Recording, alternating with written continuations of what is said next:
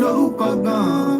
Ọmọ Yorùbá ẹ má sùn o, torí pé bùrà a kò lè fojú kégbodò láyé. Títa ríro lẹ̀dá ń kọlà, wúrà tó máa dán alànà kọjá dandan o. Ọ̀wọ́n irin ní má bẹ̀rẹ̀ wọ̀nà, ẹ̀dá kan ò lè ṣì wá lọ́nà mọ́. Ẹjẹ́ àfìmọ̀ṣọ̀ kan ká lè débi re. Ẹjẹ́ àjọ gbárùkù ti Sunday Ìgbòho ṣá. Ọmọ Ìgbòho mọ̀rẹ́ nílùú Alágbàdo Òde. Ọmọ Atapẹ̀tẹ̀ wọnú omi, ọmọ Gèdèlè wodò sànyà. Ìsànyà ò rẹ́ràn bàbá yín láàrin ìdí, omi kò sì náà ń kán sí yín lẹ́nu. Ọmọ òkúta mẹ́ta òkè gbòó, ìkan ń ṣe yín ní dábọ̀dàbọ̀, ìkan ní mọ́ rọra. Ìkan tó kù nígbà tí wọ́n mọ̀ Gbòho mọ̀ rẹ́, kí ló dé Gbòho mọ̀ rẹ́ sí ọmọ òpópó sánràn. Ìgbàgede Gbòho sùn wọn láláìsí bẹ̀rẹ̀, wọ́n ní kó ní bẹ̀rẹ̀ ó máa kó bẹ̀rẹ̀ lọ. Ẹ̀sìn ò ní bímọ méjì ní Gbòho mọ̀ rẹ́, bẹ́sìn bá bímọ méjì ní Gbòho, á fi kan pọkó sí.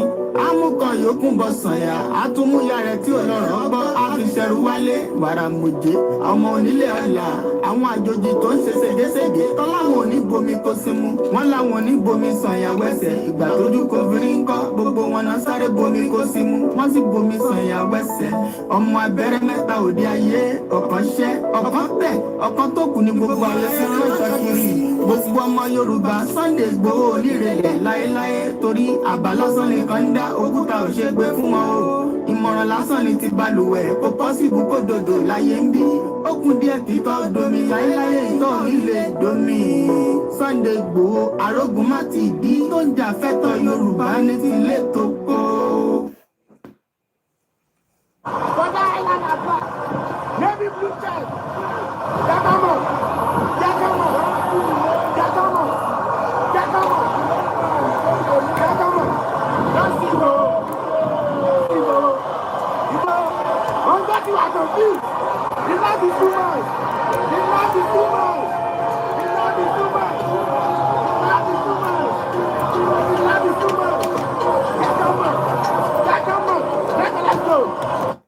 Bọ́dá Island Abba, Navy Blue Child, Jákàmọ̀, Jákàmọ̀, Jákàmọ̀, Jákàmọ̀, Jákàmọ̀, lọ́sí Ìgbòho, Ìgbòho, Ìgbòho, wọ́n gbọ́ tí wà tó bí, the love is too much, the love is too much, the love is too much, the love is too much, the love is too much, Jákàmọ̀, Jákàmọ̀, let's go.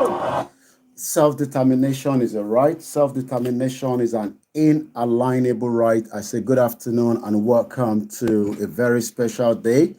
It is the 3rd day of the month of May 2024. Also 42 years that I lost my dad.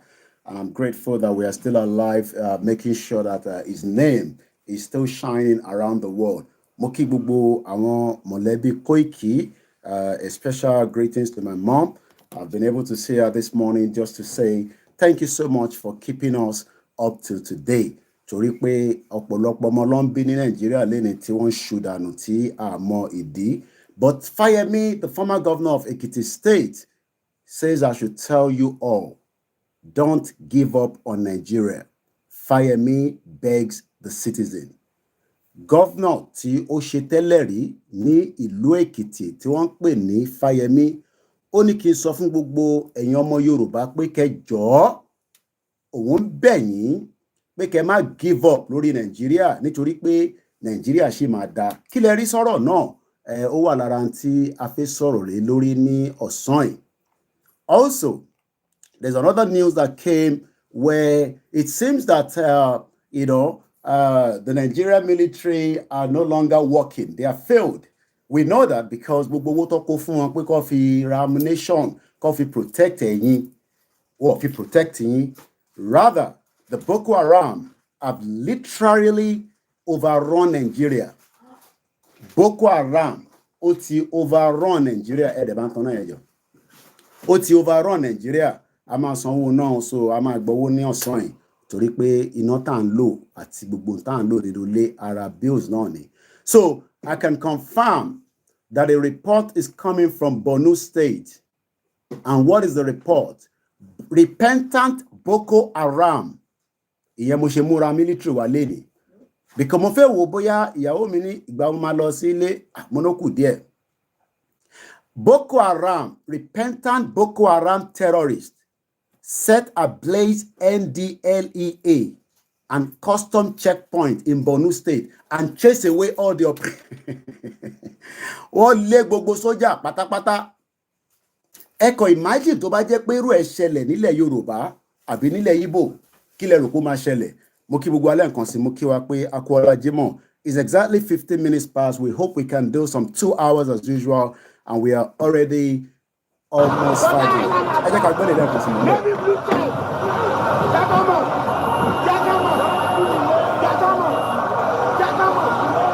Please share the program and invite your friends.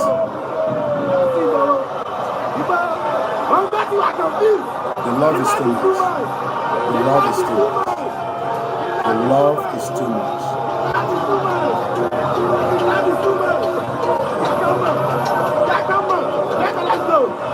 Ìgbòho ṣètò ntí àwọn ọlọ́pàá àti sójà àti mercenary tí wọ́n fi lọ ka mọ́lé ní July 1st, 2021. 2 people were killed. True men. Yoruba, wọ́n níyàwó, wọ́n ní ọmọ, wọ́n ní mọ̀lẹ́bí. Fúlàní, Buhari àti Yẹmí Ọ̀sínbàjò wọ́n ní kó wọlé kó pa àwọn tó bá bá nínú ilé. Bá dúpẹ́ pé Lady K, the Moremi of our time, was quick enough to go live, and that saved a lot of people. But 2 people were murdered, and we are still pleading with President Bola Ahmed Tinubu to please release the dead bodies so that we can give them a fitting burial.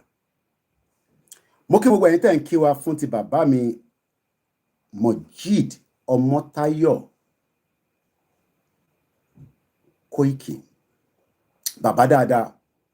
Bàbá tí ọ̀pọ̀lọpọ̀ ò mọ̀, àmọ́ látara pé ọmọ tó bí kalẹ̀ tó ń pè ní Ọláyọmí tí gbogbo yín mọ̀ sí Koikimedia. Ẹ ti mọ̀ bàbá tó bí mi náà nìyẹn. Èní la wá ń ṣe 42 years. Èmi ò mọ̀ tó ń pè ní 42 ní èdè Yorùbá. Bàbá rẹ̀ ní bá kọ síbẹ̀. Ó pé 42 years lénìí. May 3rd.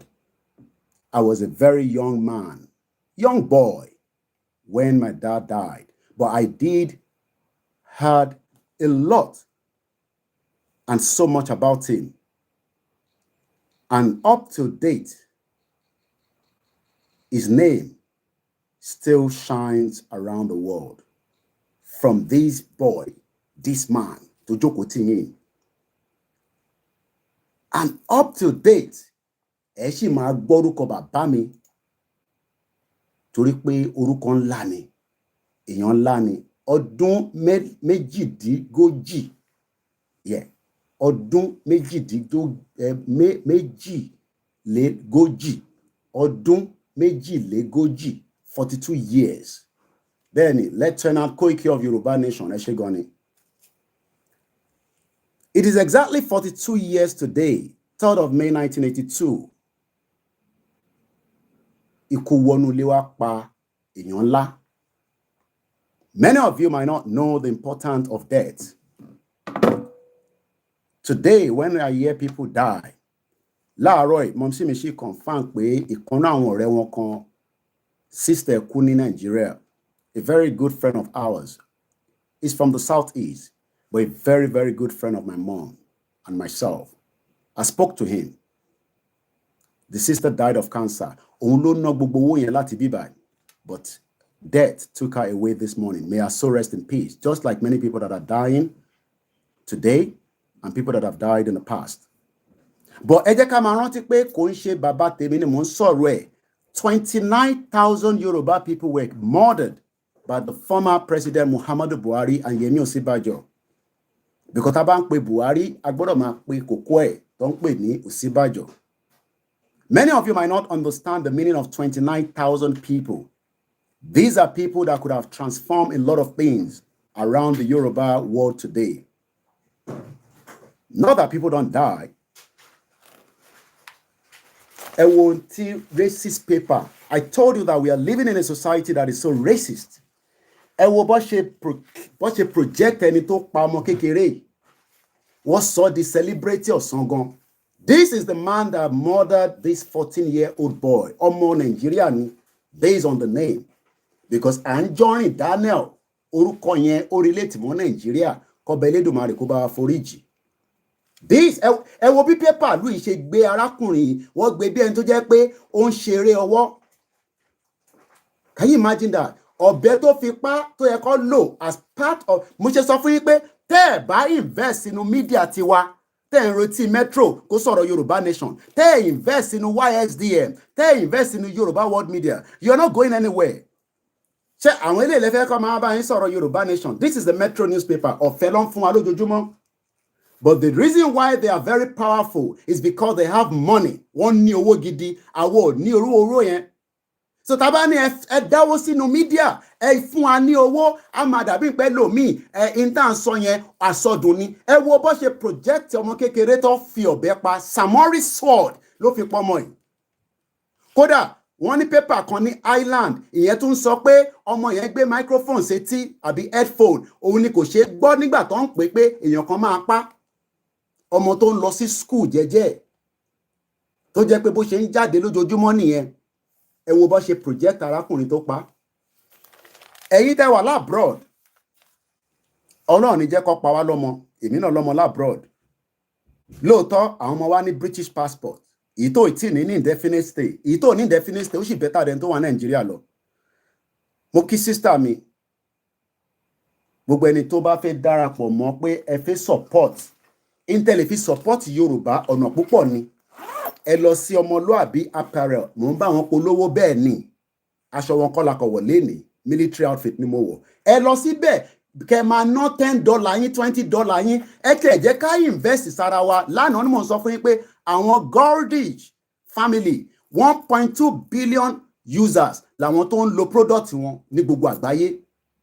But àwa nísìnyí, ẹ invest in our media, irọ́. Ẹ lọ invest Yorùbá Ọmọlúàbí, ẹ sanwó sí YSDM, ká lè wà powerful, ká lè máa compete pẹ̀lú àwọn olórí burúkú. Ẹ wá ní tó pààyàn, ẹ wo bó ṣe gbé, ẹ wo bí pépà tààrọ̀ yìí, ẹ wo bó ṣe project arákùnrin náà.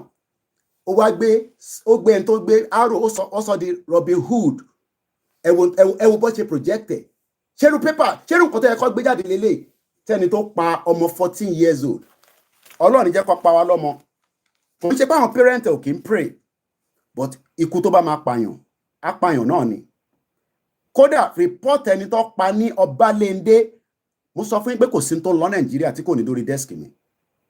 I've been given a better briefing, but ìyẹn fún ọjọ́ mi ni. Ẹni tó pa ní Ọbalẹ́ndé, tó pa lọ́balẹ́ndé yẹn, ẹni tó súnmọ́ wọn gidi gangan ní intelligent report, ó ti dórí desk mi láàárọ̀ yìí.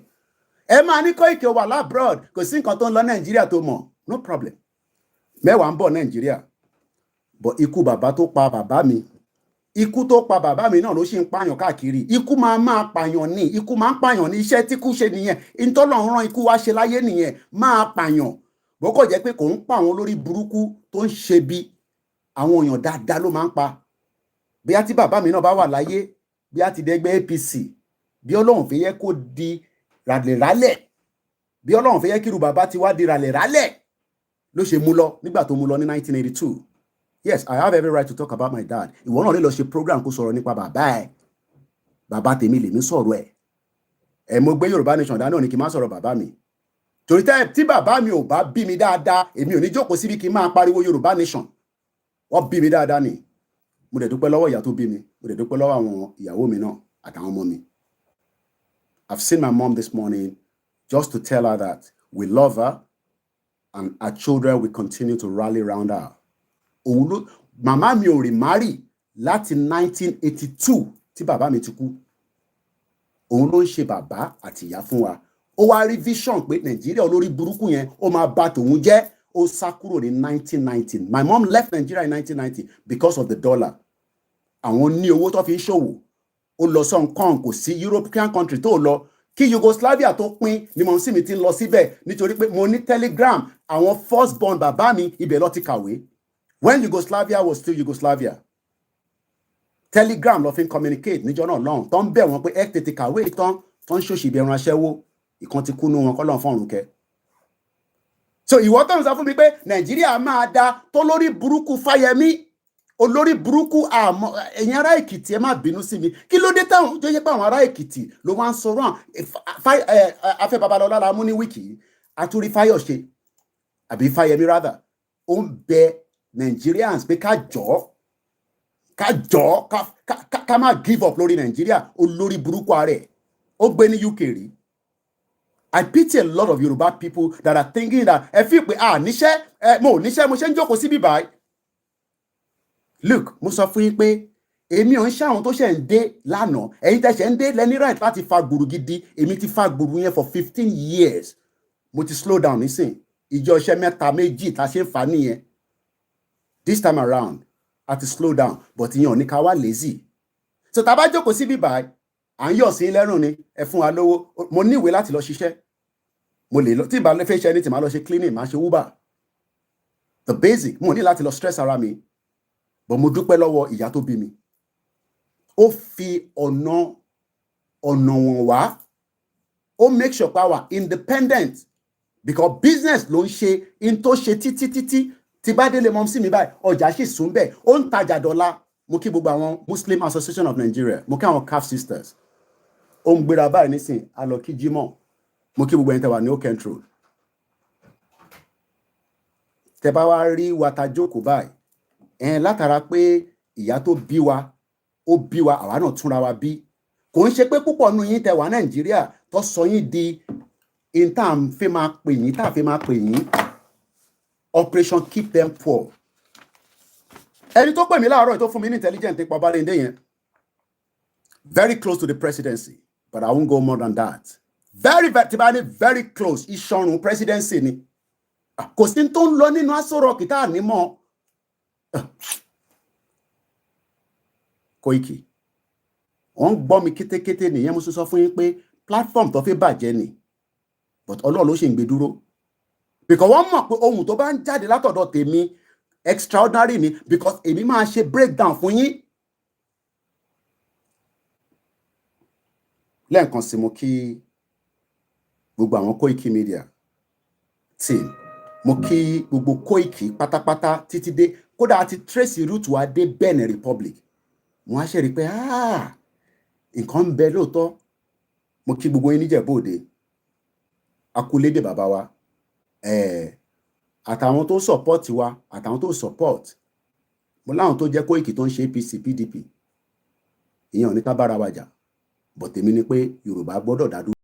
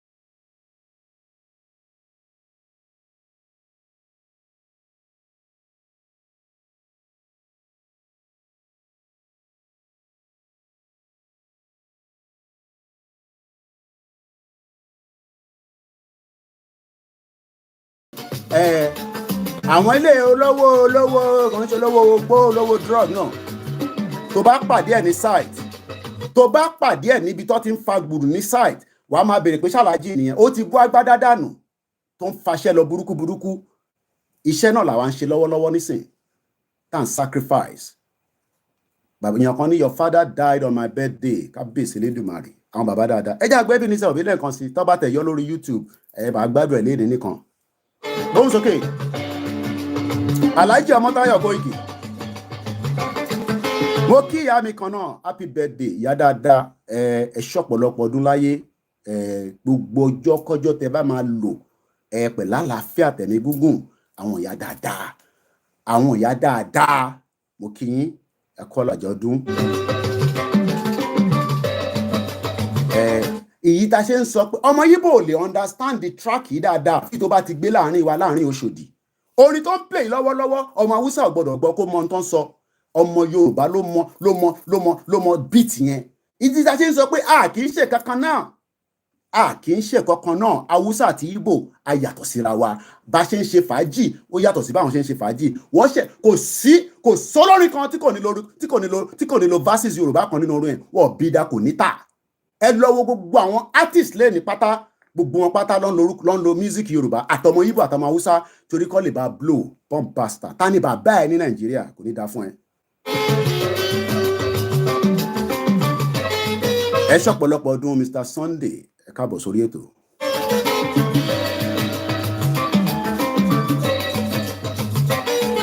mo kí Sister Eileen àwọn tó kún mo ṣe gbá ilé ilé ni wọ́n ní Koiki ìwọ lọmọ bàbá Yorùbá nation kí ẹ torí pé n tó connect èmi àti Ìgbòho gangan ni woman yìí tó kù yìí ó ti dàgbà jù wá ló ti di woman but 24 years old ni wọ́n mẹ̀mí ẹ̀ lọ Tolúlọpẹ́ Arótilé the first helicopter combat pilot in Nigeria ló train ẹ̀ Nigeria ló pa máa sọ pé Nigeria máa ṣiṣẹ́ bomb bastard Nigeria ò lè ṣiṣẹ́ is a dead country Fayemi ni don't give up on Nigeria ó ń bẹ àwa citizen mo ń bọ̀ mo ì tí dé.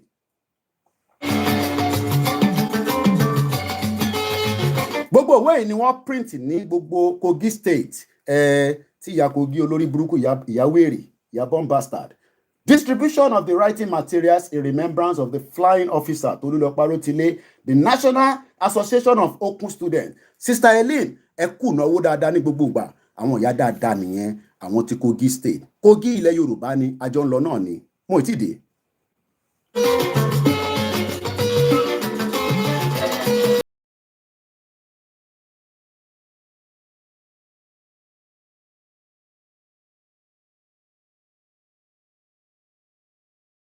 lórí YouTube ló ń pè ní orí mi máa jẹ ń tẹ́ orí ìtawọ̀ ní tẹ́ gbogbo bẹ ṣe ń sàṣewà kò ní wọlé mo sọ torí pé ọba Elédùmarè òun ló ní wá Jésù Kristi ló ní wá Ànábì Muhammed ló ń tọ́jú wa bẹ́ẹ̀ bá ń sàṣemi kò ní wọlé rárá mo sọ fún yín pé ìrọ̀lẹ́ pa gbóhùn sókè Ebenezer Obey.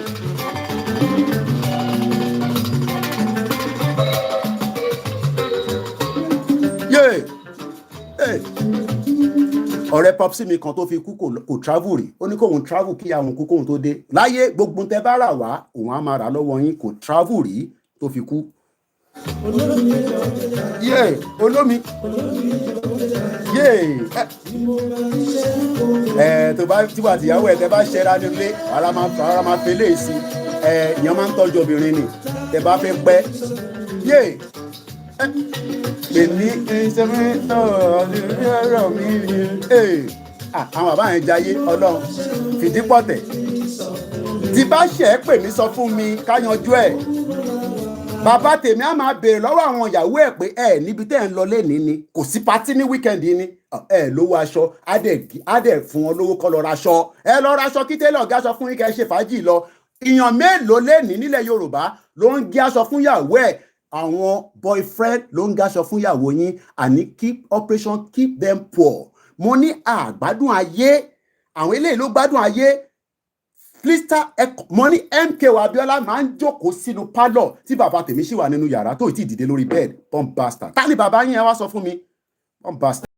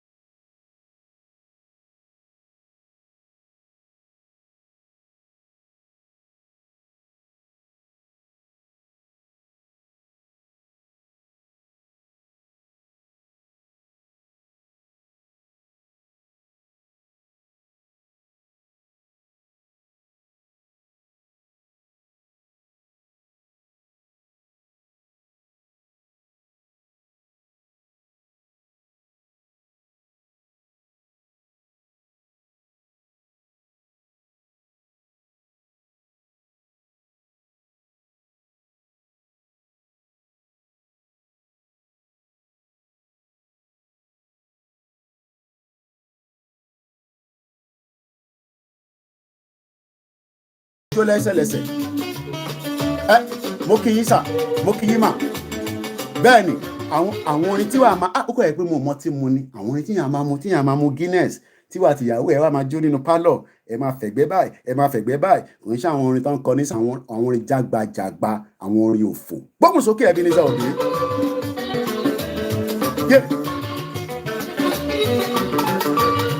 Àná àwọn Boko Haram wọlé, wọ́n ní àwọn repentant, wọ́n wọlé sí Borno State, wọ́n lé gbogbo security lọ, kódà gbogbo terrorist tí ó ń bẹ ní Borno ni wọ́n wọlé, wọ́n set ablaze NDLA custom checkpoint, wọ́n sá lọ ni. Ẹ lọ sí Benin Receipt, gbogbo checkpoint pátápátá làwọn olórí burúkú kóra wọn síbẹ̀ tí wọ́n jẹ́ ká kọjá lọ sí Benin Republic, torí wọ́n mọ̀ pé inú Benin ní Ìgbòho wà, àwọn olòṣì.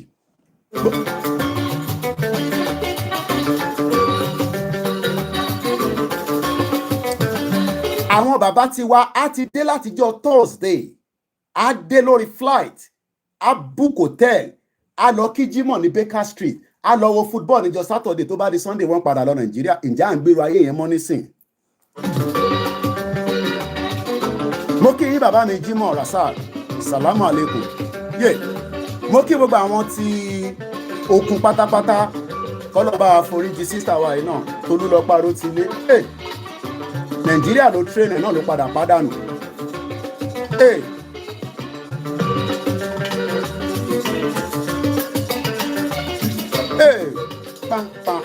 Báwo la Hausa ṣe fẹ́ mọ bíìtì yẹn? Báwo lọmọ Yíbò ṣe fẹ́ mọ bíìtì yẹn? Pọ̀ tó bẹ́ẹ̀. Olórí burúkú Dúpẹ́ Onítìrí, ìwọ ni tó ń ṣe bí. Wọ́n pè ẹ́, ìwọ ní tó bá bàbá sọ̀rọ̀ bàbá máa kú. Lẹ́nu ẹ, ó ti gbàgbé pé ọba Jésù Kristi tó dúró ti Professor Banji Akíntóyè kò síkú kankan lójú ẹ̀. Ó dúró ṣámṣám. Dúpẹ́ Onítìrí, wàá jẹ bàbá ẹgbà. Ìwọ ọ̀dàlẹ̀. Ìyẹn kan wá ní ọ̀dàlẹ̀ kú. Ọ̀dàlẹ̀ tó bá kú ó kú náà nìyẹn. Bye ni. Àwa tá bá wà láyé a máa ṣayé lọ. Gbóhùn sókè Ebenezer Obey. Ó fẹ́ ṣe níbi, ó fẹ́ ṣe lọ́hùn-ún, ó fẹ́ ṣe ti Ìgbòho tó fẹ́ lọ ṣe Onítìrí, ò ní ṣoríire bomb bastard. Ìgbòho lèmi ṣiṣẹ́ fún, bàbá Akíntóyè ni mo ṣiṣẹ́ fún, Ọ̀túnba Adémọ́lá ni mo ṣiṣẹ́ fún, YSDM ni mo ṣiṣẹ́ fún, àní ẹ mọ bẹ̀yìn ni ẹ lọ máa dáwó díẹ̀díẹ̀ sínú YSDM. Gbóhùn sókè Ebenezer Obey, mò ń gbádùn ẹ lọ́wọ́lọ́wọ́. Gbóhùn sókè. Ìwọ ẹni tó ń ṣe bí, ìwọ ẹni tó ń ṣe bí, ẹ̀yin tẹ́ ń ṣe bí tẹ́ ẹ fẹ́ jẹ́ kí Yorùbá dá dúró. Àfààní lọ́lọ́run lọ́wọ́. Ẹ ń ṣe bí, ẹ mọ̀ pé tí Yorùbá bá dá dúró, òun nìkan ni ọ̀nà àbáyọ, òun nìkan ló máa relieve pressure ní gbogbo ọmọ Yorùbá ní gbogbo àgbáyé. Ẹ wá ń ṣe bí, ẹ̀yin nìkan fẹ́ máa dájẹ́, ẹ fẹ́ máa dámú. Àgbà orí yín kọjá kò ní, orí yín á fọ́ síbẹ̀ ní bomb bastard. Mo kí ẹ easy. Gbóhùn sókè.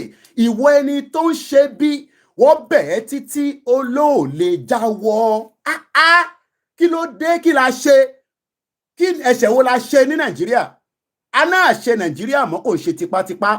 Enough is enough. Ìwọ ẹni tó ń ṣe bí, wọ́n bẹ̀ ẹ́ títí olóòlè jáwọ́. Ó wá rò pé Ọlọ́run ò ní mú ẹ. Ọlọ́run máa mú yín. Ní agbára, níbọn, ní ta lè fi bá yín jà, àmọ́ Ọlọ́run á mú gbogbo yín, á ṣèdájọ́ fún yín. Fáyẹmí wá ń bẹ̀ wá, ó ń bẹ gbogbo ọmọ Nàìjíríà àtàwọn ọmọ Yorùbá pé ká jọ̀ọ́. Fayemi says, and I quote, "Please don't give up on Nigeria." Ìwọ Fayemi, ò ní ṣoríire, bomb bastard. Jack Olushola Boke, please kindly speak to your stupid governor to please fix Adedotun Saje Road. I cried last week returning from my side. Àní kò sí nǹkan kan tó ń ṣe olórí burúkú níwọ̀n àti Dàpọ̀ Abíọ́dún. Brother mi ló sọ̀rọ̀ yẹn. They purposely kept every one of us, àtèmi àtẹ̀yìn, Operation Keep Them Poor. A sì ń gbádùn òbí lọ́wọ́, àìtí débẹ̀. Gbóhùn sókè. Kò tí ì dẹ́ọ́dọ̀ ti bàbá mi, ó sì mú bọ̀ díẹ̀díẹ̀ ni. Ìwọ ẹni tó ń ṣe bí, ẹni send message sí mi, a lè rí message kankan nísìnyí tá a bá ti wà lórí ètò live báyìí. Ó difficult, but màá check it later. Justice for the masses. Ìwọ ẹni tó ń ṣe bí, wọ́n bẹ̀ ẹ́ títí olóòlè jáwọ́. Ó ń ṣe bí, wọ́n ń bẹ̀ ẹ́ olóòlè jáwọ́. Ó yá, kí ló máa ṣẹlẹ̀ sí ẹ? Nǹkan kan máa ṣẹlẹ̀ sí ẹ. Nǹkan kan máa ṣẹlẹ̀ sí ẹ. Bá a ní agbára, àfààní lọ́rùn lọ́wọ́, àmọ́ agbára ń bẹ lọ́wọ́ wa. àgọ́ tí ìfẹ́ lò ní ó kù díẹ̀ ni mo sọ gbóhùn sókè mo kí ẹnu rùdín yé ẹ̀yin tẹ́ wà lórí mixella mo rí yín bẹ́ẹ̀ ẹ káàbọ̀ sórí ètò ilé ayé la wà ní kálu àwọn kan máa níyàn kan kú àkútúkú ẹ̀ lọ́rùn bẹ́ẹ̀ ni mo sọ kò ní da fún gbogbo yín ẹni bá ti ṣe bí ibi máa bá ní dúró sójú kan tó bá mọ̀ pé òní ṣe máa lọ kò ṣe dandan má ṣe ọ̀dàlẹ̀ má ṣèkà ó lè ṣèkà fúnran táwọn tó ń jàjà ní òtítọ́ lódodo tó ń ṣàwọn tí kòkòrò rìn lórí wọn bíi Wálé Àlẹ́ àti Jìlá àti gbogbo wọn born bastard ó ní ṣèkà kó mú jẹ ó máa wá bẹ́ẹ̀ ni last bí n tàn fàì mo ní èmi ni last man standing gbóhùn sókè Ebenezer Obey mo ń gbádùn ẹ mo dájú pé o ẹ wo bíìtì yẹn bó ṣe ń wọlé ilé ayé ta wà ní kálukú máa jèrè ẹ̀ṣẹ̀ rere ló pé ìkà ò pé àwọn olórí burúkú Afẹ́nifẹ́re àwọn afẹ́ Babalọ́lá àwọn born bastard àti Fáyẹmí máa sọ fún wa pé ká jọ Fáyẹmí ní ká jọ Kayode Fayemi, the former governor of Ekiti State, has urged Nigerians not to give up on the country as Nigeria is still in its infancy in a nation building. Ṣé nation ní Nigeria olórí burúkú Fayemi ṣe bí wọ́n kàwé dáadáa ṣe bó kàwé dáadáa ṣe bí Fayemi kàwé dáadáa. Ask Fayemi, is Nigeria a country? Nigeria is not a country. Everybody knows that. Ẹ máa tanra yín, a máa fix Nigeria, bomb bastard. Gbóhùn sókè. Ilé ayé la wà ní kálukú máa jèrè ẹ̀ṣẹ̀. Rere ló pé mo dájú pé o ilé ayé la wà ní kálukú máa jèrè ẹ̀ṣẹ̀.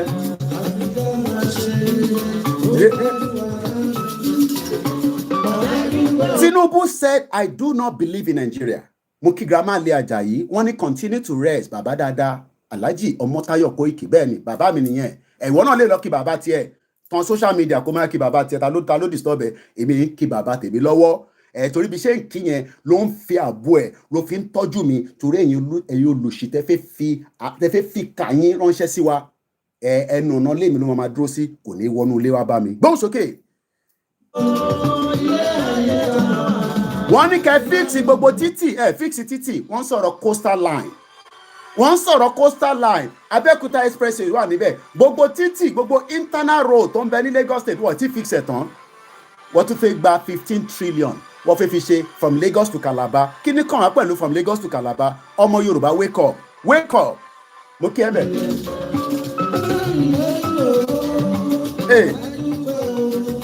Easy ẹ̀gbọ́n mi ló fi fìlà ránṣẹ́ láti Amẹ́ríkà nígbà tí mo ní mo like àwọn cowboy fìlà ló bá ra mẹ́ta fún mi méjì wà lókè mo kàn tún wò pé lẹ́nìí àní repentant Boko Haram terrorists set ablaze NDLEA custom checkpoint in Borno and chase away all operative Nigerian army kò ń ṣe Nigerian army tẹ́mọ̀ tẹ́lẹ̀ gbogbo wọn ti di Boko Haram mo kí ẹ láàrin lámínà káàbọ̀ sórí ètò. ní kálukú máa jèrè ẹ̀ṣẹ̀. Àwọn bíìtì dáadáa tí wà tìyàwó ẹ̀jọ̀ máa rọ́kì nínú ilé. Àwọn olówó ọjọ́ dòkúmú. Mo ní àwọ̀ kì í ṣiṣẹ́ àbọ̀ ọmọ Alhaji Koiki no ibi táwa bá dúró sí a máa ń dúró pa síbẹ̀ ni Ìgbòho lèmi ṣiṣẹ́ fún àwọn kan ní èmi ò ṣiṣẹ́ fún Ìgbòho Ìgbòho lèmi ṣiṣẹ́ fún bẹ́ẹ̀ ni.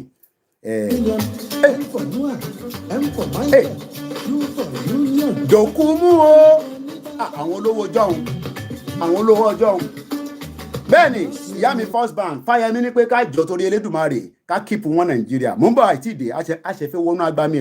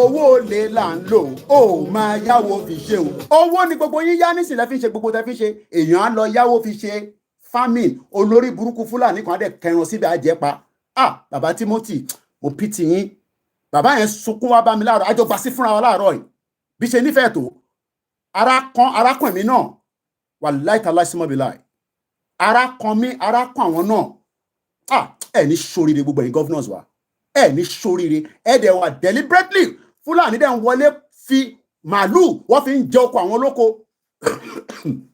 ẹ ní kúure ni mo sọ fún yín àwọn èèyàn lọ ń yáwó wọ́n fi ń ṣe business wọ́n dẹ̀ wọlé wá jẹ oko yẹn kò dẹ̀ sí no compensation no nothing ẹ wá ní kí wàhálà má dé oh my God wàhálà ìtakọ̀rún tán fà mọ́lẹ̀ ìjọ tí wàhálà ìbá erupt kò ní contain gbogbo wa o. How can people work hard in not a mechanized farming? Ẹ wọlé lọ́jọ́ kó wọn. I posted the video. Ara ka bàbá yẹn, ó ní bàbá Koikimedia kọ́ mo fẹ́ send ẹ̀ sí. Mo kàn lọ forward ẹ̀ wá láti ibì kan pé dá sọ̀rọ̀ tó wà ńlẹ̀ yìí. Gbogbo àwọn tó yẹ pé wọ́n fara ṣe Yorùbá nation. No support, no money, no nothing. Ẹ wá ń fi màálù ẹ̀yìn fi lọ ń jọko àdẹ̀nà ní gọ́fúnà. Gọ́fúnà dẹ̀ ń gba security vote. Gbogbo adẹ̀ dákẹ́. Torí pé kò kàn wọ́. Ó mà ṣe o. Ó mà ṣe o. Nǹkan ń bẹ nílé. Nǹkan ń bẹ mẹ́wàá ń ṣẹlẹ̀. Láwù ẹrẹ̀bẹ̀ láwù. Ẹ mọ̀ pé tẹ́gùn bá fẹ́ jáde. Wàá máa kọ́kọ́ fún láwọn bíìtì kọ̀ọ̀kan tó máa fi prepare. Owó lè là ń lò. Máa yáwó fi ṣe o. Àwọn ilé a máa fowó bára wọn ṣe. Wọ́n á máa fowó bára wọn ṣe. Ṣé Alhaji èlò lẹ $80,000 ó dá wá kó wa bá ní ọ́fíìsì nísìn kò ń ṣe nísìn tó bá yáyàn lówó tó máa sá lọ àìmọye àwọn tó ti sọdún lòṣì. Nigeria is a bastard country. Koiki stop abusing Nigeria. Wèrè bàbá ẹ tó ṣe wàhálà nínú Nigeria wá sọ fún mi kí ni return tó bá bọ̀. Bàbá àti mọ́mí ẹ tó ṣe wàhálà nínú Nigeria kí ni return tó bá bọ̀. Ìyà lọ padà jẹkú ìtò òkú gan sef kò gbádùn kò lè lọ sí hospital kan tọ́jú ẹ̀ gbóhùn sókè Ebenezer Obey mọ̀ ń gbádùn ẹ̀ ó kù díẹ̀.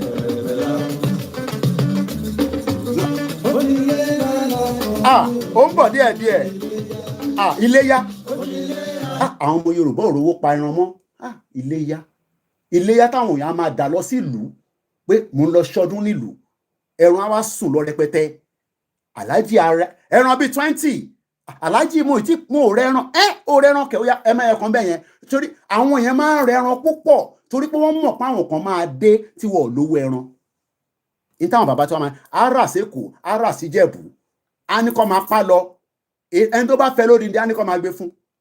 Mọ̀mísí mi sọ fún mi pé bàbá mi wọ́n máa béèrè pé Alhaji ọmọ kankan ò ṣe bẹ́ẹ̀ dè léni kí lẹ tún ṣe léni kí n ṣe ètò tó bá ti dé ọdún bá yàn láyé. Wọ́n bá ní àwọn neighbor nǹkan pé neighbor kóun náà wá jẹun àṣé àwọn bàbá yẹn mọ̀ páwọn ò ní pẹ́ láyé. Gbogbo àwọn bàbá ẹ̀ tó pẹ́ láyé nísìn orí bí wọ́n ṣe ń ráre orí bí Nàìjíríà ṣe jẹ́ kọ́ ráre.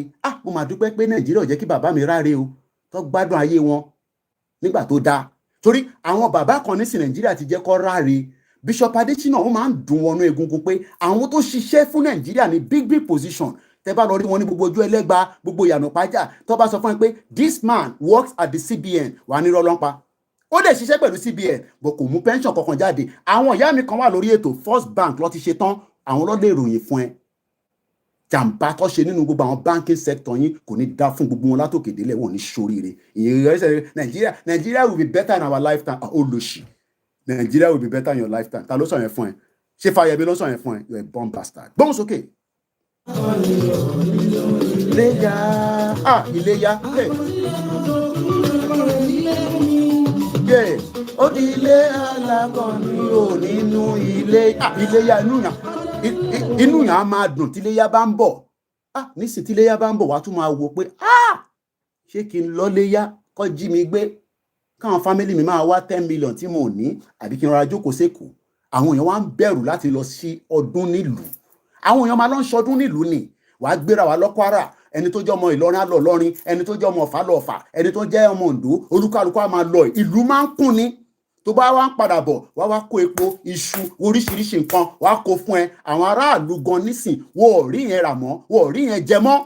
How did we get to where ní a máa ń mọ̀ pé epo ẹni tó bá lọ sí ìlú ló máa gbé epo gidi wá sẹ́kọ̀ọ́ wá máa pín fáwọn ẹlòmíì náà àwọn tó ráyè lọ́lé wá gbé iṣu kọ̀ọ̀kan wá gbé wá báyìí. Àwa dẹni tí àwọn èèyàn ò lè lọ sí village ẹni tó wà ní village ò lè lọ sóko èmi àti olóyè lọ sí village kan àwọn bàbá yẹn náà wọ́n lọ ń ra èlùbọ́ níta èlùbọ́ tí àwọn èèyàn máa ń sá tọ́mà Fúlàní ò jẹ́ kó rí ṣe mọ́. How did we get to all these? And then Fayemi wọ́n sọ fún wa pé ká jọ ká keep one Nigeria. You can see the evil of all these bastards. Wọ́n bọ̀ mọ̀ ìtìdè sẹ́ gbóhùn sókè Ebenezer Obey.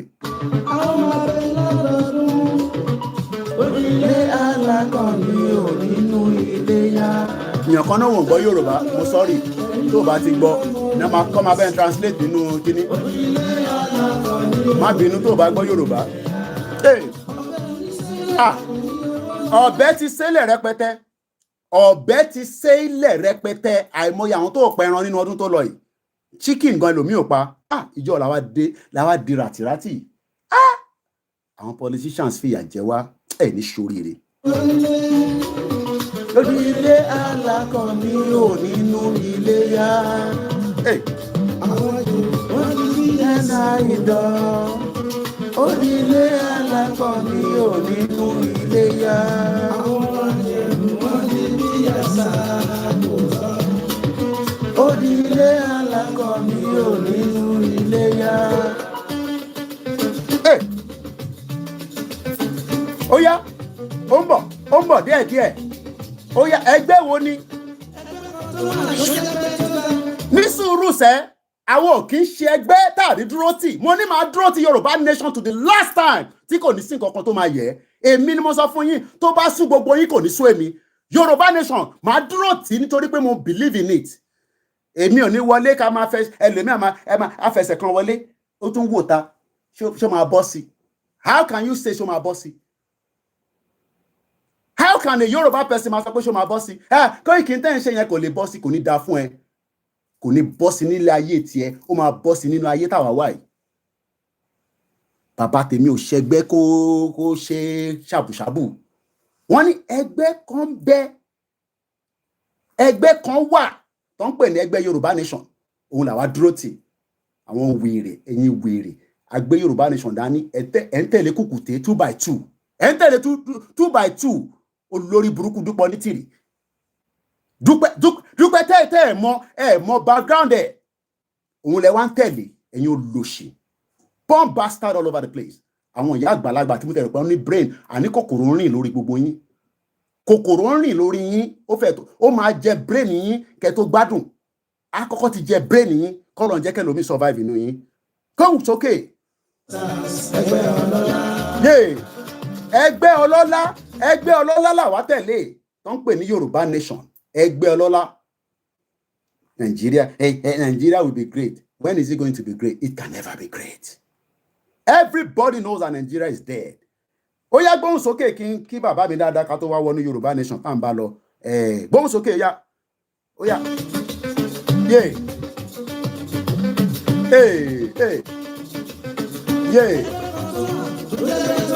Constance ẹgbẹ́ ọlọ́lá.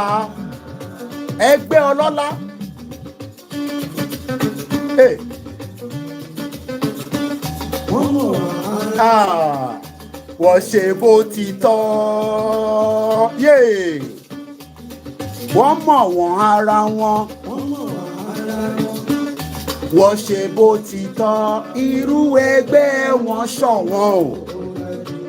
Mo ní ẹgbẹ́ tàwa tẹ̀lé ti bàbá Kítóyè ó ṣọ̀wọ́n.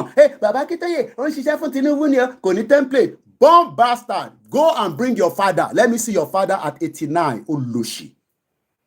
At 89. Brain bàbá yẹn ṣiṣẹ́ bí ọmọ 20 years old. History tó wà lórí ẹ̀ bàbá ẹ̀ ò mọ̀. We will fix Nigeria. We will come and fix Nigeria. Olóṣì. Oúnjẹ kan máa tàn ẹ́ lórí social media. Nigeria is dead. It's a dead country. Dead. D-E-A-D. Dead. Nobody can fix Nigeria, not even Tinubu. Ẹgbẹ́ táwọn ilé ìṣe níjọ́ náà lọ́hùn. Gbogbo ara wa ń ṣẹgbẹ́ nísìn. Àrọ́wọ́ mú lọ bí ti tẹ́lẹ̀ mọ́. Nigeria ni. Let's get a country of our own. 20 years, things will start changing. We can start competing around the world in policy, in economics, in everything we can think of. Ẹni ṣoríire, mo kí bàbá mi Akínládé. Ẹgbẹ́ òsókè Ebenezer Obey, ó ní kíni, ó ní ẹgbẹ́ kan tó wà tó yàtọ̀, Constant Star, ẹgbẹ́ ọlọ́lá. Ta ló wá ń darí ẹ̀? Mo kí Ọlákúnlé. Àwọn ẹgbẹ́ awo náà. Ẹgbẹ́ Yorùbá Nation tó dúró confirm lábẹ́ YSDL la dúró sí. Gbóhùn sókè Ebenezer Obey. Yeah. Hey. Yeah. Àwọn èèyàn náwó. Ẹ̀rí. Ànáwó. Wọ́n kí bàbá mi ànáwó. Irú èyí tẹ́ ká tẹ̀ Koiki ká tẹ̀ náwó fún wa. Ká káùntì kí máa rí balance kó máa lọ sókè. Ànáwó. Kí ló dé? Ẹ náwó náà. Ẹ ṣáà ń gbádùn ẹ̀ látẹ̀ nǹkan. Àbẹ́ ẹ̀ gbádùn ẹ̀ ni. Ó yẹ ẹ̀yà pépà náà. Ẹ̀yà pépà. Ibo ni Kúnlé Bakers àwọn tó máa ń tètè ya pépà easy bó ló wà mọ́ orí ẹ̀ easy ẹ náwó ẹ ná 1,000 ẹ tẹ̀lé ná 5,000 bóun sókè president Constant Star àwọn eléyìí ò kí ń ṣe ṣekúṣẹyẹ we believe in Yorùbá Nation but àmọ́ bí bàbá Kóyè ń gbé yín lọ kò ní dáa fún ẹ lọ sọ bí tí bàbá ẹ gbé wa dé tẹ́lẹ̀ rí mo kí ẹ̀gbọ́n mi Waris Jinadu. Àwọn eléyìí ò ṣe ẹgbẹ́ kíní ẹgbọ́n nísìn àwọn ẹgbẹ́ tó dúró ti èèyàn wọ́n mọ̀ pé gbogbo wa ọwọ́ wọ̀ kò ṣe the same thing wàá wá máa fàyàn sókè ìran Yorùbá ló ń fàyàn sókè òun la ṣe wà níbi táwa lẹ́nìí a fa gbogbo wọn sókè tán ẹ wo tó sọlẹ̀ Yorùbá dì àwọn kan tó wá dé wọn náà làwọn ní Lagos State kò ní da fún yín ọmọ Yíbò kọ́ ló ní Lagos State àwa la ní Lagos State ẹ̀yin kọ́ lẹ ní Lagos State Haúsá kọ́ ló ní Lagos State àwa la ní ìran Yorùbá ló ní. Gbóhùn sókè ẹni kọ́ gbé bàbá tí wọn náà jáde kọ́ fi ta yín lórí social media gbóhùn sókè Ebenezer Obey.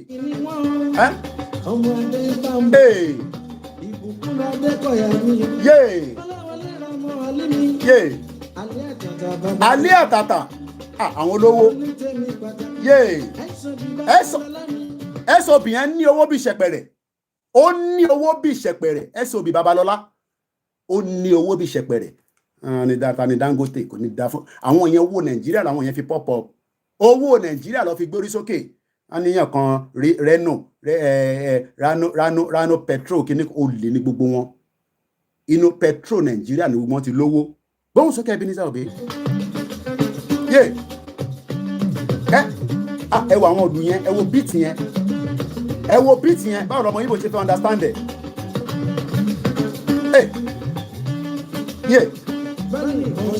kájọ máa ṣí kájọ máa kó kájọ máa kọ kájọ ìkábàṣẹyẹ kò ń ṣe pé ká máa fẹ́ yàwó níyàwó bomb bastard àwọn bàbá tí wọ́n ń fẹ́ yàwó níyàwó bí MK Abiola náà ló ṣe gbé kùkùté wá àmọ́ bí tó ti rí kùkùté olùṣòro dúpọ̀ orí tìrì nígbà tó ti náwọn ìyàwó tó da Símbí Abiola Ìnà Alájà Kúdírát àwọn ìyàwó dáadáa ó tún wá lọ rí wèrè kan gbé jáde tó ń tó pèrè ní 2x2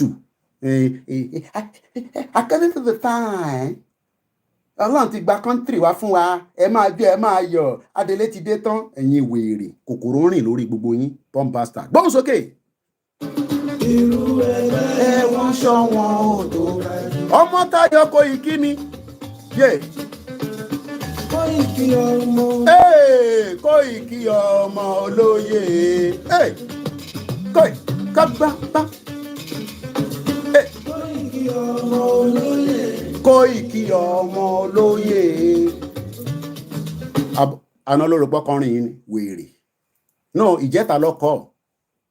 ìjẹta lọkọ 42 years ago ni bàbá mi kú kò lè imagine ìgbà wo lọ́kọrin 42 years ago ni bàbá mi kú ìgbà wo lọ́wọ́ kọrin àná lọ́kọ̀ mo ṣe fún ọ̀bẹ lówó kó bá mi kọ́ ni o rò pé àwọn oríkì tẹ́ máa ń ṣe tẹ́ ń sanwó fáwọn èèyàn kan kì í bàbá tí wàá ní orúkọ ní Nàìjíríà ẹ̀ ní ṣoríire gbóhùn sókè.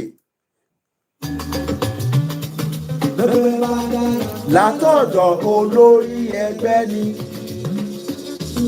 kí ni wọ́n sọ tẹ́gbẹ́ bá ṣe kí ni látọ̀dọ̀ olórí ẹgbẹ́ ni tẹ́gbẹ́ bá dára látọ̀dọ̀ Professor Banji Akíntóyè ni kò ń ṣe Dúpọ̀ ní tìríkùkùté 2x2 olùlòṣì. Bàbá yẹn ká no tí bá bàbá sọ̀rọ̀ ó máa kú ni ìwọ ló máa kú olórí burúkú woman. Kòkòrò ń rìn lórí gbogbo yín tẹ̀ ń tẹ̀lé kòkòrò ń rìn lórí yín gbóhùn sókè. Kájọ máa kó kájọ máa ṣe kájọ máa kọ́ kábàṣẹyẹ kò ń ṣe kábàṣẹyẹ ni kò ní kábàfẹ́ kò ní kábàfẹ́ má fẹ́ yàwó níyàwó má fẹ́ yàwó níyàwó fìyàwó níyàwó sílẹ̀ má máa wo ọgbọ́n má máa wo ọmú ìyàwó níyàwó tó bá lọ lé wọn kí ló ń bá yàwó níyàwó sọ̀rọ̀ lóru fún fi sílẹ̀ tó bá ní nǹkan míì tó fẹ́ ṣe àwọn bàbá dáadáa làwọn eléyìí àwọn ò ṣe bẹ́ẹ̀ gbóhùn sókè. Ẹ̀wọ̀n ṣọ̀wọ́n ò tó báyìí.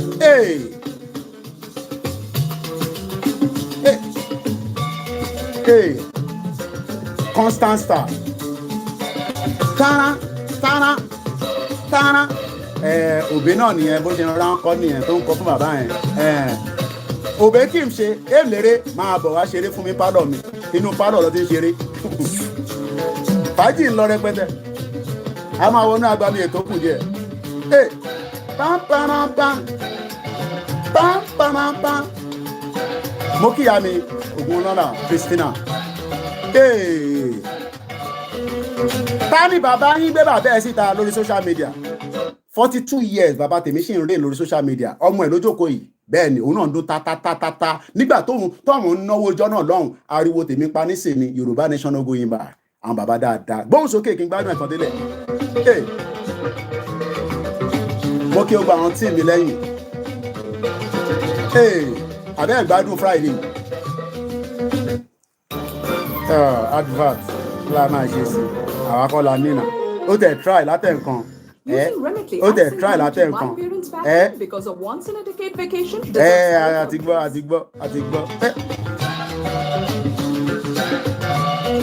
Gbogbo ẹ̀yin tẹ́ ti lose the parent yín náà Ọlọ́run bá wa fọ̀run kẹ́wọn ìwọ tí parent bá wà láyé tọ́jú ẹ̀ dáadáa tọ́jú parent dáadáa mo ti lọ wo mọ́ sí mi láàárọ̀ ẹ̀ láti lè fi lọ́kàn balẹ̀ pé àwa a máa tọ́jú ẹ̀ á pẹ́ fún wa kò sí kúkú kan lójú ẹ̀ mo dẹ̀ kí gbogbo àwọn ìyàwó bàbá mi náà ní gbogbo ibikíbi tó bá ṣì wà mo kí yín mo kí àwọn ọmọ bàbá mi náà àti tá a ṣe àti tá a jọ ṣe mo kí gbogbo yín mo kí gbogbo ilé nǹkan sí ẹgbọ́n sókè ó kù díẹ̀.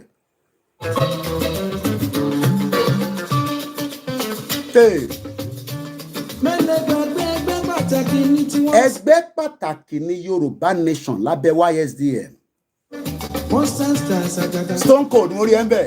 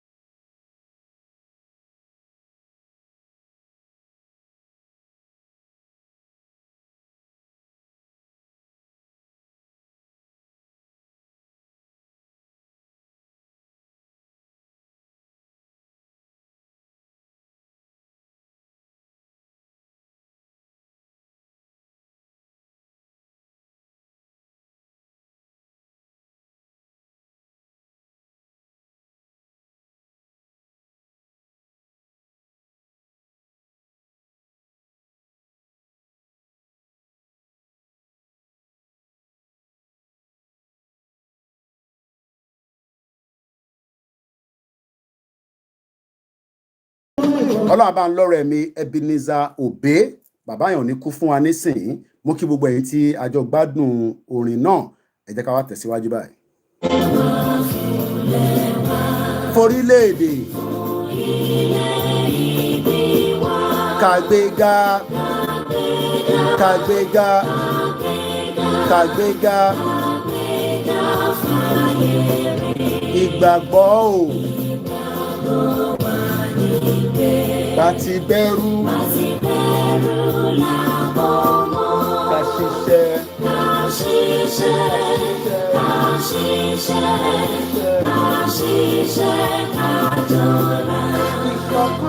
Ìṣọ̀kan tòmìnira ní kẹ̀jẹ́ ká máa lè bá tẹ̀síwájú fọ́pọ̀ ire àtòhun tó dára. Ọmọ Odùduwà. Ọmọ Odùduwà dìde. Bọ́ sí ipò. Bọ́ sí ipò ẹ̀tọ́ rẹ. Àwa ní. Ìwọ ní. Ìmọ́lẹ̀. Ìmọ́lẹ̀. Gbogbo adúláwọ̀. Gbogbo adúláwọ̀. Àwa ní. Ìmọ́lẹ̀. Gbogbo adúláwọ̀.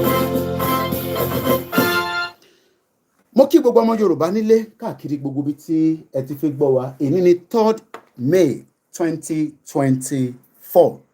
Mo kí mother-in-law mi pé a kú ọjọ́ ìdùnnú tèní, a máa bá yín láyé. Happy birthday to you. Mo kí gbogbo ọmọ Yorùbá o. Mo ní ṣe ẹ̀yin àgbàlagbà, mo ní ṣe ẹ̀yin ọmọdé.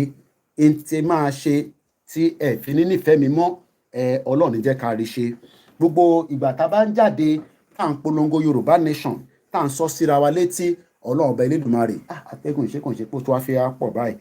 Òru yẹn dẹ̀ ti fẹ́ bò mí lẹ́ǹkan ni mo ṣe ṣí díẹ̀. London yìí gan atẹ́gùn á lọ sókè gbà á lọ sílẹ̀ wà. Wọ́n ní Ọlọ́run ẹ̀kọ́ wọ́n máa fi wẹ́dà London ṣépè fún wa. Mo dúpẹ́ lọ́wọ́ gbogbo ẹ̀yin màmá wa kọ̀ọ̀kan. Mo ṣe post aṣọ fún mọ́mì wa kan, láṣọ ìyá Àgbòwo tí ó dé London. Mo dúpẹ́ lọ́wọ́ yín fún ìfẹ́ tẹ́ ní sí bàbá wa olóyè ọmọ Adéyẹmọ. Ẹ má yẹ kó jẹ́ pé mi nìkan ni mo fẹ́ ṣe ètò títọ̀sán yìí. Ọ̀nà méjì ni question tí ni ìtagbé wá síwájú wa. Every program has a theme. Ó ní kan tá a máa ń fẹ́ sọ lé lórí. Lọ́sàn-án yìí, repentant Boko Haram terrorists set ablaze NDLEA custom checkpoint in Borno and chase away operatives.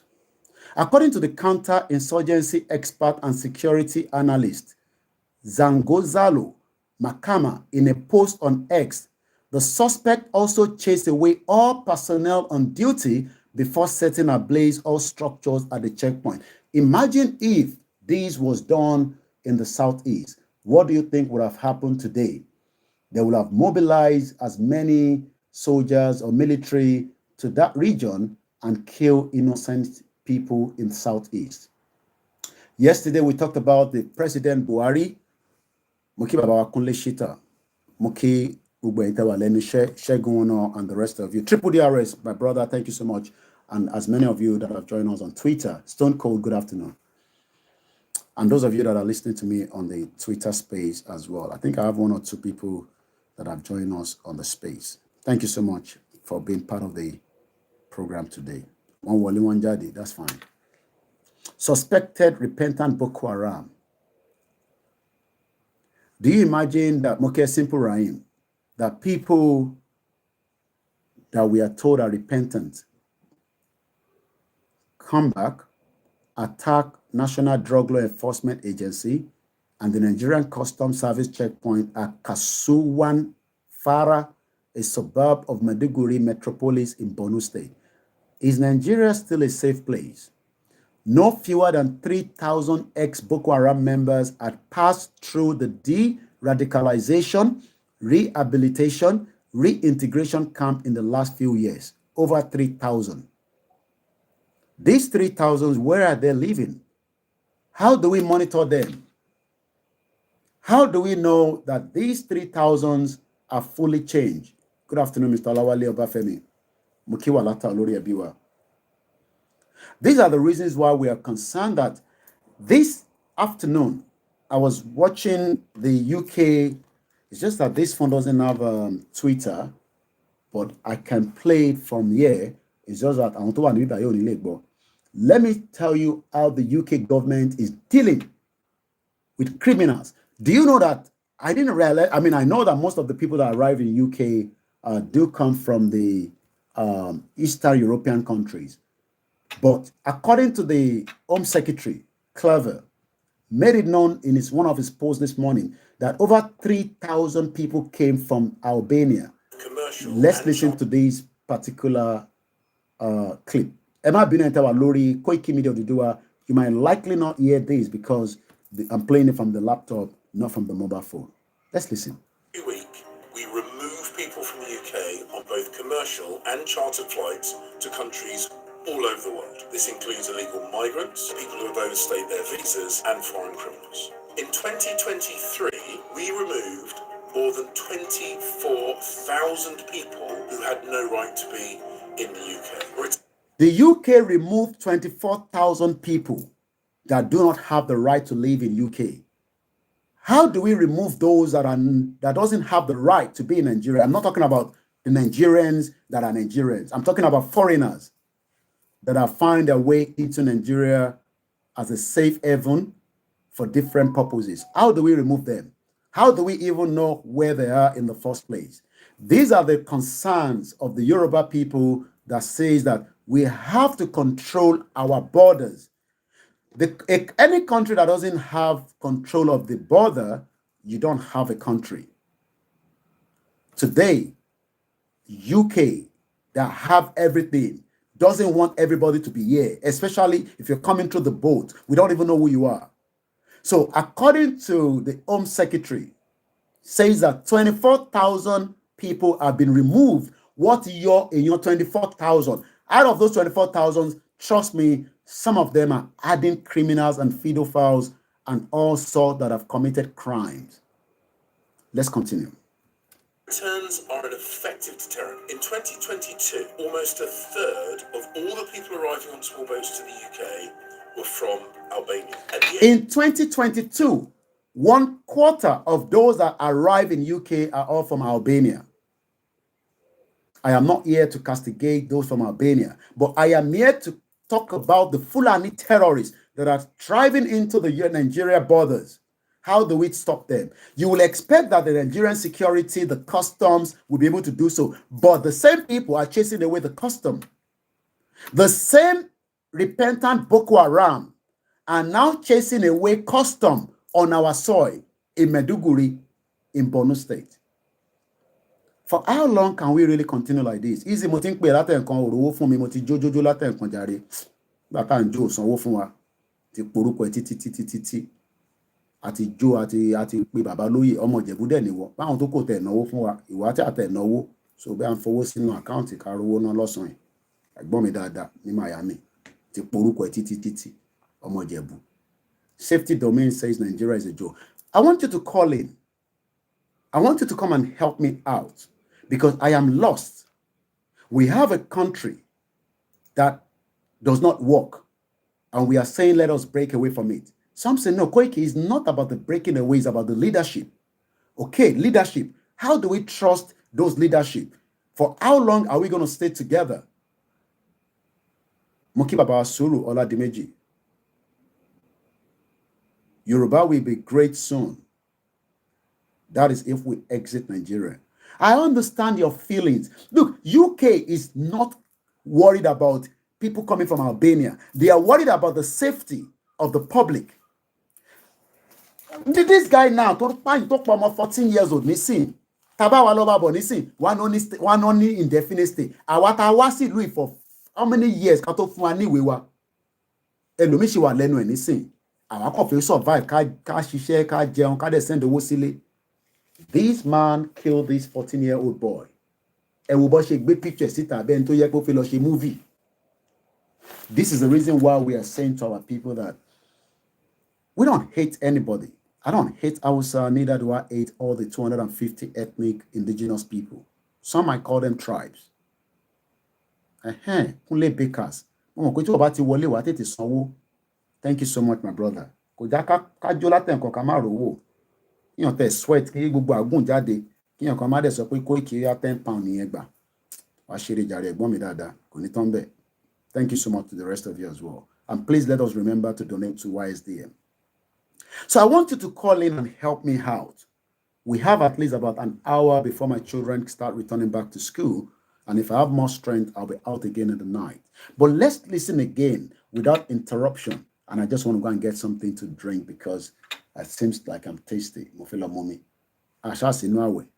Ẹ̀gbọ́n kan ẹ má ẹ̀yin tẹ́ wà lórí Koikimedia Odùduwà ẹ ní gbọ́ audio tó fẹ́ jáde, but the rest of you listen to the UK Home Secretary concerned about people that are arriving in UK. Some of them, their visas have expired, they refuse to go back. Some of them, most of them came through the boat. You might be wondering, Koiki by boat. People Tiwawa, Lati France. What they've done is France knew what it has. So one man saw one,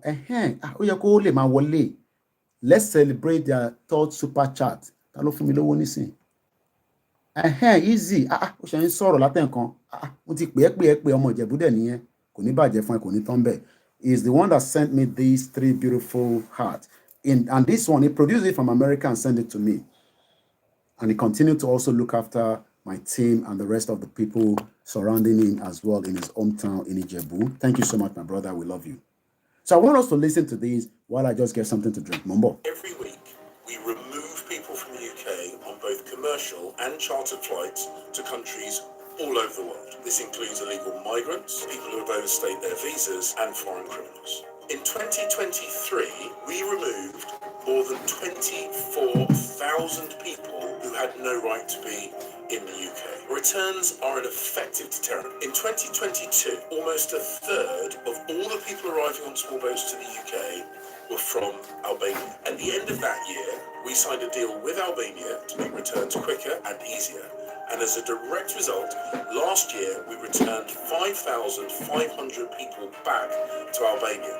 And more importantly, small boat arrivals from Albania fell by more than 90%. We are absolutely committed to stopping the boats and breaking the business model of the criminal gangs who profit from these illegal and often deadly journeys. Every week, we remove people from the UK.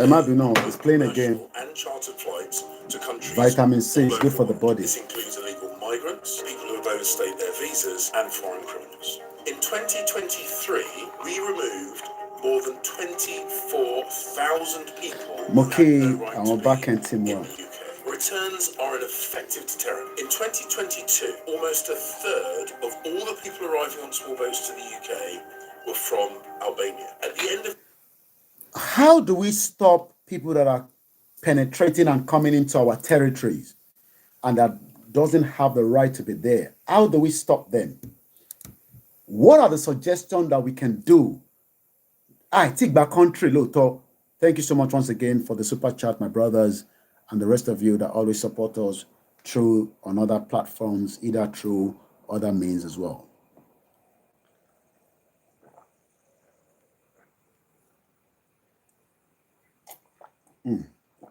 Vitamin C is good for the body. Let's call in.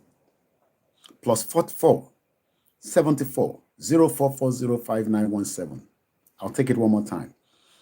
+447 404 405917. That is on the Boko Haram. Let's come to Fayemi. Thanks so much once again, Mr. Osun Odu. Shigoni, for the ones that you sent through the PayPal as well. We're very grateful and we love you all.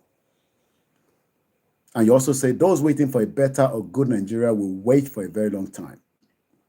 Muki Yawa, or brother, or Victor Olabanwo Shigoni. If you want to call in, I want us to call in. Kini Fayemi Ritawori. What is the former governor of Ekiti State can see that we cannot see?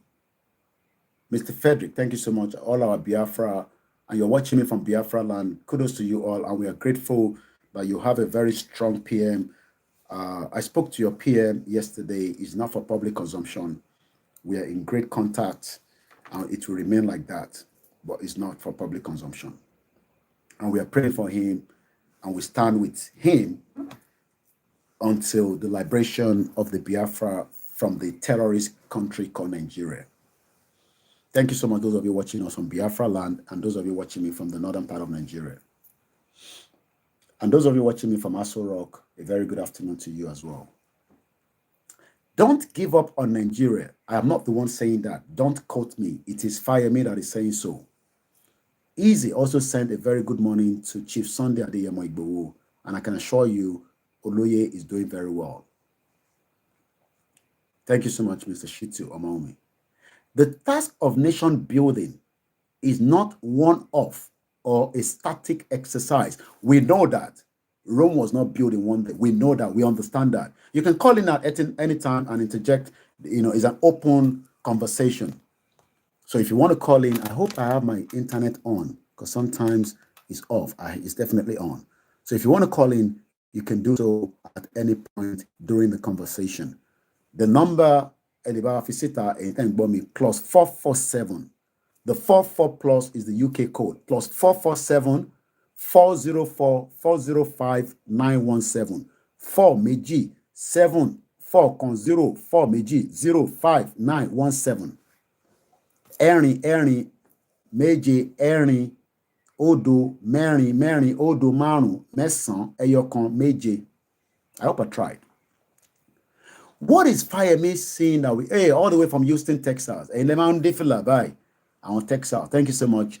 We love you, especially those of you in the US. I know it's the time difference. Some of you are just getting ready to start work. Some of you are returning back home after the night shift and you're tired. Koiki, I can't watch you right now. I'll probably watch you some other time. And those of you in UK working very hard, I pray that we will all succeed. It's a very hard decision, not of your own fault. It's just that the system, the economy is failing us on a daily basis. Even if I give you £1 million, 1 million naira, it will not be enough to do anything. After 1 year, you're going to come back to me and say, Koiki, yes, it's about 9 a.m. in Texas. Thank you so much, sir. T. Anderson.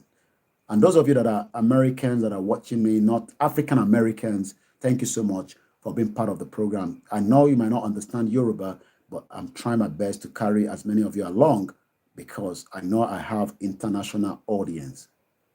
Yeah, that is your cowboy hat. I know that. I have the black one as well, but because I want this to rhyme with what I'm talking about, and I'm talking about, each time I put this on is because I feel very sad for the Nigerian military. Because back in the days, the respect that we have for the Nigerian military, the job that they've done across Africa, we are always proud of them.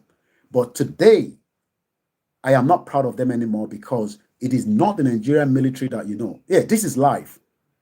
This is a live transmission. Here in UK is exactly 15:25 p.m. That is 3:25 p.m. Same local time in Nigeria. Oh, you are a mixed mom from Ibadan. Okay, you go like I'm allowed. And we do. Let's focus back on the conversation.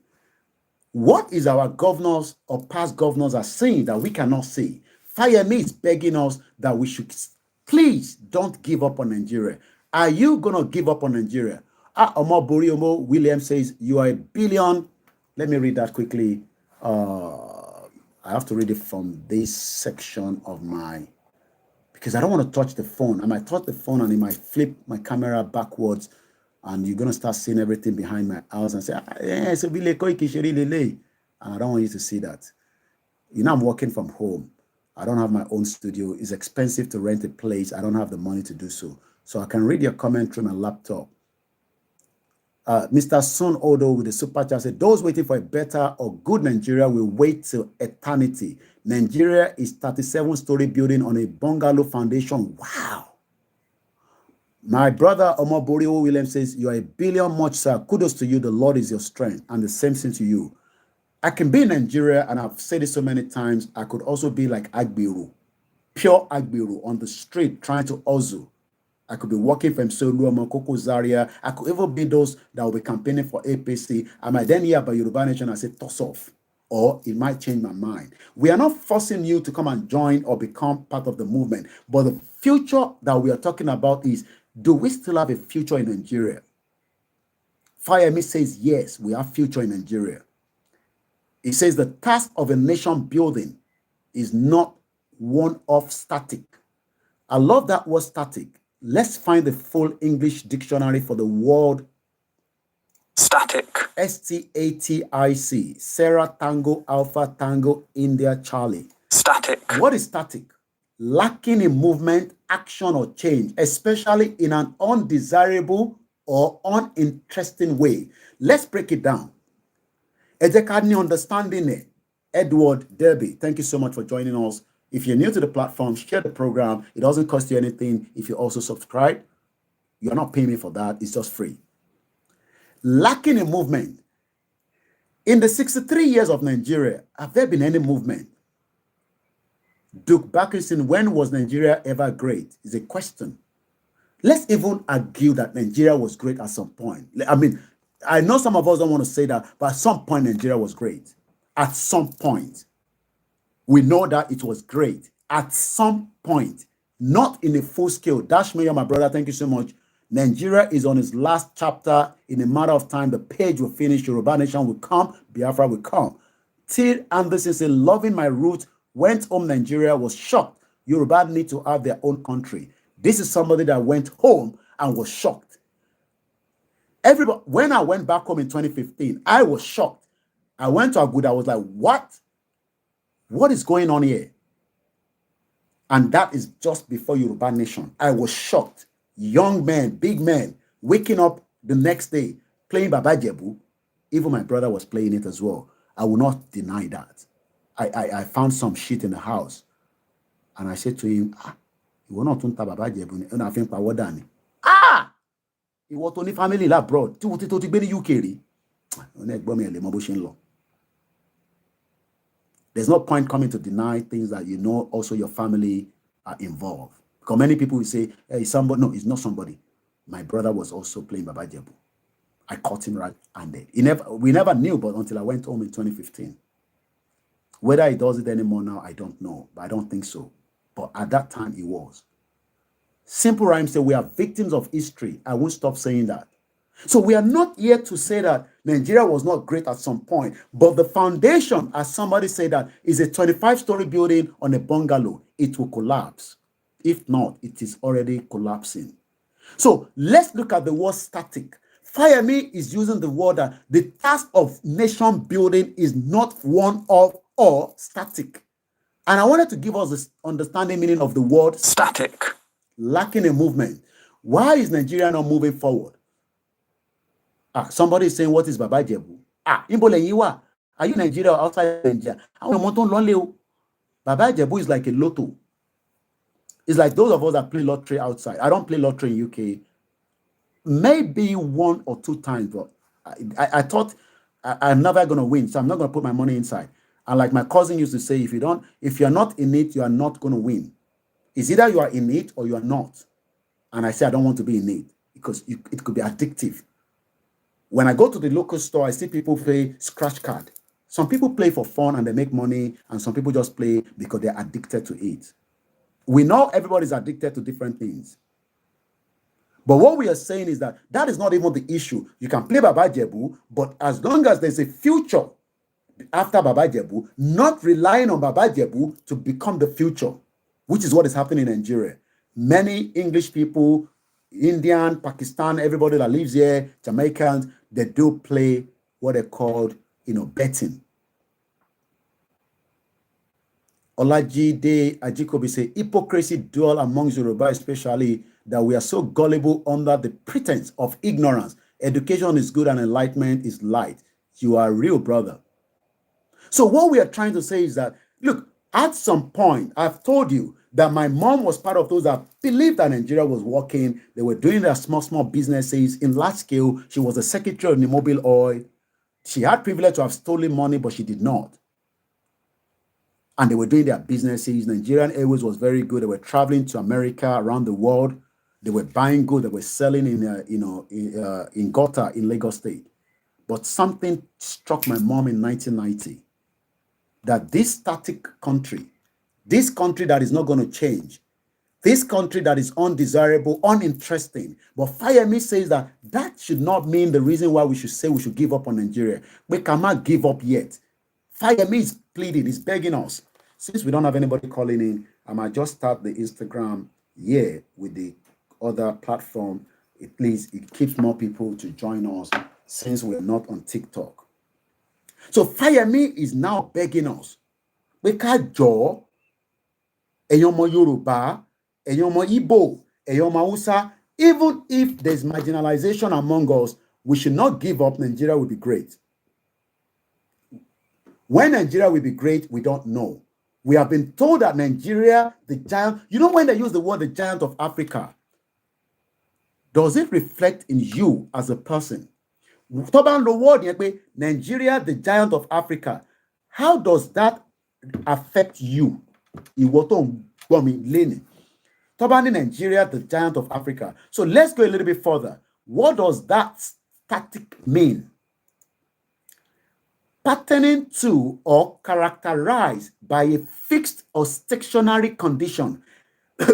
Nigeria is a stationary country. It doesn't move forward. It's not moving. Well, it's literally moving backwards, because even Fayose in one of the video granted on Channels Television says Buhari took us back 50 years backwards.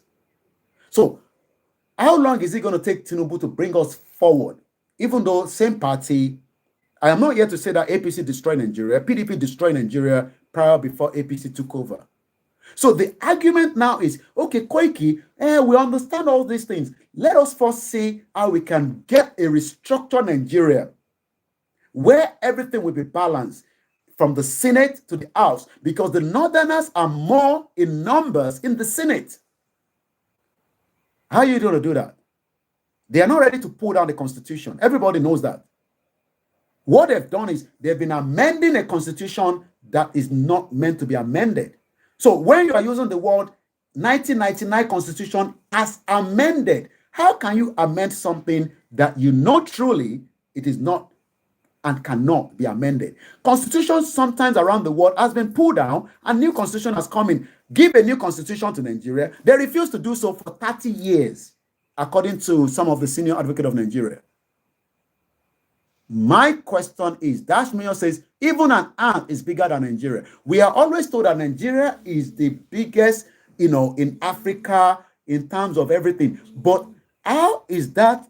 Okay, Instagram, you'll have to join us on the OLAYOMI KOIKI Instagram, because we're taking calls from this number, Emma Binusiwa. How do we then say that Nigeria will be great? When is it going to be great? Let's take this caller quickly before we move forward. Hello, caller. Within 5 minutes.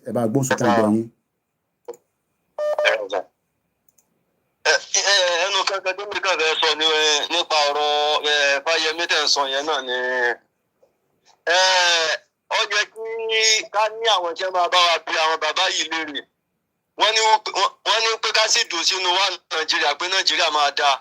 Níbo ni àwọn ọmọ wọn wà? School wo ni àwọn ọmọ wọn lọ? Good questions. So gbogbo àwọn dúkìá wọn, gbogbo àwọn dúkìá tí wọ́n fi èrú kó jọ, ṣé wọ́n lè kó kalẹ̀ kí wọ́n máa yọ̀ǹda rẹ̀ fáwọn ọmọ Yorùbá? Gbogbo àwọn nǹkan wọn tí wọ́n dè mọ́lẹ̀ sí lóyìnbó, ṣé wọ́n lè dá padà wá sí Nàìjíríà? Gbogbo nǹkan Yorùbá tí wọ́n ti sọ di ti gbogbo ti Nàìjíríà, ṣé wọ́n lè dá padà sílẹ̀ Yorùbá padà? Ọ̀rọ̀ ńlá. So tí wọ́n bá ti lè ṣe gbogbo nǹkan yẹn, a sì máa fara mọ́ tí wọ́n kọ́ jẹ́. Káwọn náà kó àwọn ọmọ wá sí Nàìjíríà, irú skul tí àwọn kan lọ ní Nàìjíríà yẹn, káwọn ọmọ tí wọn náà máa lọ bẹ̀. Okay. So ibi tí wọ́n gba ọmọ yẹn náà sùn, káwọn ọmọ tí wọn náà máa sùn bẹ̀. Okay. So báwọn ọmọ yẹn ṣe ń close ní skul báyẹn tí wọn ò kì í rí ẹnìkankan dáàbò bò wọn, káwọn ọmọ tí wọn náà jáde ní kíláàsì báyẹn, káwọn náà máa fẹsẹ̀ rìn lọlé. Okay. Mo kẹ́ yín sí lẹ́ẹ̀kan sí brother mi. Bí wọ́n bá mọ̀ báwọn fẹ́ bẹ́ẹ̀, kò sí problem. Mo kí àwa Grace Olúṣètò. Wọ́n ò ní jèrè àwọn ọmọ wọn pẹ̀lú ògo Ọlọ́run. Gbogbo wọn pátápátá wọn ò ní jèrè àwọn ọmọ wọn tí wọ́n bà ìlú yẹn jẹ́ pẹ̀lú ògo Ọlọ́run. Wọ́n agbára gbogbo àwọn alálẹ̀ ilẹ̀ Yorùbá pátápátá.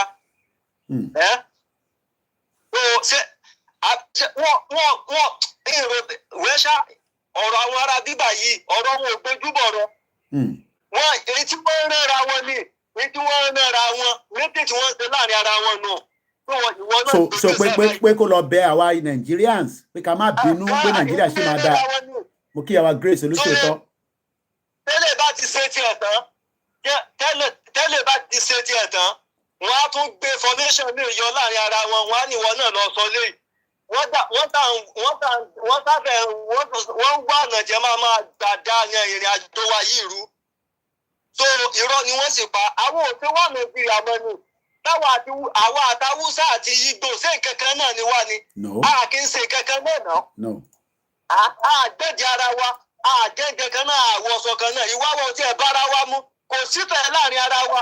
Ìgbò ò nífẹ̀ẹ́ Yorùbá Haúsá ò nífẹ̀ẹ́ Ìgbò àwa Yorùbá náà nífẹ̀ẹ́ Ìgbò nífẹ̀ẹ́ Haúsá tó Haúsá ò nífẹ̀ẹ́ àwa Yorùbá náà kò sífẹ̀ẹ́ láàrin ara wa àwa fi tipátipá àbí bára wa gbé ṣé dẹ́ ni. Àbí àwọn Europeans yìí ní ìsìn yìí sáwọn ògbédè ara wọn kéde ọ̀tọ̀ọ̀tọ̀ ni wọ́n ń sọ. Àwa máa fi tipátipá àmọ́ fi bára wa ṣe gbogbo ẹ̀tọ́ tó yẹ kó tọ́ sáwọn ọmọ Yorùbá àwọn àjòjì tí wọ́n á jókòó síbẹ̀ lọ ní gbogbo ọmọ Yorùbá pátápátá. Yóò sì yẹ kó níbẹ̀ àwọn ìyá tiwa àwọn bàbá tiwa àwọn ẹ̀gbọ́n tiwa àwọn àbúrò tiwa ibi tó yẹ káwọn máa dúró sí àwọn àjòjì yẹn wá ń dúró síbẹ̀ nílẹ̀ Yorùbá gbogbo ìgbésí ayé tó yẹ káwọn èèyàn tiwa máa lò nílẹ̀ Yorùbá àwọn àjòjì yẹn wá ń lo gbogbo ìgbésí ayé gidi yẹn sọ yẹ kó rí bẹ́ẹ̀ ìlú gidi sẹ́bíṣẹ́ máa ń rìnnà ìlú táwa wà yìí wàhálà ní ìta ló ń bíbà yìí ọlọ́ọ̀bá ń gbọ́ ànífẹ́ rí ẹni tí ń ṣiṣẹ́ bí ẹni máa kú bíbà yìí wàhálà ìtàlẹ́ wọn kì í sanwó kan náà fún wa òsì bó ṣe fẹ́ sọ pé ọlọ́sùn wọn tó gbèdé wọn tó tàbí pé ibíbà ni ẹ ti bí ọwọ́ àmọ́ gba owó àjọ ṣiṣẹ́ ìbìkan náà ni o ṣe rí ìgbà tẹ́yìn bá wọnú bóṣàbàjá ti wú bàbá mi tí wọ́n bá pín ní bóṣàbàjá ṣe rí làgé owó tí wọ́n bá san fọ́mọ nílùú bíbà yìí iná ni owó titi yín ẹ̀yin lẹ́sìn ṣiṣẹ́ jù ẹ̀yin wọ́n tún fi síbi tó le síbi tó ní agbára ibi tó yẹ kí gbé èèyàn mẹ́ta ó wà ń bẹ̀ ìtẹ́mi ṣe lè ní sọ fún yín yẹn o. ẹ ṣé gan ni bàbá wa ẹ ṣé gan ni ẹ jẹ́ ká tún gba ìpè ẹlòmíì ẹ ti bá wa bẹ̀rẹ̀ ní dáadáa ẹ jẹ́ ká gbọ́n tẹ́lòmíì fẹ́ sọ èmi kọ́ ni mo sọ ẹ̀yin èèyàn wa Fáyẹmí ló ní Nigerians ẹ̀yin ọmọ Yorùbá òun ń bẹ̀ wá òun ń rọ̀ wá pé ká jọ pé Nàìjíríà ṣì máa dáa òun mọ̀ pé Nàìjíríà wà static ẹ gbóhùn sókè bàbá mi ẹ ti wà lórí ètò sà. Èmi ni Ọlájídé tí mo máa ń pè yín. Mo mẹ́ni tó ń sọ̀rọ̀ mo fẹ́ máa dárúkọ ní tẹ́lẹ̀ tó bá fẹ́ máa dárúkọ ẹnìkan mo mẹ́ni tó ń pè náà mo ṣe ní máa mẹ́ni tó ń pè nígbà tí nọ́mbà yín wà lọ́wọ́ mi. That's very good. Bẹ́ẹ̀ nǹkan tí mo rí sí ọ̀rọ̀ tó ń ṣẹlẹ̀ yìí ni pé ṣe rí àwọn politicians. Bẹ́ẹ̀ ni sà. Wọ́n ṣì wà lọ́nà púpọ̀ ẹ bá wa ṣe wò ká gbọ́ sà. Ẹ má bínú sáwọn tó wà a bit gullible. Okay. Nítorí kí ni ọ̀pọ̀lọpọ̀ wà gullible torí pé kí ni education oríta máa pè lóyìnbó máa sọ òyìnbó Yorùbá máa sọ ọmọ gbòòrò ní. Ẹ̀gbọ́n sókè à ń gbádùn ẹ̀ náà bẹ́ẹ̀. Aláti rí pé ká ẹni máa wo síra wọn ni torí ọ̀pọ̀lọpọ̀ wà tó kàwé ọ̀pọ̀lọpọ̀ ò kàwé ọ̀pọ̀lọpọ̀ ojú dúdú la máa pè ojú dúdú pọ̀ jù láàrin wa a kò máa sọ pé àkàwé ni ṣùgbọ́n lójú dúdú ọ̀tọ̀ ní ìwé kíkà ọ̀tọ̀ lójú dúdú ẹlòmíì mọ̀wé ó dẹ̀ ojú dúdú rẹ̀ ni ó lójú dúdú. So nǹkan tá a máa rí ni pé àwọn tọ́pẹ́ adélé òṣàdélé tọ́pẹ́ adélé jáde tí wọ́n ṣe àwọn èèyàn ọ̀pọ̀lọpọ̀ lọ́nà ìbálẹ̀ wọ́n sì lọ́nà pẹ̀tẹ́ láti join wọ́n sì mí ní ọ̀nà gan kó tó di pé mo padà. Kábíyèsí Olódùmarè.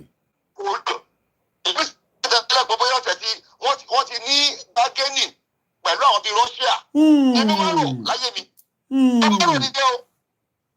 Èyí ti ṣọ̀dọ̀. Mo máa rò kó bá fẹ́ ti ní underground plan pẹ̀lú Russia.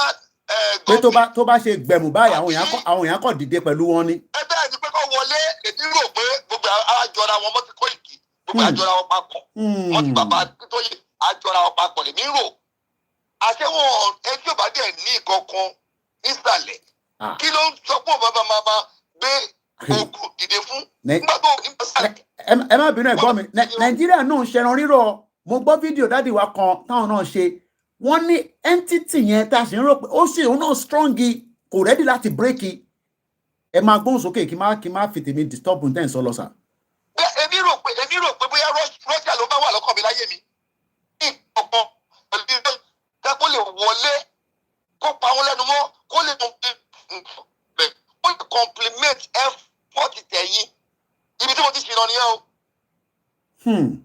ṣùgbọ́n tí kò sí kankan nísàlẹ̀ ikùn kò sí èmi ò rí kankan kò sí ọkọ o ṣùgbọ́n ẹ má bínú púpọ̀ torí Yorùbá náà ni gbogbo wa a lè tira wa dànù o torí kí ni ọmọ onínàkúnà náà ó ṣáà lọ tó gbogbo lọ́ba bẹ́ẹ̀ nu Báíbù nu Bíbélì ó dẹ̀ lọ ṣẹ́fọ́lẹ́ bọ́lẹ́dẹ̀ jẹun ni ìgbà tó yẹ kí ọkọ̀ ṣùkọ́ dà á bá bàbá ẹ̀ ò kọ́ sílẹ̀.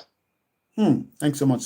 ẹ̀yin náà ni bàbá ẹ̀ ṣebí ṣé ẹ kó rí bẹ́ẹ̀ ṣé ẹ kó rí bẹ́ẹ̀ mo láìkì ṣé ẹ kó rí bẹ́ẹ̀ tó ẹ pé mo mà láìkì ẹ̀ jù o ṣùgbọ́n gbà tí mo rí nǹkan tí ó kọ́kọ́ ṣe tó ṣe yẹn wọ́n fẹ́ ní soft landing wọ́n rò pé báwo ló ṣe máa ṣe báyìí ó lè ti ṣe àwọn èèyàn mo máa ń gbọ́rọ̀ ẹ̀ mo máa ń gbọ́ because ó máa ń bá yín sọ̀rọ̀ gbogbo yín lẹ́jọ́ máa ń sọ̀rọ̀ papọ̀ lèmi máa ń rò ń gbà yẹn ṣùgbọ́n gbà tí mo wá rí pé èmi kò gbọ́ pàtí dé ẹni tó dojú dúdú ojú ti gbọ̀rọ̀ mi mo ti wà ní òkùnkùn òun lẹ́kìrọ̀ rí pé no mi lè máa pẹ̀lú ọ̀bọ jẹ́wùrà torí ìgbó ọ̀nà lèmi nínú ìlú mi mo máa ń pè àtẹ̀mí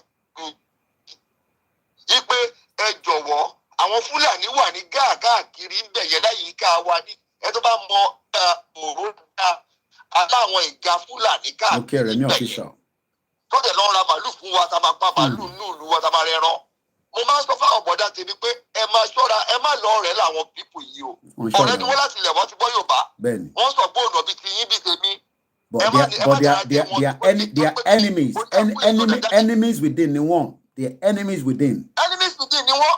Ẹ má bínú dádì ṣé mọ̀ pé ìjà kan tán ló ṣẹlẹ̀ nílé epo lánàá mò ń gbọ́ fídíò yẹn lénìí àwọn pípù yẹn sọ pé àwọn ilé wọn ṣàwúsá o Fúlàní ni wọ́n àwọn tó ń bára wọn jà yẹn tẹ bá lọ gbọ́ fídíò yẹn wúmà yẹn sọ pé wọn kì í ṣàwúsá o bẹ́ẹ̀ ni after Yànà Pájà bẹ́ẹ̀ ni ìyẹn tó ṣẹlẹ̀ níjẹta nílé epo. Yes, Haúsá àti àwọn Yorùbá. But àwọn Haúsá gangan kọ́ ló ń bá jà àwọn Fúlàní láàárín wọn àwọn external tó ti wà láàárín wa. Definitely Haúsá làwọn èèyàn ń pè wọ́n sí but bèbí kan sọ̀rọ̀ ní background nínú fídíò yẹn tẹ́ bá farabalẹ̀ gbọ́ ó ní wọ́n kì í ṣàwúsá àwọn táwọn ń bá tó ń ju nǹkan fúnra wọn yẹn and these are the reason why we are saying these people they are sleeper cells wọ́n ti wọlé sí wa lára gan. Fúlàní ni wọ́n sẹ́yìn ò mọ̀ pé Haúsá ti wà subjugated. Oh yes, everybody knows that. What is subjugate one? Ganduje, former governor of Kano, Fúlàní gidi ni ó sọ fúnra rẹ̀ ó sọ nínú fídíò tí mo gbọ́ ó ní Fúlàní lòun. Bọ́ọ̀sì wọn wà ó bá. Gbọ́ brother wa mọ́ network bí a ti ń gbọ́ yín. Okay. Haúsá ò lè sọ bí tí Fúlàní bá ti sọ̀rọ̀. Ẹ̀rù Haúsá jẹ́ láǹdà Fúlàní sẹ́yìn ọmọ. So ẹ jẹ́ ká dúró lórí ọ̀rọ̀ Fáyẹmí yẹn sà. Fáyẹmí ń bẹ̀ wá ó ní ká jọ òun rọ̀ wá ó ní ká má give up lórí ọ̀rọ̀ Nàìjíríà àwa kẹ̀lé dẹ̀ ti give up báyìí kí ló fẹ́ ṣẹlẹ̀ báyìí. Nǹkan tó ṣẹlẹ̀ ní pé nípa Fáyẹmí bẹ́ẹ̀ ni sà. ex-governor campaigner ni ex-governor. Okay. Màmá kan ọ̀rọ̀ mi campaigner Crusader campaigner. Okay. Damage controller ni. The game is up because kí ni damage controller ni Crusader ni campaigner ni. Àwọn èèyàn dá sórí program lẹ́nu ẹ̀ ṣe ẹ̀ ọ̀rọ̀ ńlá dàgbé wà yìí. Nǹkan tó ṣẹlẹ̀ nìyẹn nípa Fáyẹmí ẹ̀ẹ́dẹ̀ Fáyẹmí much. Àwọn wá damage control wọ́n fẹ́ ṣe damage control because kí ni ó ń tẹ́ láti pitch tent with the sitting president. Omo to cap this day to ní Fáyẹmí signing order agreed Nigeria is crawling. Tó bá ní kan tó ń crawl nílẹ̀ lẹ̀ want consensus on key issues. Ní background, if these giants must work, manifesto for a new Nigeria. Kí ló mean by that? Pat Itomi gan wà níbẹ̀. Ẹ mọ̀ pé àwọn èèyàn wọn ò sọ ní ìmẹ́fẹ́ máa sọ òyìnbó torí Yorùbá program náà ni. Bẹ́ẹ̀ni sà. Yorùbá dẹ̀ ti wá. Ní àlùmọ̀ pé èèyàn náà Fayemi wọ́n ń try láti máa sọ̀rọ̀. Wọ́n fi ọ̀rọ̀ àwọn lọ́ fi sọ ọ̀rọ̀ ni. Wọ́n ò fẹ́ sọ abẹ́ Èkó. Kọ́ bàbá ní pé bóyá àwọn ta bàjẹ́. Àwọn àṣeyí ṣọ̀hún ni wọ́n. Má bàa nìkan jẹ́. Bẹ́ẹ̀ ni. Nǹkan tó ṣẹlẹ̀ nìyẹn. They know the truth. Wọ́n kọ́ ẹ̀ sọ. Òótọ́ lẹ̀ sọ. They know. Wọ́n wá ọ̀nà. Wọ́n ṣáà wá ọ̀nà láti máa láti sọ fáwọn èèyàn pé ẹ má jà. Ẹ má sùúrù bẹ́ẹ̀ kí ẹ máa pẹ̀kù sí pẹ̀tù sí inú ọkàn àwọn èèyàn. Ẹ̀kú sínú àwọn ẹ̀kọ́ èèyàn kọ́ la fẹ́ sọ yìí. Ó yẹ kí gbogbo kìíní ti wọ ó yẹ kó ti wọ gbàgbó like the way of gbàgbó in Ivory Coast gbàgbó in Ivory Coast tẹ́lẹ̀. Mo rántí gbàgbó yẹn gbà yẹn. Yeah, the gbàgbó abasa just the way of gbàgbó wọ́n máa ń pè é the way of gbàgbó. But can this giant walk again? Yes. Only walk. Ó sì lè ṣiṣẹ́. Pẹ̀lú belief pé ká trust ara wa, ká believe ara wa. Ọ̀pọ̀lọpọ̀ wa ní Yorùbá náà ni mí. Nigeria ni mo mean no money. Can Nigeria still walk again? Yorùbá ni mí. Yorùbá ni gbogbo wa. Tàbá sọ pé Yorùbá ni wá because kí ni a lè tara wa dànù. Ó lè walk about believe. Ṣé believe nínú ara wa o? Abẹ́mọ̀ ni. Kò sí ṣe believe nínú ara wa. Gbogbo àtàwọn lọ sábúrò káàkiri. We are living in pretense.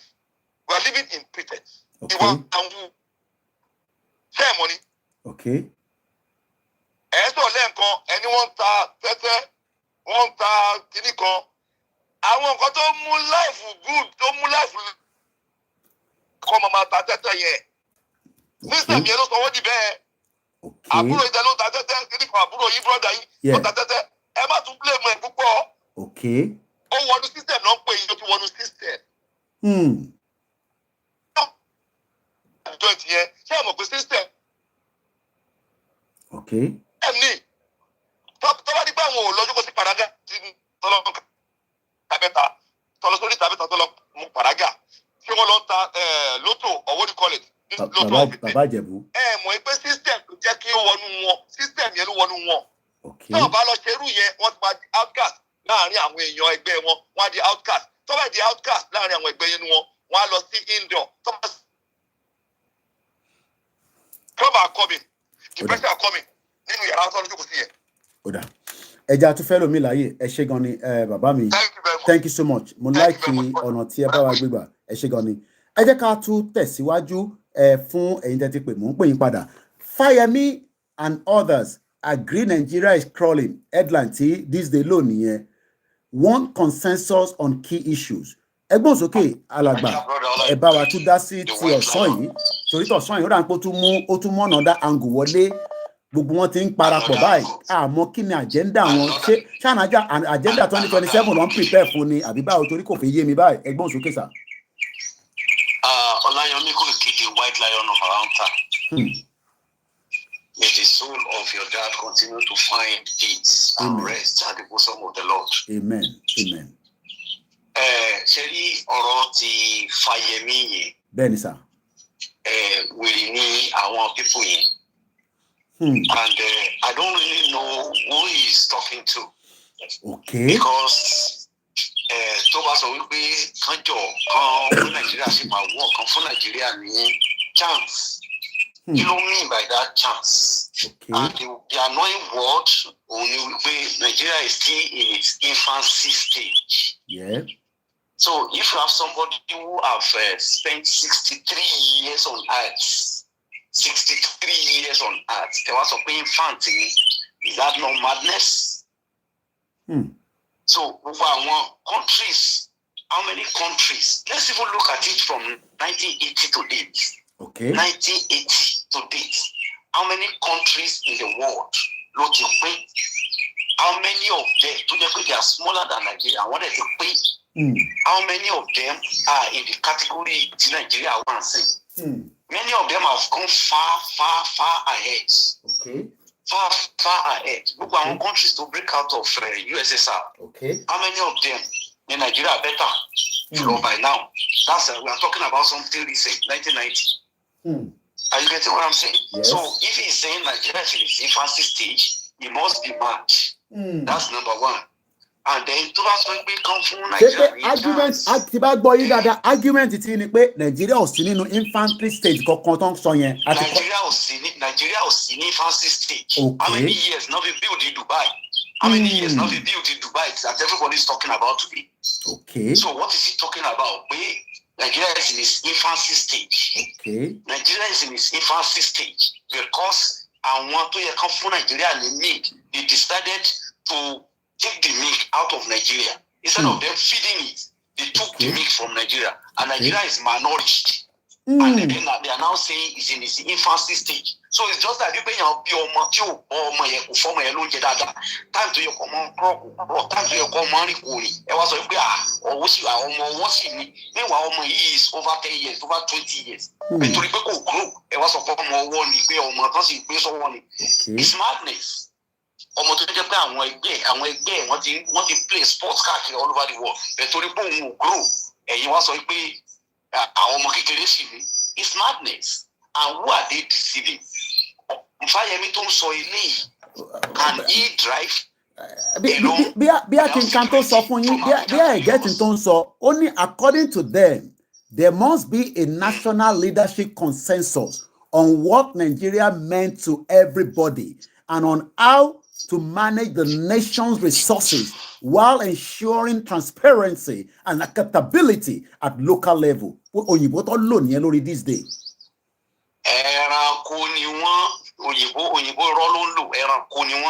Because he has every opportunity to demonstrate what we call true leadership. He was a governor of Ekiti State 2 times. So what is the example of leadership that he led? That he left in Ekiti State. Oluma delivered lecture ye. Olo delivered keynote lecture. That is nonsense. That is nonsense. That is hypocrisy. He is saying what he did not believe in. Because if he believed in it, that is what he will do. Okay. So what they are doing, and I agree with the last caller, he is a campaigner. He is a crusader. Let's understand. Okay. He is a damage controller, and that is the truth. Wow. What they are trying to do is to cover their atrocity. Wow. When they will tell you this, OLAYOMI KOIKI, when Fayemi became the governor of Ekiti State, the entire House of Assembly in Ekiti State were PDP. They immediately Fayemi, both the governor and the entire House of Assembly, maybe only 2 were PDP in the entire State House of Assembly. Wow. And so he has every opportunity to use the House of Assembly to say this is the kind of structure that Nigeria is supposed to do for us to be able to develop. So if he used the House of Assembly and they were able to reach a consensus that will move Ekiti State to be an icon, that will be an example of true leadership, then he will be able to come out today and speak all kind of grammar. Okay. But this is somebody who failed 2 times and he became a minister and he failed throughout the period of Buhari. Then he's now coming out to begin to speak grammar. What kind of grammar is he speaking? Now, I want multi-tier. When he said people should because he was the Minister of Mineral Resources, if I'm right, as at the time of Buhari, a very juicy position. He was the minister. The position Tialake wa nibe ni Sedele Alake Mineral Resources, a very juicy position. They were under his nose, and he cannot claim it. He doesn't know. So what did he do? He made a mess of the entire system. more than anybody else. But somebody is someone law school, they will come out and begin to speak grammar as if people don't have common sense. Check to understand. Now the issue is if Fayemi Nigeria work, just like the first caller said, he should take his children back to Nigeria. Let them go to the school. See how when you mo fẹ́ kẹ́ lọ kẹ́ má bá mi answer the men ó sọ̀rọ̀ lórí àwa ẹ mọ̀ pé mo mú díẹ̀ ni mo dẹ̀ fẹ́ kẹ́ mo dẹ̀ mọ̀ pé máa fẹ́ kánjú tètè lọ ẹ bá mi answer ilé ó sọ̀rọ̀ lórí the current àwọn pè ní separatists. I don't like using the word separatists, but this is the way they put it. The violent activities of the separatist agitators in the southeast and southwestern part of Nigeria. Àwa ló ń bá wí àtàwọn IPOB anyway. Vociferous, revisionistly contestations of the Amalgamation Act of 1914 generalized discontent with the prolonged underperformance of the Nigerian economy, the heightening recrimination, insecurity, and the violent feelings of marginalization, exclusion, injustice, and concerns about various dysfunction in the federal system are some of the sources of concern about the future prospect of Nigeria, of the country rather. So sọ̀rọ̀ lórí 1914 amalgamation pé bí a kì í ṣàlàyé ní Yorùbá díẹ̀ níwọ̀n bá ti mọ̀ pé àwọn tí wọ́n ń jà fún ẹ̀tọ́ ọmọ ènìyàn máa fẹ́ dá dúró yìí látara insecurity, látara Nigerian economy, exclusion, marginalization, injustice òun ló ń fà á tí gbogbo kíní bá wà together Nàìjíríà sì máa da kò dẹ̀ síbi kankan tẹ́lẹ̀ kankan lọ. Ẹ bá mi sọ̀rọ̀ lé lórí kẹ́tọ́ máa lọ ẹ̀gbọ́n mi. Like I said, OLAYOMI KOIKI wèrè ní Fayemi tó bá gbọ́. Wèrè Túndé lórúkọ tí mo pè láti Texas wèrè ní Fayemi. Gọ́tùmọ̀ rẹ̀ ṣe sọ pé wèrè ní Fayemi ò ní wípé all these things that he mentioned, he knows those are the issues.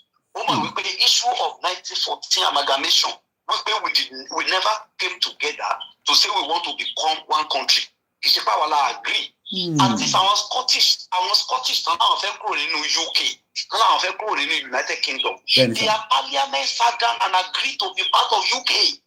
1701. They came 1701. Their parliament, the Scottish parliament, the British parliament, they sat down to agree. They can pack up as one Great Britain.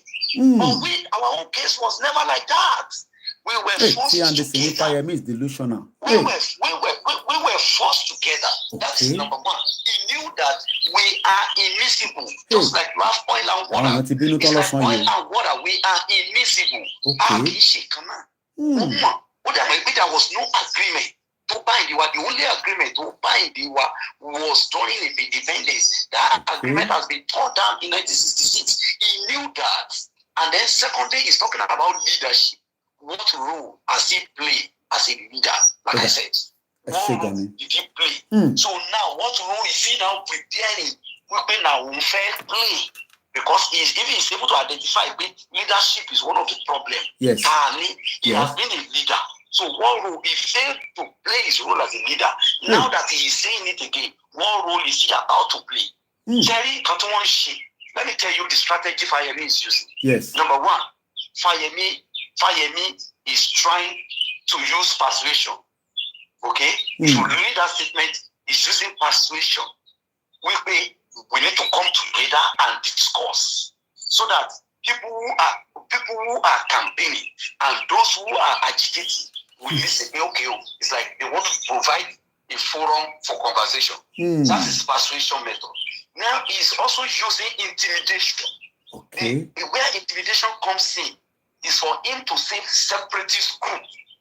Because when he says separatist group, then or some other Nigerian media will use the word secessionist group. So they are trying to criminalize self-determination. And that is where intimidation is coming from. So that when they use that word, separatist, they want to say you are doing something that is contrary to the law. And so therefore, you are liable to be punished. Check it. So he's using intimidation method in that. So the word separatist, according to the English dictionary, is someone who is a member of a particular race, religion, or other group within a country and who believe that his group should be independent and have their own government or in some way live apart from other people. A person who supports the separation of a particular group of people from a larger body on the basis of ethnicity, religion, or gender. So Fayemi sọ nísìnyí pé àwọn separatists, the violent activities, the violent activities of the separatists. Say our violent. That is why I told you. That is why I told you intimidation. If I mean okay. I want people because they are asking, so they are violent or they have the tendency to be violent. But our violent, mommy, our violent. He's trying to say one, we are violent because he saw some people like the only thing we are violent. Then I want to show on social media like me and you, we have the tendency to be violent because some people don't listen. People Nigeria will work fine. They will be angry inside of them, and they will come out to say no and react to that. Anybody, we don't go grief for anybody. Just like once it's okay, that slogan. No grief for anybody in 2024. It's like it's an inciting statement. It is not. So Fayemi is equally using that as an intimidating strategy. Not to calm when you're down. Not to make sure you pay on share. And then lastly, that I want to add to it is that people like Fayemi should get ready. That's just what I want to say. Okay. People like Fayemi should get ready because they think they can continue to manipulate the people just in the interest of politics. These are people that knows what the problem is, but these are the people we can call people that have been bought over. Those are the people in Nigeria full opportunity like they will come back to come and deceive their own people. They should get ready because it's going to backfire. Thank you, my brother. Thank you so much. Wow. 105 people are watching us on Koikimedia and only 30 people like the video. That is not good enough. Eba Agbole liking it. It's not going to cost you anything. T. Anderson says, Fayemi is delusion. Do you think so? Fayemi was deluded. Fayemi violent activities of the separatists definitely could gbọ́dọ̀ já olomba sọ̀rọ̀. Kò gbọ́dọ̀ jẹ́ Olóyè Ìgbòho àti Bàbá Kító ìtorí ní ìlú Èkìtì tàti lọ ṣe rally. It was not a violent one. Everybody can testify to it. I know there's that crazy woman tó ń sọ pé gbogbo rally ta lọ ṣe là ń pààyàn. Kò mo ní kó mú evidence jáde, kò tí mú jáde láti jọ́ tí mo ti sọ fún. Bomb bastard woman. Bones, okay, easy. Koikimedia. Brother mi dáadáa. Media. Oya lórí ètò rẹ̀. Aṣọ àlọ́ táì ti parí, aṣẹ bẹ̀rẹ̀ ni. I didn't know that. Okay. All right. So, I can talk? Go ahead. All right. Káàárọ̀ gbogbo ẹ̀mọ́ Yorùbá, ẹni àǹkùtẹ́lá wà, easy dollar, straight up from Miami. Okay, I'm on anything that is so, but I just want to go through this. Gbàngbò ìwọlé. Ìgbowó ọ̀ṣà ò ní kú kékeré o. Ọlọ́run máa ń gbọ́ ò ní kú kékeré ìgbowó ọ̀ṣà. Tọ̀dọ̀ ló ń sọ̀rọ̀. Ẹ wò ẹ fi ìgbowó lẹ̀ o. Ẹ jẹ́ kí ìgbowó máa maintain right now. Ẹ jẹ́ kó máa maintain ẹjọ́. Ẹ fi lẹ̀. Ìgbowó is already activated. So anytime ló lè mú. Kò yẹ. Anytime he can move. Kò sí restriction lọ hàn. So he can move anytime. But what I want to say, I want to talk to the president of Nigeria, Baba Tinubu, the Jagaban. Ìgbòho ló rán wá sí ẹ o. Ẹ wọlé lọ kọlù ní July. Ẹ gba gbogbo dúkìá ẹ̀jẹ̀. Ẹ fẹ́ pamọ́lé, but Ọlọ́run fún yín ṣe. At the end of the day, ẹ pààyàn méjì sí lọ́rùn. Àdògán àti Alhaji Fatai. Bẹ́ẹ̀ni. During Buhari regime. So now, what we asking for gbogbo àwọn Yorùbá as bí òṣà ti sọ Sunday Adéyẹmọ oníkàbáwọn béèrè lọ́wọ́ Bàbá Tinubu ń bo náà gbókù sí o. Níbo lòkú wà? Òkú Àdògán àti òkú Alhaji Fatai ibo lẹ gbé sí. Tó bá jẹ́ pé tọ́dí áṣìṣì ni ẹ fún wa ní gbogbo eruku wa padà. Tó bá dẹ̀ jẹ́ pé bìkan lẹ jù wọ́n sí ni ẹja ọmọ bí tẹ́ jù wọ́n sí because they still got family. Kò lè pààyàn sínú lẹ́yìn. Kẹ̀dẹ̀ sọ pé ẹ̀dẹ̀ máa gbókùn lọ́bẹ̀ yẹn. No, it doesn't work like that. Nigerian government, Mr. Tinubu, mo mọ̀ pé wọ́n ti sọ fún ẹ o. Ẹ bá gbókùn lẹ̀. The second of all, Ọlọ́run bá ń gbọ́ kó yí choice ẹ máa sanwó Ìgbòho 20 billion jẹ́jẹ́. Nobody is measuring that. Láti sanwó bàbá yẹn they approve it, they say you should pay him and you must pay him. Nigerian government ẹ jẹ máa yẹn lówó ẹ̀dẹ̀ jẹ́ lókun méjì. That's all I have to say. God bless our Yoruba people and the land and the people on the land. Thank you so much. Easy ló sọ̀rọ̀ yẹn láti Miami. Ó ní Ọ̀kú Àdògán àti Alhaji Fatai. Ó ní wọ́n gbókù ìsílẹ̀. Mr. Samson Adékúnlé mo máa ń kí. Ṣé a ti wá gbàgbé òkú náà ni àbí báwo? A gbàgbé. Ẹ já lọ sí ìsàlẹ̀ lọ́hùn ká tún lọ gbọ́ láti ẹnu àwọn tíìmù wa. Ẹgbọ́n sókè ní kíá ká gbọ́ ìtẹ́yìn náà fi bá wa sọ. Ẹ ṣé gan ni sà. Ẹ pọ̀lẹ̀.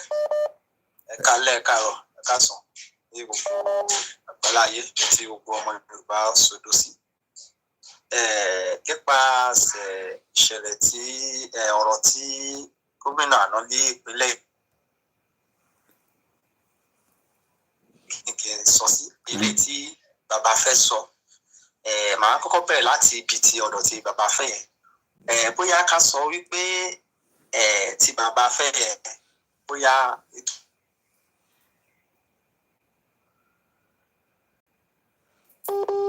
network. Tí bóyá òun ni ká ní wọ́n ń bẹ̀rù tí àwọn ò fi lè sọ̀rọ̀ direct because àti rí nígbà kan rí tí bàbá ti sọ̀rọ̀ lé àìmọye ìgbà wípé Nàìjíríà pé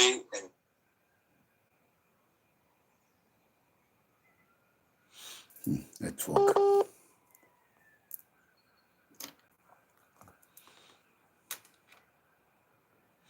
Network. Ìlú òfò. Network yẹn lọ bọ̀. Ó yẹ ṣé kíákíá torí network yín ò dáa.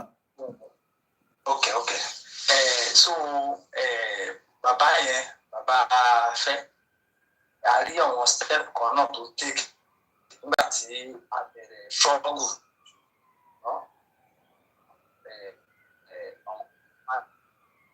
Lálẹ́ kó sí ọ̀wọ́ báyìí nínú nǹkan tí ìfẹ́ sọ nípa àti bàbá yẹn nìyẹn láti pé kán lè gbárùkù tiwa. Ní ìpínlẹ̀ Èkìtì Kayode Fayemi ìdíje àná náà ẹnìkan náà ti kọ́ gbogbo ọmọ Yorùbá jẹ́ tuntun tí ẹ bá rántí bàbá Adébáyọ̀ ní ìgbà ọ̀rọ̀ Tafa Adéoyè ẹ bá rántí bàbá yẹn náà ló lọ tó kọ́kọ́ lọ kó bá ọmọ Yorùbá tó fi kún táàsì owó kòkó. Mo kí Mr. Adéyẹmí. Gbogbo ẹni mo fi come back on this. Ló fi kún táàsì owó kòkó gbà yẹn. Tí àwọn àgbẹ̀ tí wọ́n lè san pé táàsì yẹn ti pọ̀ jù pé wọn ò ní ojú ọ̀nà wọn ò níná wọn ò ní gbogbo nǹkan ni wọn ò ní gbà yẹn. Ṣùgbọ́n nígbà yẹn bàbá yẹn ní dandan lówó orí. Ẹ gbọ́dọ̀ sanwó rí àwọn Àgbẹ̀kọ̀yà náà gbúra wọ́n ní àwọn ò lè san ọ̀kẹ́ mẹ́fà láòsàn tí wọ́n bẹ̀ sí kọrin tí bàbá yẹn kó sójà bàbá wọn ṣebí ọmọ Yorùbá náà ni ṣebí ọmọ bíbí ìpínlẹ̀ Èkìtì náà ni ẹni tá à ń sọ yìí. Àdá òdìdè wọ́n bẹ̀ sí nípa àwọn Àgbẹ̀kọ̀yà kó tó di pé àwọn Àgbẹ̀kọ̀yà ń yarí mọ́ wọn lọ́wọ́ fún wọn ṣe gudugudu méje yàyà mẹ́fà tí ó dà pé wọ́n borí gbà yẹn kó tó di pé bàbá Awólọ́wọ̀ kó tó di pé wọ́n wá fún bàbá yẹn ní prime minister tí bàbá yẹn ṣe wá pé àwọn àgbẹ̀ pé kí ló ń wá tí bàbá yẹn ṣe wá wọ́n wá ṣe gbogbo kan tó ń wá wọ́n ṣe ojú ọ̀nà wọ́n ṣe everything gbogbo kan tó ń wá ilé ìwé tí wọ́n ní kọ́kọ́ fún wọn kọ gbogbo ẹ̀ fún wọn ṣùgbọ́n àtẹ̀yìnwá àtẹ̀yìnbọ̀ bàbá Adébáyọ̀ náà ló tún wá ìgé tí ó tún wá fi páńpẹ́ tó tún wá fi obìnrin trap Tafa Adéoyè tó ń jà fún Yorùbá gbà yẹn tó tún fi mú ṣùgbọ́n àwọn alálẹ̀ á máa tú àṣírí wọn àwọn alálẹ̀ á ṣe wọ́n mọ́ṣẹ́ gbogbo wọn tó bá ti sọ pé wọn ò wá ká gbọ́ kò lóko ẹrú nítorí pé ọmọ tí wọn ò sí ní Nàìjíríà kò tí ọmọ wọn kankan gbogbo wọn ṣe mú gbogbo orílẹ̀-èdè Yorùbá tí wọ́n mú gbogbo ẹ̀ wọ́n jẹun eléyìí tán lè tà ń bẹ̀ wọ́n tà á the same set of people náà sì ni tó jẹ́ pé school ọ̀fẹ́ náà lọ ń gbà yẹn irú ohun tó ń sọ̀rọ̀ yìí school ọ̀fẹ́ ló lọ ńgbà tó lọ school ọ̀fẹ́ ni kò sanwó school wọ́n ṣe báyìí ó ní wá lára ó ṣe mínísítà sí kankan tá kò sí kankan tí state ẹ̀kan tó tẹ̀ dé Èkìtì tí náà rí gbogbo resources tán ni wọ́n ní lẹ́kìtì kì í pa àwọn olóko sí nípa pé kí wọ́n tẹ̀ lè fi generate owó kan fi kọ́ ó dẹ̀ jẹ́ ordinary iléeṣẹ́ slippers Èkìtì state ò ní ordinary iléeṣẹ́ slippers níbi tán ti máa ní other countries wọn ò ní anything lẹ́kìtì ó wá jáde síta ó wá sọ pé kí ọmọ Yorùbá máa rọ́jú pẹ̀lú Nàìjíríà pé Nàìjíríà ṣì lè gbà Nàìjíríà wo ló dá so ọ̀rọ̀ mi ò ní síbẹ̀ sá. ẹ ṣé gan ni bàbá wa one of our correspondent on the ground ni wọ́n fún wa ní heads up yẹn mo kí bàbá wa Babátúndé Òjó Yorùbá Nation no going back mo kí ọpẹ́ ẹ̀gbọ́n mi bàbá wa Simon O Adebisi ni this giant cannot work is a systematic failure. One in Niger Republic is just another predictable country. Axis of evil, proxies of grades. Adekunle Ramon Mukinyi, Jimo Moses, good afternoon. Edward Omola Funshosokwe, Mr. Koiki, no matter what I'm facing, I will never deny Yoruba Nation. They even sack me at my place of work. I am still part of Yoruba Nation. Many people lost their job. Only brother wa communist or state yẹn nílẹ̀ Yorùbá ó lọ apply fún iṣẹ́ kan no kàn yín bá apply iṣẹ́ yẹn wọ gbé síta is an internal recruitment but he got the heads up and he went there and they told him point blank that you are not going to be given the job because believe in one Nigeria anymore. Anyway, this happened somewhere in Yoruba land. To mention a little program, and I told him not to be worried too much. That's all I told him. It's part of what we all have to go through because it's somebody that is well recognized through our platforms and all that. He was not given the job. They told him point blank, since he doesn't believe in one Nigeria, Nigeria. Otunlate Mtokwe Mokinyi, thank you so much for joining us this particular afternoon. Alan Conde has wrote so much. Our politicians and leaders, elders have A1 in corruption, A1 in lying, A1 in crime, A1 in robbery, A1 in non-development, A1 to keep the citizen backwards, A1 in killing their citizens, A1 in borrowing money, A1 in destroying their own land and build other people's land. Danielo Ide, thank you so much. Ade K. Benson Mokinyi, one referendum. Let everyone go their separate ways. Couple of calls. Tiwale Eje Katuda and calls in Padatobashi Loreto. Moki we are just 2 hours straight into the program, but I still have a couple of more, probably less than an hour, and then we're gonna start winding down. Fayemi, Ogumola Abioduni, farmers and herders clashes always remind me of how stupid Nigeria is. Nigeria is not going to work.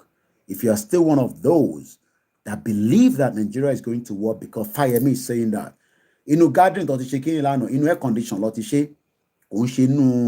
Bolekaja places. Hello, brother, me. Okay, sir. Sir, ọ̀rọ̀ tèmi kàn fẹ́ sọ, ó dùn mí pé bàbá Akíntóyè ń jọ mi Èkìtì. Ó dùn mí gan. Because ìdí nǹkan tí Fáyẹmí tó ń tà láti ṣe ni wípé bí ọ̀rọ̀ tẹ máa sọ wípé àmọ́ iye wọn tó ń ṣètò báwọn náà fẹ́ di senator, wọ́n fẹ́ di president. Fáyẹmí sì ní purpose pé wọ́n fẹ́ di president. Ó ṣì ní mission, yeah. Ó ṣì ní mission, yeah. Bẹ́ẹ̀ni. Ó ní mission. Àbó fẹ́ di senate president. Wọ́n lè máa promise ẹ̀ gan ní vice president. Bẹ́ẹ̀ni. Mission ẹ̀ tó ní ní ẹ̀ tó fi sọ bu rubbish tó sọ ẹ̀.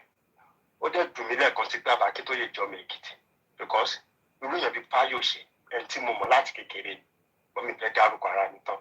Fáyọ̀ṣe di gómìnà Èkìtì àjọpọ̀ ọmọ àdì 419. Ó dùn mí gan. Bọ̀ àdúrà tí mo ṣàǹgbà ní pé Ọlọ́run á bá wa ṣe. Ọlọ́run kó wa yọ. Ẹ ṣé gan ni. Ní agbára, ní kankan, ẹ ṣé gan ni. That's a very straightforward contribution and we appreciate and thank you so much. Let me read this quickly. Thank you so much to my beautiful wife, K411, my brother. Thank you so much. If you're watching me for the first time, I only talk about the dissolution of Nigeria through a peaceful means, but I know that if it doesn't come peacefully, it will go the other way around. but there is still a negotiation that is going on. Let's read from this day how their own headline came. Fayemi, Sani, others agreed that Nigeria is crawling, want consensus on key issues. If this giant must work, manifesto for a new Nigeria. There's another person there, Timon Rilenyi. I can see Shehu Sani, Pat Utome is in there. Man to man so in There's another governor, I think this is the former Calabar state governor. He's the chairman, but this was at an event called Prince Emeka Obasi inaugural lecture. I think there's a call coming through. Let's pick that call. And I guess this is coming from the US. This number is never saved. Hello, Mr. Koiki. You're welcome to the program, sir. Hello, we are live. Yes, our live, yes. Emute then going in the lane. Emute mole. Kale going dada. Okay. Mo in live ni. Nǹkan tí mo kàn fẹ́ sọ ni pé Nigeria dàbí 37-story building. Okay. Tó wá kọ́ sórí bungalow. 37 yẹn ni pé all the states at Abuja lẹ́kọ̀ọ́ yẹ 37. A 37-story building built on a bungalow. With the present arrangement and Fulani mentality born to rule, Nigeria is going to Mogadishu. Everybody are just pretending. Everybody's a pretender. I have it right here in my family in New York. Until Nigeria is not working. Nigeria is not working. It was not designed to work and it will never work. Nigeria is not working. It's not designed to work and it's never work. Man, come to buy sorrow last to qualify a pay on Biomo 1 year, 2 years, 3 years, somewhere 25 years, 26 years. Kora, and one the player she was fancy. Time we're betting going to not in Bimo. Nigeria was designed not to work. It will never work and it can never work. It's a 37-story building. Don't console a bungalow. Don't fi foundation bungalow. A 37-story building on the bungalow foundation. Oh my, collapsed in it. Look at your program. Buhari went to UN fighting for Rohingya, fighting for Palestine, and they are there killing our people. His tribe are killing Yoruba daily. And people are pretending. Nigeria is affecting everybody. On to affect everybody violently. Affect you, affect me. I'm paying people back in Nigeria salary. They don't work for me. They are my family. But I can't work them suffering. We grew up together. But later people realize that this generation is missing. My children don't have that bond with them. They all know them one. Bond here, I'm going to 59, 60. How many understand the whole small because they don't have that bond. The same thing with you. Our money understand the whole thing because bond in here will see that bond will gradually be breaking. And once that bond breaks, that is the end. Hey. Mo máa ń kẹ́yìn tẹ̀sẹ̀ ń jí nílùú Amẹ́ríkà ní Canada tí ẹ̀ ń bá wa dá sí live ní program tẹ̀ ń wò lọ́wọ́lọ́wọ́ èyí tá a ṣe lánàá ni brother mi tún mẹ́nu lé wọ́n ní Mr. Koiki Buhari lọ sí UN his first ever UN ó lọ plead on behalf of the Palestinian while his own Fulani clan continue to massacre and kill us. Nǹkan máa ti ṣe wá báyìí o ẹgbẹ́ òsókè ẹni tó ń gbọ́ wa. Ẹ káàbọ̀ sórí ètò ẹ ṣé gan ni sà. Ẹjọ́ ṣe Fáyẹmí yẹn ṣe ọmọ Nàìjíríà. Ibo lẹ́yìn tó fẹ́ gbà sí báyìí lẹ́yìn tó fẹ́ gbà wọlé báyìí. Mi rò pọ̀ ọmọ Nàìjíríà ní Fáyẹmí yẹn. Ìṣẹ́dá kò jẹ́ pé àwọn Pakistan àwọn kìíní lọ́yẹn. Ọmọ Yorùbá máa ní Káyọ̀dé Fáyẹmí ọmọ Èkìtì. Kì í ṣe àwọn Fúlàní náà tí ń jẹ́ Fáyẹmí. Bàbá ìtúgbọ́lẹ̀ tí wàá gbọ́rọ̀ lọ báyìí má tún dá ìbá ti wà. Ṣé pé ọmọ Pakistan ní Fáyẹmí? Torí olórí burúkú èèyàn. Wọ́n ní ká má ṣe pé níjọ́ Friday. Wọ́n níjọ́ Friday ká má ṣe pé níjọ́ Friday ká jẹ́ kó dijọ́ Sunday. Ẹ mọ̀ pé ní Jímọ̀. Wọ́n máa sọ pé ká ní sùúrù. Ẹni tó sọ nìyẹn ó ní Nàìjíríà sì máa dáa ó ní Nàìjíríà sì máa dáa ó ní Andrew no check out to Nigeria go survive ó dẹ̀ tẹ sá lọ ẹ máa padà wálé ó máa dùn. Nàìjíríà máa dáa ọkọ̀ dáa àrí interest ní Nàìjíríà mọ̀ kẹ́gbọ́dì máa lọ. Ẹ̀yin ti bínú nìyẹn ẹ ti give up ó ní ká má give up ló ń sọ. Ó máa dáa kò dáa àrí interest mọ́. Tó bá fẹ́ dáa kó dáa fún àwọn tó bá fọwọ́ mú Nàìjíríà wọn. Ìfàgbéni lékè ìyá mi dáadáa ẹ káàbọ̀ sórí ètò. Wọ́n lè fi agbára mu nígbà tó ń wà lórí gómìnà company mélòó ló ṣe sí Èkìtì. Ó náà òun gbìyànjú ṣe bóun àti Afẹ́ Babalọ́lá jọ ta òun síra wọn. Ó náà òun gbìyànjú ó ní kí n má dá Afẹ́ Babalọ́lá. Ẹ̀gbọ́n kan dẹ̀ tún send message tí wọ́n ní kí n má bìlí Fáyẹmí náà ó lè ní gbogbo wọn Kóìkì má jẹ́ kó gbé ẹ mọ́ra Kóìkì afẹ́ràn ẹ má yẹ kó gbé ẹ mọ́ra. Ọ̀dọ̀ nǹkan tí Fáyẹmí sọ yẹn ó dà pé opposite ẹ̀ ló mean. Ó ń fi style sọ fún wa pé Nàìjíríà ò lè dá a mọ́.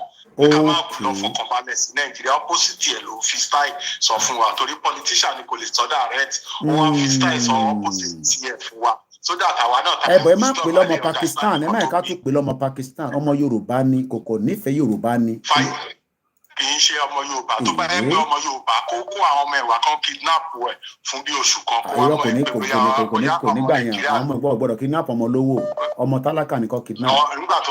Nígbà tó kó ọmọ ọmọ àwọn tálíkà nìkan máa kidnap. Ẹnu káwọ̀ lówó lọ́wọ́. Kọ́ bá wa bu gàrí sí. Kì í ṣe ọmọ ni àti kókó kó ọmọ ẹ̀wà kan drive láti Èkìtì. Ẹ má jẹ́ kó drive helicopter lọ máa fi drop wọn sékìtì wọn rìn lójú títì helicopter lọ máa lò. Helicopter lọ tún máa lò. Àwọn náà wá ń fẹsẹ̀ rí ọwá ní. Wọ́n náà máa ṣe títì wọ́n ní 2027 ara manifesto Tinubu nìyẹn ó náà máa ṣe títì. Tí Káyọ̀dé ẹ̀ bá tún padà sọ irú ọ̀rọ̀ yẹn tó bá sùn kò ní jí mọ́. Èpè ńláńlá níjọ́ Friday lórí Koikimedia show ẹ máa yẹ káwọn ará sọ̀rọ̀ kan máa bínú sí mi nísìn. Kò ní jí mọ́. Èmi kọ́ mo sọ yẹn o. Kì í ṣe ẹ̀yin ló sọ àwọn Yorùbá ló sọ àwọn. Ó ti tán Yorùbá lèmi náà so àjọsọ náà ni. Èpè ṣe wá pọ̀ àwọn èèyàn máa ń ṣàṣẹ Ọlánìní sọ pé àṣẹ. Alágbé à ń lọ lé wa ṣéjà wà bẹ́ẹ̀ ni kò síjà bẹ́ẹ̀ àdẹ̀ bá wọ́n jà. Kí ló dé tára ń ta yín báyìí tó tó yìí? Ara ọ̀tá wá gbà tó jẹ́ pé wọ́n pa ìyá wa, wọ́n pa ẹ̀gbọ́n wa, wọ́n pa ẹbí. Wọ́n ní fúngbà díẹ̀ ni Buhari ní fúngbà díẹ̀ ni ó ní Tinubu náà ó ní Tinubu bá lọ sí UN ó ní kí Tinubu náà lọ bá wa sọ̀rọ̀ nípa self determination ó ní kí Tinubu náà lọ bá wa sọ̀rọ̀ nípa self determination. Ó ní ká ní sùúrù fún kíni. Àbájá o à ń bá tiwa lọ ni o. Ó dà à ń bá tiwa lọ ni ẹ ṣe gan ni ẹ̀gbọ́n ìbínú púpọ̀ lọ́sàn-án ọ̀dẹ̀ bínú bẹ́ẹ̀ lánàá mo mọ tó ṣẹlẹ̀ lénìí Ifágbémilékè ìyá dáadáa tí Andy sí ní uncle Koiki mo tún ti di uncle mo àti jẹ gbèsè báyìí o. Most of us from the mixed parent our parent let us know about it so it has turned its back on. Àwọn èèyàn bínú sí Fáyẹmí o ó dẹ̀ níyàn dáadáa ní Fáyẹmí báwo ló ṣe wá rí lọ báyìí Fáyẹmí ẹ káàbọ̀ ẹ kúrọ̀lẹ́ ìrọ̀lẹ́ ò tí ń pọ̀n púpọ̀ bọ̀ ẹ kúrọ̀lẹ́ náà ni kí lẹ́yìn fẹ́ bá wa sọ. Fáyẹmí tó sọ pé don't give up on Nigeria ẹ kọ́ bẹ̀rẹ̀ lọ́wọ́ ẹ tó kọ́ give up on Nigeria òun ni number one. Báwo lẹ́yìn ṣe mọ̀ yẹn ó ní òun give up ẹ̀yin wá ń sọ pé ó give up. àkóso àwọn ọmọ Nàìjíríà. ẹ wọ gbọ́dọ̀ gbé Nàìjíríà ọmọ olówó gbọ́dọ̀ gbé Nàìjíríà tó bá dẹ̀ máa gbé Nàìjíríà Ìkòyí Banana Island nìkan kan ní kó máa gbé wọn ní láti gbé lẹ́kìtì sẹ́yìn expect ọmọ Fáyẹmí máa gbé lẹ́kìtì ni. So tó bá kó fi give up on Nigeria káwọn ẹwà ní kó wà lẹ́kìtì kó máa gbé bẹ́ẹ̀. Wọ́n ní wọ́n fi gbé lẹ́kìtì wọ́n ní Èkìtì kì í ṣe ibi táwọn máa gbé wọ́n fi gbé láàrin ibi táwọn Davido T.Y. Jima nǹkan kan gbé. So another more of it ni pé ṣe mọ̀ pé these people are politicians.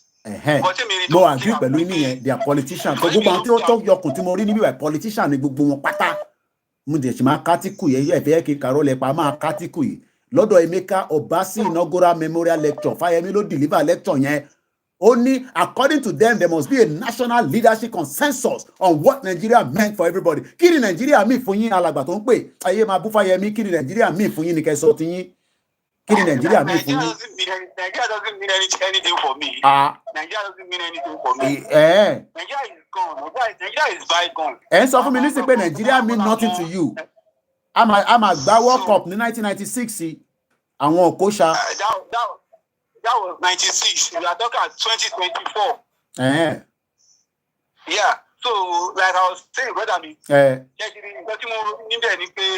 people are politicians. So, they don't plan they don't. But she was even gone. Tinubu tó wà ńbẹ̀ tó jẹ́ bàbá wọn tó wà ńbẹ̀. Jagaban ẹni Jagaban ẹ máa pè délẹ̀ Jagaban. They are because Fáyẹmí is not being favoured. Jagaban. ṣe ẹjẹ òun kankan náà ṣé kò ń ṣe pé Fáyẹmí àti Tinubu wọ́n ti ní clash because Fáyẹmí náà pòun náà ti fẹ́ lájẹńdà ju Tinubu lọ báyìí. So because kò sínú kákọ̀sí ẹ̀. Èèyàn kan ní ọkùn Koiki wà ní 2024 ẹ má máa gbé wa lọ sí 1996 gbogbo òkú ṣàtẹ̀sán ẹ má dá brain wa. So ṣé Fayemi àti Tinubu ṣe kò ṣe pé ìjà fẹ́ wá láàrin wọn báyìí torí mo rí pé ìgbésẹ̀ tó gbé nígbà tó ń ṣe campaign yẹn lọ ó dà pé Fayemi ò fi taratara gba ti Tinubu ó dà pé ọmọ Buhari ni Fayemi. Ẹ mọ̀ pé Fayemi ó ṣe ti Buhari ó ṣe ti Buhari. Òun náà ni mò ń sọ ọmọ Buhari gidi ni Buhari nífẹ̀ẹ́ gan. So after tí Jagaba ń wọlé tí Jagaba ti wọlé sí kò wà favored. Jagaba ti gbé ó ti wò pé ọmọ Buhari nìwọ Buhari kẹrin ló fẹ́ bá rìn àjò Jagaba jẹ́ lọ ṣe owó lọ ṣe opó lọ ṣe gbogbo lọ yí kọ́ lọ sówó àti Emefiele. So the thing is, àwọn tó wà ń bẹ̀ like Pastor Tommy gbogbo àwọn tó kóra wọn jọ bẹ́ẹ̀. Gbogbo lọ́dẹ̀ yọkùn báyìí. What I'm still playing now is that they are coming up with another story because nobody is sure whether the Jagaba gan ó máa di 2027. Ẹ má dẹ́rù bà ọmọ Yorùbá o àwọn ọmọ Yorùbá máa expect pé Tinubu máa lọ títí di 8 years máa ní. The question I keep on asking them is kí ló show up in Nigeria kó máa last 2027. Àdúrà kó máa last lèmi náà gbà wàláì àdúrà kó máa last tó bá jẹ́ pé lórí yẹn mo gbàdúrà kó máa last. So Prince Robinson ló bọ̀ wá ka comment yòókù díẹ̀ mo ń gbọ́. So their permutation is they are trying to come up. Àwọn òyìnbó ńláńlá permutation ẹ bá wa gbé wá sí level tiwa permutation kí ló mean náà lè máa ń da gbogbo nǹkan rú. Permutation kí ni permutation ẹ sọ nìkan tó lè yé wa ẹ bá lóyún bí ṣe ní. Èyí jẹ yóò jẹ gbẹ̀kọ́ níbẹ̀ yẹn kó gbàkàrà lọ́hùn. So nǹkan tó ń fẹ́ wò ebí èyí jẹ yóò jẹ ní pé tábà wò tí ó bá gbé báyìí tí ó bá gbà báyìí bí a ká tún pè é báyìí pé Nàìjíríà ta draft ni. Chess wọ́n dẹ̀ máa ń play draft láàrin èkó báyìí tó bá jù lọ báyìí wá jù báyìí ìwọ tó bá mọ̀ play wá kọ̀ jẹ́jẹ́jẹ́jẹ́ wá padà sókè báyìí wọ́n fi wá play draft. So nǹkan tó ń wò ní pé so they are coming up with another political party. Ṣé petrol crisis ti lọ́lẹ̀ díẹ̀ sà? Petrol the queue is too queue yẹn kò sí epo ó tún wọ́n. NNPC náà ń ṣiṣẹ́ lé lórí gbogbo wọ́n ní gbogbo ẹ máa clear ní weekend yìí ẹ lọ fọkàn balẹ̀. Màdé àwọn èèyàn bá ti kú tán. Àti kù rọ́lẹ̀ ń pa ìbẹ́ ẹ̀ ṣe ń bíríìjì yìí rẹ̀ tí kù kò síkù kankan lọ́dẹ ní Buhari ṣe tiẹ̀ sáà kú kú nínú ti Buhari nínú ti Tinubu yìí náà ẹ má bẹ̀rù ikú gbọ̀kan bà wá àlàáfíà lẹ máa wà máa gbọ́hùn yín ẹ máa rówó ra dẹ́tẹ̀ ẹ máa rówó gbọ́ Koikimedia ẹ ní kíyàwó yín ṣe ọbẹ̀ ẹ̀fọ́ fún yín tó bá rẹ̀ jásẹ ní kó gé pọ̀nmọ́ sí láàrin ẹ̀. wọ́n pàdé náà kan lẹ́yìn. olówó jẹ kùmọ̀dé dárúkọ olówó jẹ. ààrẹ náà ẹ̀yin oṣù olówó ni ṣùgbọ́n olówó ni ẹ̀gbọ́n mi ti ń rẹ́rìn àdúrà wa gbà ẹ ṣé gan ni thank you so much. àdúrà tí máa ń gbà ní pé àṣìṣe tó máa bá wọn. kí gbogbo wọn dàrú láàrin ara wọn kí Tinubu kó fọ́gi mọ́ Fayemi lórí kí Fayemi náà fọ́gi mọ́ lórí kó overthrow Tinubu kí Tinubu náà overthrow wọn kí gbogbo ẹ̀ dàrú ẹ ṣé gan ni torí pé àwọn èèyàn pọ̀ lórí ìlà. Wọ́n ní this weekend no be juju be that. Prince Robinson, is John Kayode Fayemi just awake? It is so pitiful that our politicians now turn politicians doesn't care about the citizen. Wọ́n ní Fayemi gan rí healthcare center kọ́ délẹ̀ tán. Ẹgbẹ́ òsókè ẹ̀gbọ́n mi ẹ̀lẹ́ lórí ìlà ẹgbẹ́ òsókè. Kí ló ń pa ìyá mi Liz Fẹ́mi nínú pàílẹ̀rìn? Any right láti pè any right. I'm so annoyed with this. Ẹ máa annoyed this afternoon. Ẹ máa annoyed too much. Ṣẹ̀rí wèrè wọn. If you look at their gathering, one walk out to something towards 2027. Àwọn tí ń prepare olóṣèlú wèrè ni wọ́n máa ń prepare ni wọ́n ti ń múra sílẹ̀. Ṣẹ̀rí my brother. Àwọn wèrè yìí they don't care wọn bá jẹ ìlú kan jẹ ìlú mẹ́wàá run nílẹ̀ Yorùbá àwọn people all they need to tell you ni pé calm down. The perpetrators will be brought to book. Láti ìgbà tí Nàìjíríà ti wà perpetrator will be brought to book. Èkíní àti ìrí book èkejì àti ìrí pen pépà tẹ máa rí àwọn tó kọrúkọ wọn síbẹ̀. Okay. That is what they keep telling the people like ìgbà tí ìyẹn dúgbàm ní Ìbàdàn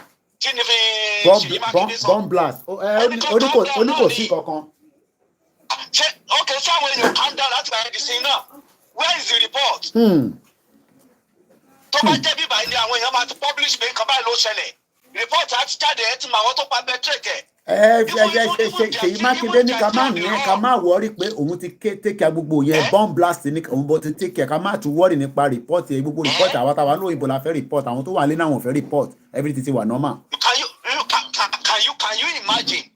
And you are saying, okay, and you say, what is the root cause? But kí la tún fẹ́ fi root cause ṣe á ti mọ̀ pé bomb blast ni. Àtún sọ pé kí Ọlọ́run má jẹ́ ká ti rúrú ẹ̀ mọ́ ìní àtúnṣẹlẹ̀ Ọlọ́run jẹ́ ká rírú ẹ̀ mọ́. They are mad people. Àwọn Amẹ́ríkà ti bínú tán. Àdúrà ká máa gbà náà ni. Fúlàní ló ṣe the first one. So what I'm trying to say is this. One try to work out something again for 27. Because ọdún mẹ́ta mà ló kù brother mi ọdún mẹ́ta. Bẹ́ẹ̀ ni ọdún mẹ́ta ló kù ló wà. Wọ́n mọ̀ pé number one like I always told you. Ṣé gbogbo àwọn bàbá wa gbogbo àwọn Yorùbá tó bá rò pé Tinubu wà ń bẹ̀ ọdún mẹ́jọ ló ní bàbá dìlúṣà ayérayé ni. Jagaban la máa ń sọ yìí. It doesn't matter. It does not matter. Jagaban. He's a human being. He's a human being. Èmi tí mo sọ̀rọ̀ yìí. Mi ò ní ìrọ̀lẹ́ ní. This is 10:33 now. Wọ́n tẹ̀ ló wà ní France ó ń gba treatment but kò sí nǹkan tó bad níyẹn. Wọ́n ló ti lọ láti Saudi wọ́n ti gbé lọ sí France wọ́n lọ ti top up fún but kò sí nǹkan tó bad nípa yẹn kọ́ lọ́n fún lálàáfíà. This is 10:34 a.m. in Texas. Èmi ò ní ọ̀sán yìí. Gbogbo alánà sàn Ọlọ́run a máa lọ sàn a máa lálẹ́. Ọlọ́run ló ní gbogbo ẹ̀. Ọlọ́run ló mẹ́ni tó máa dọ̀la. So ìtẹ́fẹ́ mú jáde nínú nǹkan tẹ́ pé padà nísìn ni pé àwọn politicians ti ń prepare for 2027 fún kankan. And then another thing is this. Yes. Another thing is this. Yes. Let me tell you. Even tí bàbá Tinubu bá di 2027 tó bá di 2027 lọ 2027 is still not automatic for him. It does not matter how àwọn mọ́lá tẹ̀ ti yarí náà wọ́n náà wọ̀n ní fún ní ticket. That is what I'm saying. Wọ́n náà wọ̀n ní fún ní ticket. That is what I'm saying. Àwọn ọmọ bí Tinubu ti ṣe àmọ́ bó ṣe fẹ́ play game yẹn this time around. So tábà yọ support àwọn náà ti yẹ kúrò nínú 2023 election kí ló kù fún bàbá Tinubu? Mo kàn lọ sókè mo wáyé. Kí ló kù fún tábà yọ support wọn kúrò nínú 2023 results? Kí ló kù fún bàbá Tinubu? So what I'm trying to say ni wípé àwọn obedient wọ́n ń kóra wọn jọ. Àwọn yẹn kódà wọ́n ní tó bá bọ̀bọ̀ lọ́kadà yẹn ó ní tó bá arrest Peter Obi ó náà máa dá wàhálà alẹ́ àwọn máa bá Nàìjíríà jà gbogbo ẹ̀ máa dàrú pátápátá mo ní ilé ètò alágbára díẹ̀. They are just joking. Ṣé tó wọ̀ ní ṣe kankan? Ó gbọ́ àwọn yẹn orí social media làwọn yẹn. Ẹ má sọ bẹ́ẹ̀ wọ́n náà ń plan nígbà kan owó dẹ̀ wà lọ́wọ́ wọn báyìí. Nigeria is a crime scene. Nigeria is a crime scene. Àwa need a lot of forensic. I'm not saying we pay about the free, fair, and credible election. Peter Obi is not going to win. That's not what I'm saying. He could win. It's possible. But you are never going to get free, fair, and credible election in Nigeria. Tinubu máa rí gẹ̀ ọ́ kò ní jẹ́ kí Peter Obi débẹ̀ ọ́ láyé. Àwọn málàgàn nígbà. And let me tell you, OLAYOMI KOIKI, they are going to mount so much pressure on him. I'm telling you, go and write it down somewhere. Go and write it down somewhere. Wípé nígbà tó bá súnmọ́ election, you will see the crisis tó bá wà láàrin Tinubu àti Shettima. Hey, Shettima, you structure my food. Bó ṣe wú ẹ̀kẹ́ tó máa wò bí pé kíkíní ẹ máa wọ ọkọ̀ tó ń ṣẹlẹ̀. Restructure my food. Kì í mọ tinú adákẹ́jà ni ọ̀pọ̀ yẹn wọ́n gbọ́dọ̀ sílẹ̀ síbẹ̀ bẹ́ẹ̀ ni. I'm telling you, nígbà tó bá súnmọ́, you will see the crisis that will be in Tinubu's political party. Shettima kò ṣe trust rárá. Tí àwọn náà ti máa gbé jáde. So let me tell you, 2024 is not automatic. What Baba wa Aṣíwájú Bọ́lá Tinubu, we love him so much. Hey. What he has is 3 years now. Kó tètè bá wa tẹ̀ sẹ́tọ̀ ká bẹ̀rẹ̀ sí í ṣèpàdé ọ̀rọ̀ self-determination. People like Fayemi. Àwọn fẹ́ position ara wọn. Wípé nígbà tó bá ń di 2027, wọ́n lè wo somebody like Fayemi láti silence area Tinubu. Saraki má sì wà níbẹ̀, bàbá wèrè burúkú yẹn. Ẹ gbàgbé àwọn yẹn Saraki wo. Òun ló di gbogbo Ìlọrin mú. Ẹ gbàgbé àwọn yẹn, gbogbo àwọn yẹn, ẹ gbàgbé àwọn yẹn. Ẹjọ́ ìmọ̀ politics dáadáa. There will be alignment and realignment. Hey, òyìnbó ńlá ńlá. There will be alignment and realignment. The mechanic ló sọ̀rọ̀ lọ́wọ́ yìí. If you see Shehu Sani, if you see Patu Tomi, if you see Kayode Fayemi, I'm telling you. Àti bọ̀bọ̀ fọ́mà Calabar àbí kíní kan òbá iná ọ̀nà gùd nígbà tó ṣe gọ́fúnà ńgbà yẹn kí lórúkọ ẹ̀ náà wà ń bẹ̀. Ọbọ̀n àbí kí náà pé. So whatever is his name, they are cooking something towards 2027 because one of that wall is going to crack. One of them, that center will not hold. You understand? So they are trying to realign themselves so that they can take that opportunity. And what am I trying to say? Our people, after. They don't care about anybody on the streets. They don't care about anybody. Only one prepare for. Sweet ones, those are the manifesto of APC. Kayode Fayemi Kayode Fayemi was a manifesto APC. People are listening to like Jonathan. Those are the people behind it. Okay. So I can't want to share again, and then to use the word giant. Baba tó sọ̀rọ̀ lẹ́ẹ̀kan yẹn Ọlọ́run á bá mi dá wọn sí. Tó sọ pé it's a 37-story building. Ọgbẹ́ sórí bungalow. Built on a bungalow foundation. Ọlọ́run á bá mi dá bàbá yẹn sí. Mr. Williams Asani, I so much love the analysis of the caller. He understands the political game. Òun náà mo ṣe pé ẹ̀gbọ́n ìmọ̀ nípa politics dáadáa. That is the truth. That is the truth of what is going on in Nigeria right now. Now they call giant. It's an irrelevant giant. It's an irrelevant giant. Go need to a common man. We don't need that giant in Nigeria. Barack Obama mama sọ bẹ́ẹ̀ pé giant of Africa ní Nigeria. Forget it. It's not. Kini giant say Goliath ní ṣe pẹ̀lú power of David. So if one Bible lọ nìyẹn. Okay. Like I always say, that the Yoruba nation. Forget ever 60 million. Nigeria, I figure in Nigeria. 30 million. The figure in Nigeria is according to the estimated in 2022 or so. So if you go on Wikipedia, Nigeria is Yoruba is 45.8 million. Okay, akọ náà díẹ̀, akọ díẹ̀. If you go to Wikipedia, that's what you're going to get. If that is what we get, we are Nigeria kúrò ní Africa. Yoruba nation is bigger than 43 countries. Ẹrù nìyẹn. Go and investigate what I'm saying. I have all the figures. I have it right there in the paper. Nigeria is bigger because we are 45.885 45,885,000 only Yoruba, and that constitutes 21% of Nigerian population. Oh yeah, Donald Duke of Cross River. Yes, Donald Duke lórúkọ ẹ̀ náà wọ́n lápẹ̀ nǹkan. So if you go by that, yes. Nigeria only 7 African countries bigger than Yoruba nation. These are Uganda 48.5, Sudan 48.1, Kenya 55.1, South Africa 60.4, Tanzania 67.4, Democratic Republic of Congo 102.2 million, Egypt 112.7, and Ethiopia 126.5 million. Every other 43 countries in Africa, Yoruba nation is bigger than them. That is why I want to nail it. And Yoruba nation is bigger enough. We have all the resources, both human and natural resources, to build the Dubai of Africa within the next 10 years. And that is where I want to stop it. Thank you so much. Politicians are rogue. They are rogue. Done with them. We are no longer interested in Nigeria. We want to go. God bless you. Arákùnrin on analysis yẹn ṣe dáadáa. Ifágbémilékè ni politicians are backstabbers. I am not surprised. Ọmọ àlè mùjẹ̀mùjẹ̀ ní gbogbo wọn. bàbá wa Sun Odu wọ́n ní Donald Duke bẹ́ẹ̀ ni orúkọ táwọn wá nìyẹn. Michael Coker wọ́n ní long time well done sir. Àyílẹ̀ sálọ àbẹ́ tẹ̀lé onítìrí lọ ní sà. Mo jẹ́rìí yín ẹ̀jẹ̀ tẹ̀lé onítìrí kọ́ lẹ tẹ̀lé lọ ẹ busy lẹ́nu iṣẹ́ àbí àwọn project ẹ̀ ń ṣe. Till Anderson ní imagine most Yoruba kids born abroad wọ́n pọ̀ bí ẹrú.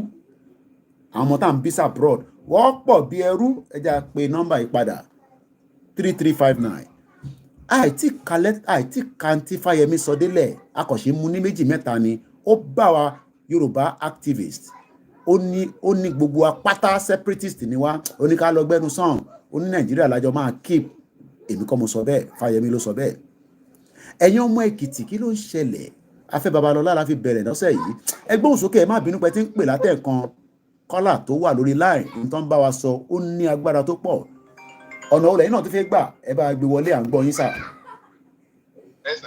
mo jẹ́ kí yín mo kọ̀ ẹ́ fi kọ́kọ́ yé yín báyọ̀ tẹ ló ń sọ̀rọ̀ máa tẹ ló ń sọ̀rọ̀ lẹ́kìtì kẹ́rí ẹ lọ sí Èkìtì state sà tẹ bá ti kúrò ní Ọ̀ṣun ṣé ń gbọ́ sí ọ̀nà tẹ fi máa dé Èkìtì ní gbogbo ọ̀nà tó wọ Èkìtì tẹ bá fi lè kúrò ní Ọ̀ṣun ẹ máa tẹ̀ náà dé Ọ̀ṣun tẹ bá dé Ọ̀ṣun àti Èkìtì kò sí ọ̀nà ẹ bèèrè náà máa yìí tó sọ̀rọ̀ yìí pé nígbà tó fà lórí gómìnà lẹ́kìtì ibo ọ̀nà wo ló ṣe. ó náà ń gbàgbé kóhun ṣe ó ní the next government ó ní kí ní ẹni sùúrù mo fẹ́ defend ẹ̀ ó náà ń ráyè ṣe ó náà ń ṣe àwọn project kan tó ń pè ní airport ó náà ń ṣe airport fún yín.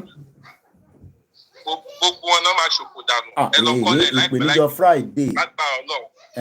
gbogbo wọn máa ṣòfò dànù ẹ bèè lọ́wọ́ àwọn ọmọ Èkìtì tó wà lábúrò concept ṣẹ̀pọ̀ ẹni sọ̀rọ̀ ọ̀nà délé àwọn tó bá jọ lè yẹn bèrè lọ́wọ́ tẹ bá ti dé Ọ̀ṣun bandi tẹ bá ti dé Ọ̀ṣun bandi ẹ máa tẹná dé Ọ̀ṣun bandi ni ibi tó Ọ̀ṣun parí sí ẹ tẹná débẹ̀ ni tẹ bá ti débẹ̀ báyìí gbéra látọ̀ṣun máa lọ sékìtì kọ́ má jì í gbé lóko ẹ kọ́ pápá lọ́wọ́ àwọn Èkìtì tẹjọ wà wọn lọ́nà. bọ̀ Fáyẹmí ní kí n sọ ẹ máa ń bínú mà Fáyẹmí ní ó ní kẹ́ má give up lórí ọ̀rọ̀ Nàìjíríà o. ṣe rí Fáyẹmí tẹ̀ ń sọ yìí ṣe ń gbọ́. mò ń gbọ́ sà. ó wà ní òun ló wà bí kásọpá architectural drawing fún àwọn gọ́ọ̀mẹ̀ntì yìí ṣe ń gbọ́ ó léye tóun náà ń gbà lọ́wọ́ wọn ó léye tóun náà ń gbà lọ́wọ́ Tinubu gbogbo tó ń ṣe ó ti gbowó ni nà á ẹ understand ṣe ń gbọ́ òun ló ń plánù fún wọn òun ló wà òun ló ń plánù fún wọn òun ló ń ṣe drawing fún wọn wọ́n ṣe máa mú ẹ confirm dáadáa. ṣé pé wọ́n ti ń prepare for 2027 lẹ́ ń sọ yìí. àná ti ń ṣe drawing wọn lẹ̀ ara drawing wọn náà ló fi ń sọ̀rọ̀ yìí nà á gbogbo wọn lọ́nà máa mú. àmín. tẹ bá wo gbogbo Lagos state níjẹta àná 1,000 plus náà ti po 1,000 plus. ṣé pé wọ́n ta ní 650 mọ́. kí lẹ sọ. mo ní ẹ má bínú ẹ má bá mi jà mo ní ṣé wọ́n ta ní 650 mọ́ ní sà. 650 ti báwo ó dẹ́ pé mo sẹ́ẹ̀dì ilé kọ̀ọ̀kan fún yín ní mòwe ìbàbọ̀ mi báyìí opposite rẹ̀ kí ló ṣe wọ́n níbẹ̀ 1,000 plus. 1,000 plus. mo sẹ́ẹ̀dì kìíní ẹ̀ sí yes mo sẹ́ẹ̀dì ẹ̀ sí opposite redeem 1,000 plus. bí a redeem bá wọn sọ̀rọ̀. mo sẹ́ẹ̀dì kìíní ẹ̀ sí. nígbà wọ́n ṣe máa tẹ pé ní 1,000 plus nígbà àgbà jagaba nírọ́ jagaba náà àgbà. ó ní bàbá yẹn fi dìde pé ká lè gba country wa ká lè gba country tiwa ó ní bàbá yẹn fi dìde àti ó pé ká lè gba country tiwa ẹ̀yin ẹ̀ lọ́nà ẹ̀ kàn ṣèjọba wọ́n kàn ṣèjọba useless ìjọba lẹ́kìtì. bọ̀ wọ́n náà ti ń ṣe Calabar road kìíní kan tó fẹ́ ṣe Calabar coastal line wọ́n náà máa parí ẹ̀ wọ́n náà máa cost 15 trillion láti Lagos a máa tẹná wọ Calabar lọ. kọ́nà tèmi bá ti drop ó sì kọ́nà jẹ́ káwọn ọmọ Èkìtì wọlé kọ́ wá sọ bí tọ́nà wọn wà tí n bá lọ sí Èkìtì tí bá dé ara máa rú mi ni. kí ló dé ẹ̀ẹ́dẹ̀ máa lo paracetamol àbí panadol. ẹ sà mo lọ sí check-up ní tí bá dé. ẹ máa lọ sí check-up. ẹbí láwọn ọmọ Èkìtì. bẹ́ẹ̀ ni mo sọ pé hospital ẹbí láwọn ọmọ Èkìtì. ọ̀nà ẹ bá àdìgán nìyẹn o. Ọ̀ṣun ẹ máa tẹnudọ Ọ̀ṣun ni Ọ̀ṣun bọdà Ọ̀ṣun. a máa sọ fún Fáyẹmí kó bá a sọ fún current governor kó bá wa wá nǹkan ṣe sí. ibi tó ti parí sí Fáyẹmí ò ṣe kankan o ó ṣe kankan Èkìtì worst ó worst pẹ̀lú road. ẹ bọ́ ṣe wọ́ Èkìtì mọ́lẹ̀ kò dẹ̀ dá báyìí o. very bad state. kì í ṣọmọ Èkìtì lẹ ṣe ń sọ̀rọ̀ báyìí kì í ṣọmọ ẹ ní sùúrù ẹ̀yin ò kì í ṣọmọ Èkìtì lẹ ṣe ń bú lẹ ṣe ń sọ̀rọ̀ ẹ má ti sàlọ mo ní ẹ̀yin ò kì í ṣọmọ Èkìtì lẹ ṣe ń sọ̀rọ̀ sí Èkìtì báyìí kí ló dé. mo ti rí bẹ́ẹ̀ ẹ ń bínú sí wọn ni bí ẹ ti fẹ́ yàwó fún wọn tó ti gbàyàwó lọ́wọ́ yín. Ondo state ni mi ò ìgbà máa gbà lọ sóńdó state tẹ́ bá tún kó lẹ́kìtì ẹ̀ torí pé Ondo state ti ń da díẹ̀ díẹ̀. ṣé pé Èkìtì yẹn nìkan ló ṣà ní problem. Èkìtì yẹn wọ́ sí o Ṣàkóyè kì í ṣe ìdára ẹ má máa lọ lé ní gbogbo ìgbà tó ilé ìtẹ́ni ẹ máa lọ ń ṣe check up mo fẹ́ kẹ́ máa ṣe check up ẹ máa fowó jẹun ní ẹ ṣe gan ni. ẹ máa gbọ́ Lagos yìí ṣe àgbà àwọn ibìkan ní part of Lagos ṣe ń gbọ́ àwọn bíi mòwe kankan mòwe bá fọ gbogbo àwọn ọbẹ̀ kò sọ́nà nọ́mà nìyẹn àtayébáyé nìyẹn ẹ máa sọ pé kò sọ́nà àtayébáyé nìyẹn gbogbo expect kí ọ̀nà wà ní gbogbo ẹ̀ olórí burúkú ni Dàpọ̀ Abíọ́dún bomb bastard ni kò sọ́nà. so ṣẹ́rí dàpọ̀ àti gómìnà Èkìtì yẹn gbogbo àtúnṣe ṣe ìjọba lẹ́kìtì ọmọ ìyá kan náà ni wọ́n. ẹ wo kọ́lọ́dé ti ṣe àánú kádébí tán lọ àmín kádébí tán lọ ó dà ìyẹn gan ni kókó ẹ ṣe gan ni. ẹ wo Nàìjíríà tọ́fù ó tọ́fù báàrẹ̀ ń ṣe mọ̀ pé tọ́fù. ṣebí Nàìjíríà lèmi wà. èmi ò mọ ẹ má bínú mo rò pé Tógò lẹ wà ní. ẹ wo káfíńsì ń dákẹ́ ni o ẹ wo wọ́n tún ti lọ pọ́n láìlọ́ọ̀nù bíi ṣúgà wọ́n tún fi kiri ráìsì sínú ẹ̀ wọ́n tún ta $100 níbi táyé Nàìjíríà bàjẹ́ dé. ó dà níbi táyé wọ́n bàjẹ́ dé. ẹrẹ́pọ̀ ràṣà fún irun nǹkan tẹ́ ń lò ó bí ẹ fi ń tan jẹnẹrétọ̀ nǹkan kan ṣé ẹrẹ́pọ̀ rà. epo kẹ̀ sólà là ń dùn sólà. Ọlọ́run máa bá wa pẹ̀lú yín gbogbo tẹ́ bá ń fọwọ́ sí a máa ṣe é ṣe ẹ bá ń pẹ́ àwọn ọmọ. àmín. àìfọ wọn ṣàtúntò yẹn wá kò ní wọn ṣàtúntàwọ ni o Ọlọ́run adé pàkóso adélẹ̀ rírí adébítà ń lọ o. àmín ó ti tán o. ó ti tán. ó ti tán. ó ti tán. ẹ̀gbọ́n ẹ̀ ní ìlú yìí ti tán ó náà ti tán ó ti tán wọ́n bá náà ti tán ó ti tán máa lọ ta ló rántí orin yẹn máa lọ mọ́tò pínpín ta ló tẹ̀ kán nígbà yẹn náà Koiki, what is our business with Calabar road? Kí lẹ ní pé kí ni business wa ta máa tẹná mọ́ àwọn ọmọ Calabar wọn náà fine bàjẹ́ ilẹ̀ ní pé ta bá gbéra láti Lagos èmi àti yín Mr. Banki Ọláni a máa pín driving yẹn ta bá tẹná a lọ Calabar a lọ ṣe fàájì àdé drive padà ẹni ọ̀nà yẹn wúlò náà coastal line àwọn olè Lagos Ìbàdàn expressway wà níbẹ̀ wọ́n rí ṣe Lagos Ìbàdàn expressway ó wà níbẹ̀ babaláke ṣe gbogbo wọn ṣe wọ́n rí ṣe wọ́n wá lọ gbéyàn kan dé nísìn Minister for Transport ibo ni Rotimi Amechi wà one chance ní Nàìjíríà where is Rotimi Amechi Mr. Simple Ryan wọ́n ní Mr. Koiki you are so funny láyé àgbẹ̀sára where is Rotimi Amechi Rotimi Amechi dà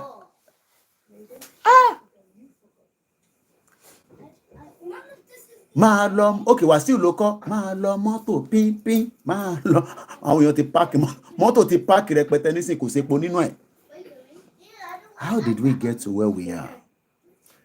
àwa ń sọ fáwọn ọmọ Yorùbá pé ṣe jẹ́ kí gbogbo wa máa pariwo self-determination. I can bet you in the next 2 years wọ́n ti máa bẹ̀rẹ̀ campaign àwọn ọmọ Yorùbá gbogbo tá à ń sọ wọ́n ò tún ní rántí mọ́. òkè Wàsíù ló kọ́ mo ṣàwọn pé máa lọ mọ́tò pínpín máa lọ mọ́tò pínpín.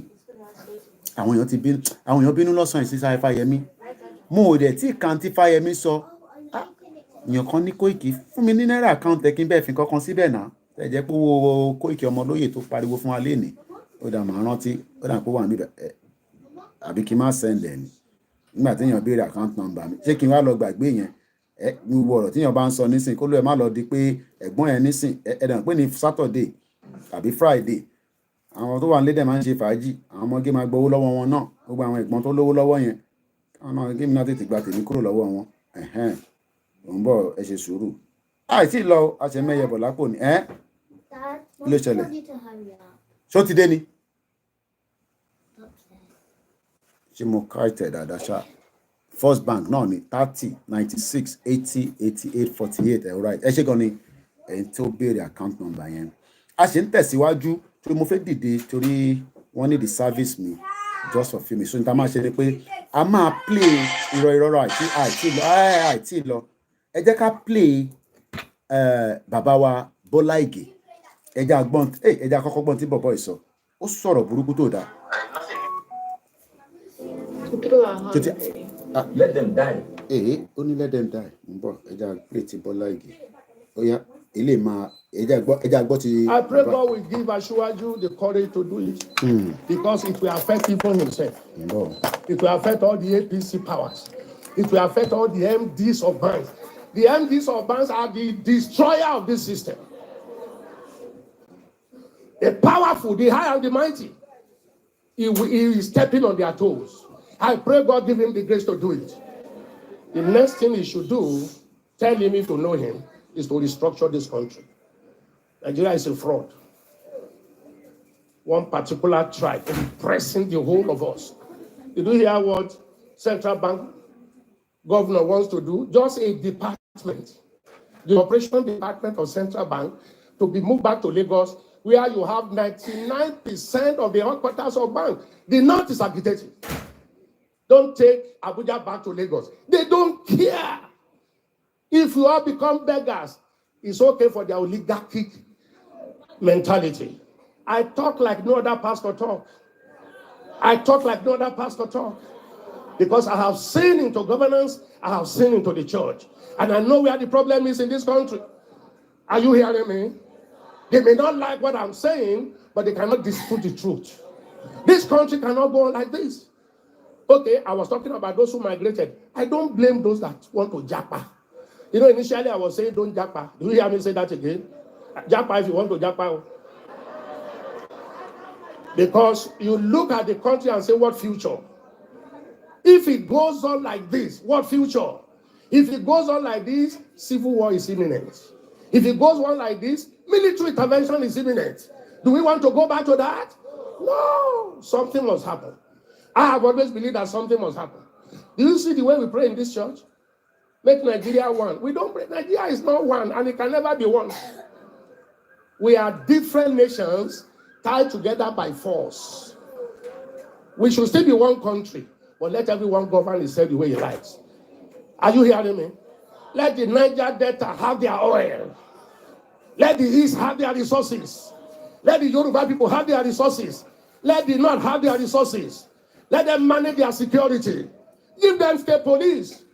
Let everybody guard his borders. Let everybody generate his economy.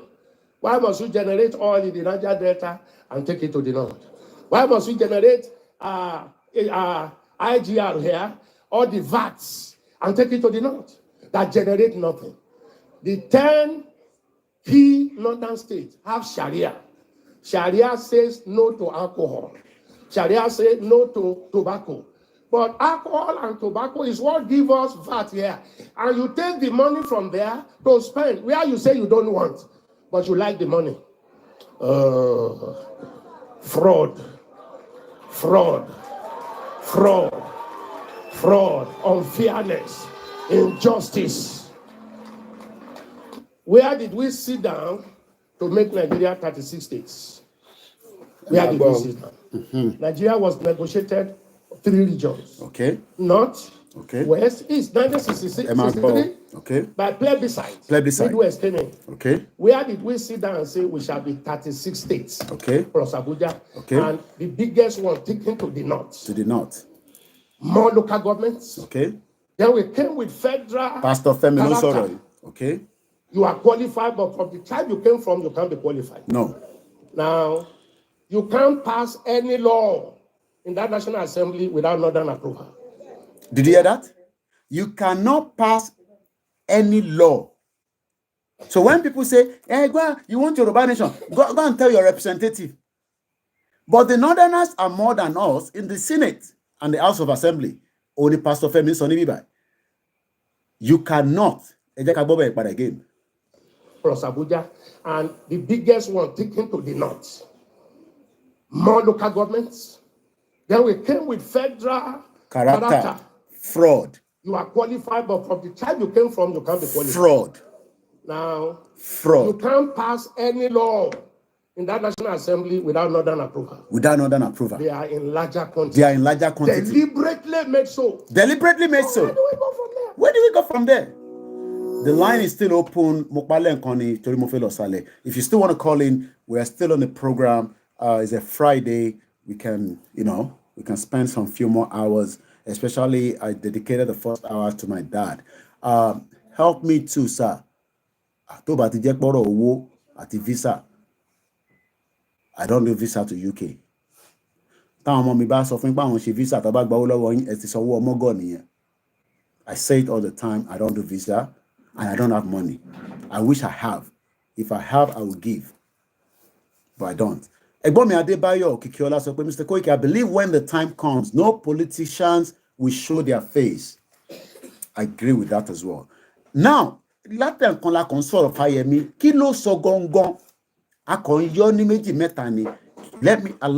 permit me to read what Fayemi presented yesterday. Permit me. Shall permit me. Thank you so much, those of you watching me from Nigeria. It's a hell of a data. I know some of you have to download the video and watch it. I want to pay my daughter's school fees. Your daughter's school fees. Sorry. Koda, I want staff me. So you can see that it makes sense. Staff me family listen you. The family one. So I'm sorry, we don't have that kind of money on this platform. We don't do such. Yeah, I'm so sorry. I wish we can, but we can't. Okay? And please do not put it out again. If not, we can just block you. But we don't want to. Can she donation in school fees in Congo? No, not on this platform.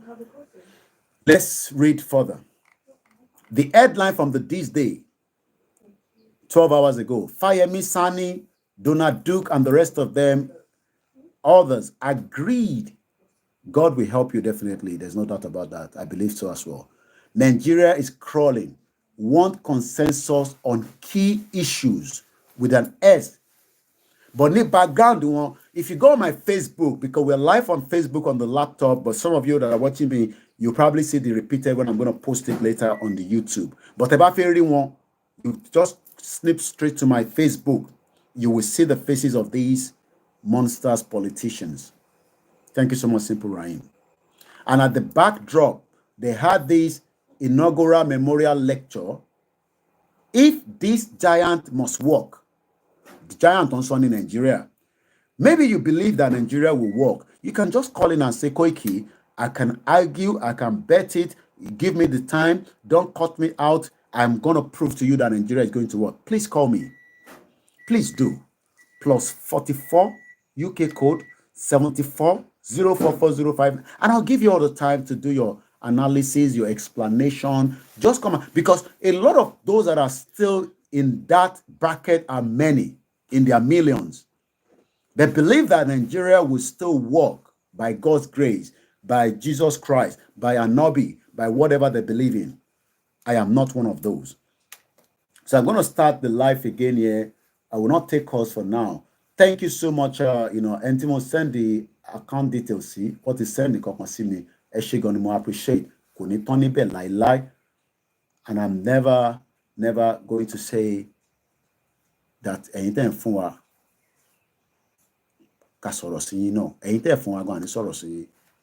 we appreciate it and we don't take it for granted. Let's start the Instagram here on Koikimedia. We normally go live permanently. I think it gives us one hour. After 1 hour, it drops off. I still come back. And I have my charger right underneath the Instagram. Kini. I'm all being. Imbola ti jọ pàdé ra wọn báyìí. Kini lele yìí. Àbíkẹ́ Dábírí àti bọ̀bọ̀ tí mo ti sọ pé ẹ̀ẹ́dà gbọ́n tán sọ. Èyí tí mo ti sọ ní sùúrù. Ẹ mọ̀ kó mo ti sọ̀rọ̀ àwọn méjèèjì yìí. Ẹ̀ẹ́dà gbọ́n kò tẹ́tẹ́ sọ. But here's the thing, we need to work together. We have a president who is determined to be better. Let's work together. Particularly the younger ones. We're here in the UK, we see what is going on. The younger ones, like saying all over the world, as chairman diaspora, I know that we have to be intentional about engaging, and that's what we're doing. So, and when me representing all the people on the street, when I tell on something, on a go greet you, when I go greet, we talk when we get back. The streets in that the same. They are both in UK. You say you No, get the street, the street. We are street. No, you're not street. No. No. Okay, brother, Wait. And they go. What's your own? But on the more Now serious this madam where they here, where they on the call more serious herself note, street. I go to my constituency every time. I'm with market women and with we don't look. I don't have to expose it. That's what I'm saying. I'm with the grassroots. My husband is even a bigger grassroots person. My husband will go to every street, come back and say, this is what is going on, I will go with him. So whether you are Okada rider, market woman, I started from, helping people sell, in those days, practicing selling cola nuts, just 2,000 naira can make a difference. Then, no. So this is the waiting way President won't do. For those people on the streets, as you say, how can we build small businesses? How can we make life better for them? Now, when that is all I care for. Before you talk hating for a better Nigeria, they want you to speak up. But here's the thing, we need to work together. Abikedabiri, Ongbemora ni o. Sister mi dada. Both Abikedabiri, eléyìí mo ń sọ lẹ́ǹkan pé ó ní ọba arrest Peter Obi, Charlie Boy, pa ọmọ dáwà lásìlẹ̀. Both of them are in London, and you can hear Abikedabiri just trying to, convince Charlie Boy, just to, how they do politicians when they make themselves like that. Ejeka Kanti Fayemi, Itambabo Latenko. Good afternoon, good evening. It's 5 p.m. We're still live. We are literally 2 hours, 53 minutes into the live transmission. We might end it anytime after 3 hours. Lori Mix LR. You have probably about 7 more minutes. After that, you would have to join us on the other platforms. Let's read quickly. A former governor of Ekiti State, Dr. Kayode Fayemi, Senator Shehu Sani, Donald Duke, and others, yesterday at the Emeka Obasi inaugural memorial lecture, agreed that Nigeria was not working as a nation, but crawling with no national development vision. According to them, there must be a national leadership consensus on what Nigeria meant to everybody and on how to manage the nation's resources while ensuring transparency and accountability at local levels. Delivering his keynote lecture at the event in Lagos, Dr. Kayode Fayemi, the former governor of Ekiti State, maintained that the theme, "If this giant must walk," manifesto for a new Nigeria, is most appropriate for these times.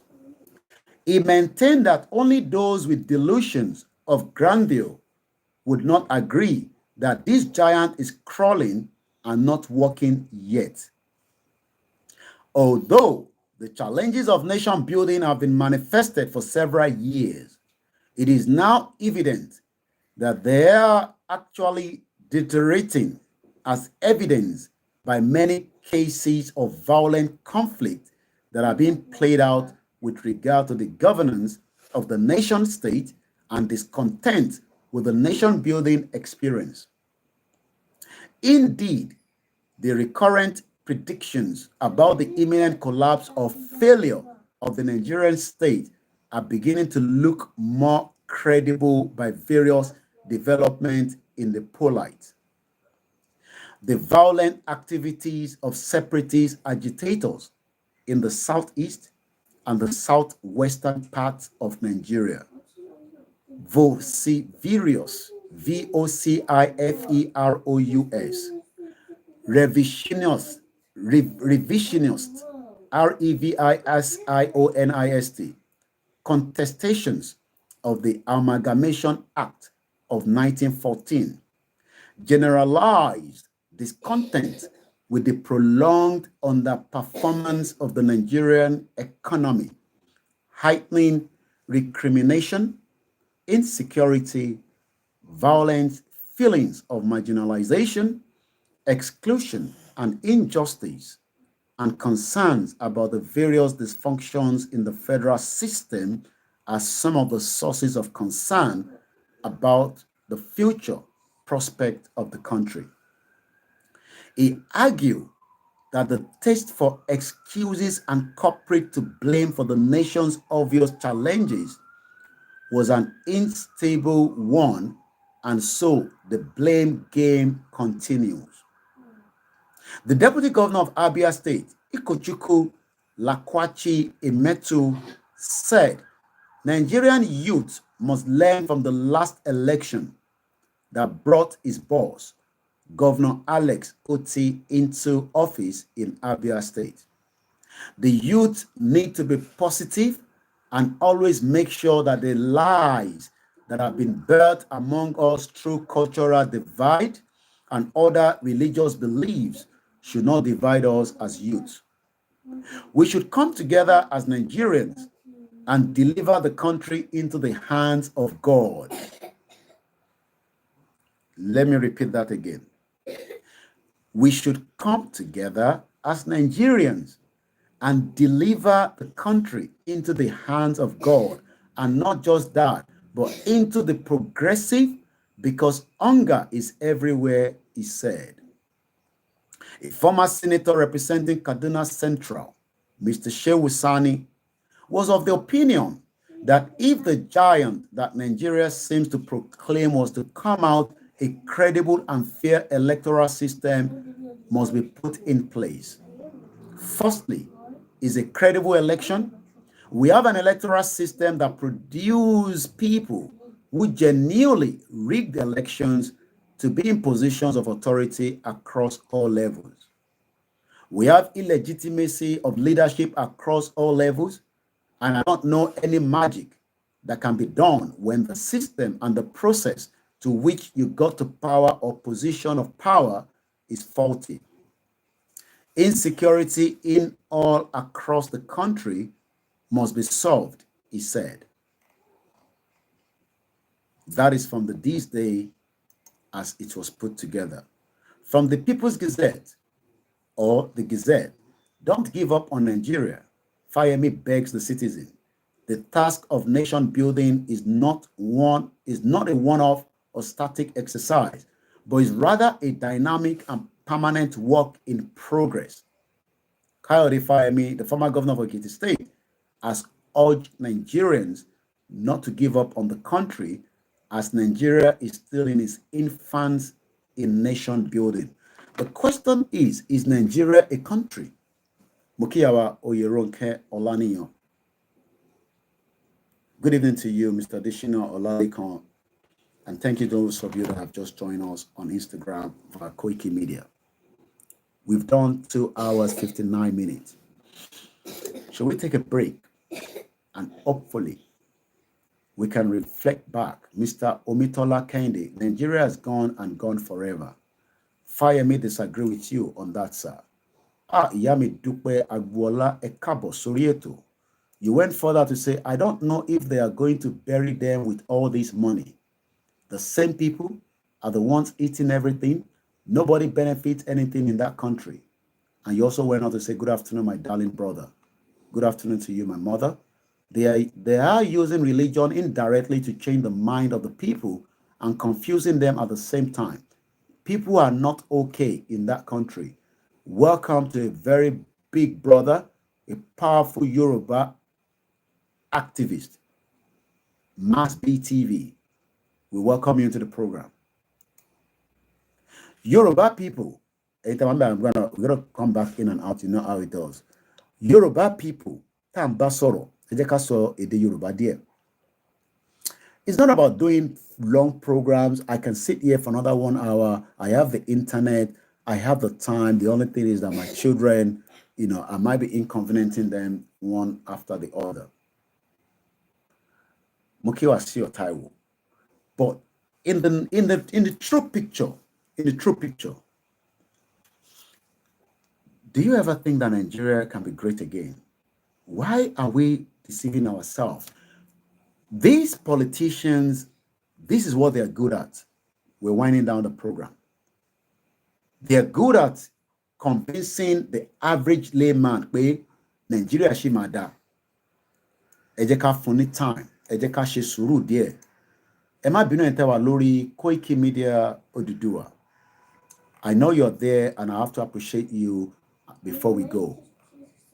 Moki, Mr. Yinka Ogundele, you went further to say Nigeria is a scam The country is a bastard country. Nigeria is a dead country. Mukiba Baba Omoni Agbola Amiolorun. David Ademola said, but I said it the other day, Fayemi is one of the devil, one more against the Yoruba people. And you're right. Paro. Sherry gbogbo àwọn tí wọ́n máa ń sọ̀rọ̀ àwọn politicians yìí. They are Eriti, Charlie Boy and Abike Dabiri both met in London. I don't know where. And you can see that, you know, as much as they say, oh, we're in the grassroots, we know what is going on. No, you don't know what is going on because people are now asking questions that they are running away from. Who are Nigerians? And why should we save Nigeria? We have no business with Nigeria. Our business now is to get the hell out of Nigeria, and we hope that President Bola Ahmed Tinubu will respond. I'm not going to go through the whole letter this evening, but we're just going to go towards maybe the last 2 pages of the conversation, as Babakitoye put it. Our closing words. Your Excellency, they are both plus all the matters raised by us in our letter to President Muhammadu Buhari that went to the United Nations and is pleading on behalf of the Palestinian. You might not know the other name, Rohingya Muslim. Buhari ló ń bẹ̀bẹ̀ fún wọn pé kó jẹ́ kó ní country tiwọn. These were dated August 6, 2022, a copy of which letter we hereby respectfully attach to this letter. It is the fulfillment of our respectful message to Your Excellency. Tàbá fẹ́ máa dá wàhálà sílẹ̀, we will start wàhálà. Sójà máa jáde, sójà kill, sójà come. Nigeria ò ní rọgbọ. But fẹ́ lọ ní part yẹn. That is why we are negotiating. That is why the Yoruba nation seems to be taking a long of time. But one ní ó better ká tó dáadáa. Tábá wá tó, tábá wá rí pé kò work in that direction. Oh yes, there will be other options, and it's not for consumption that we can start dictating as if we're doing a movie. But the option Toshiwa is still a great option. We negotiate. Tinubu ma dá wa lóhùn, kò ní dá wa lóhùn. There's no problem. We've given him a timeline. I'll read that out in this particular letter. Your Excellency, àwa ìran ọmọ Yorùbá tá ń béèrè fún self-determination movement, acting for and on behalf of over 60 million. Àwọn kan tẹ̀ ní Koiki má lo 60 million. Let's just keep to the 45 million according to what the Nigerian statistics said in 2022. From Kogi State to Kwara State, from Oyo to Ogun State, to Londo State to Lagos State to Osun State and Ekiti State. All these are Yoruba plus Ishekiri and the Delta. Altogether, constituting the Yoruba land in Nigeria, hereby most humbly, place our crowning request before Your Excellency as follows. Ìbéèrè tá ń fẹ́ lọ́dọ̀ bàbá wa Bọ́lá Tinubu ni. He doesn't have to answer us. Some might say that mo ti gbọ́ táwọn kan argue pé ṣé Tinubu máa wá dá yín lóhùn tẹ́ ló ń béèrè lọ́wọ́ ẹ̀. That is the normal route. That is the diplomacy route. That is the legal route. Tó bá wá dá wa lóhùn. Oh yes, there are many options on the table that can be used to force our way out of Nigeria. Go and look at the history of the IRA. Wọ́n sì padà láti negotiate in 1997, known as the Good Friday. I will do a program on that. That the Nigerian federal government shall, within the next 2 months, but not later than the 15th of June 2024, which is just about a month from now, because Atiwani on the 3rd, within the next couple of days, it will be just about a month away from that. Inform us, Yoruba Self-Determination Movement, that the Nigerian federal government have graciously agreed to our proposal for negotiation, and that they have set up a negotiation team that will meet and dialogue with our Yoruba Nation's negotiation.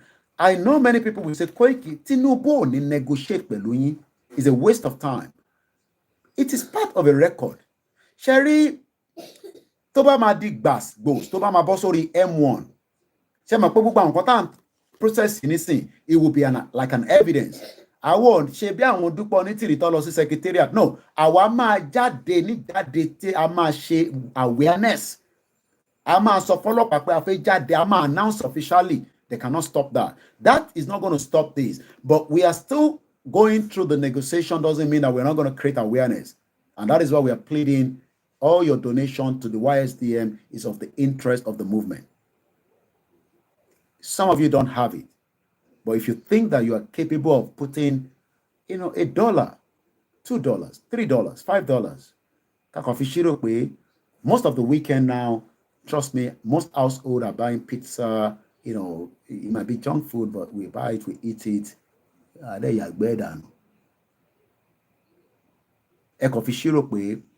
$5 will go to YSDM to support the YSDM account or the Yoruba Security or Oromiyan or the welfare or the food bank. It's very easy, www.ysdm.org. Kilo ma fowó wa ṣe, wọ́n ní fi ṣe kankan ju Yorùbá nation lọ. Kò sẹ́ni kankan tó fẹ́ kó jẹ. I know that was what Dupe was saying, all this nonsense and ìjìnlẹ̀ tí kòkòrò rìn lórí ẹ̀. At least ẹ̀yin tẹ́ dáwó sí wọn lọ́wọ́ ní sẹ̀ṣẹ́ àti ní nǹkan tó fi ṣe. Wọ́n ti gba country fún yín. Ìjìnlẹ̀ ní Adélé ń ṣiṣẹ́ lọ́wọ́lọ́wọ́ pé àwọn èèyàn lọ́kọ̀ jáde. Ṣọ́rọ̀ nìyẹn. Ṣé bàbá yẹn wà okay ṣá? I don't think so. Ó ní Adélé ṣì ń ṣiṣẹ́ lọ́wọ́lọ́wọ́ but àwọn èèyàn ló jáde. Ṣé government nìyẹn? Mo ní tí bàbá Akíntóyè bá make a declaration, a gbọ́dọ̀ rí reflected lẹ́sẹ̀kẹsẹ̀, but we need 60,000 men, strong men. My wife doesn't like me saying this, with brand new AK-47 to defend the borders and the interland of Yoruba land.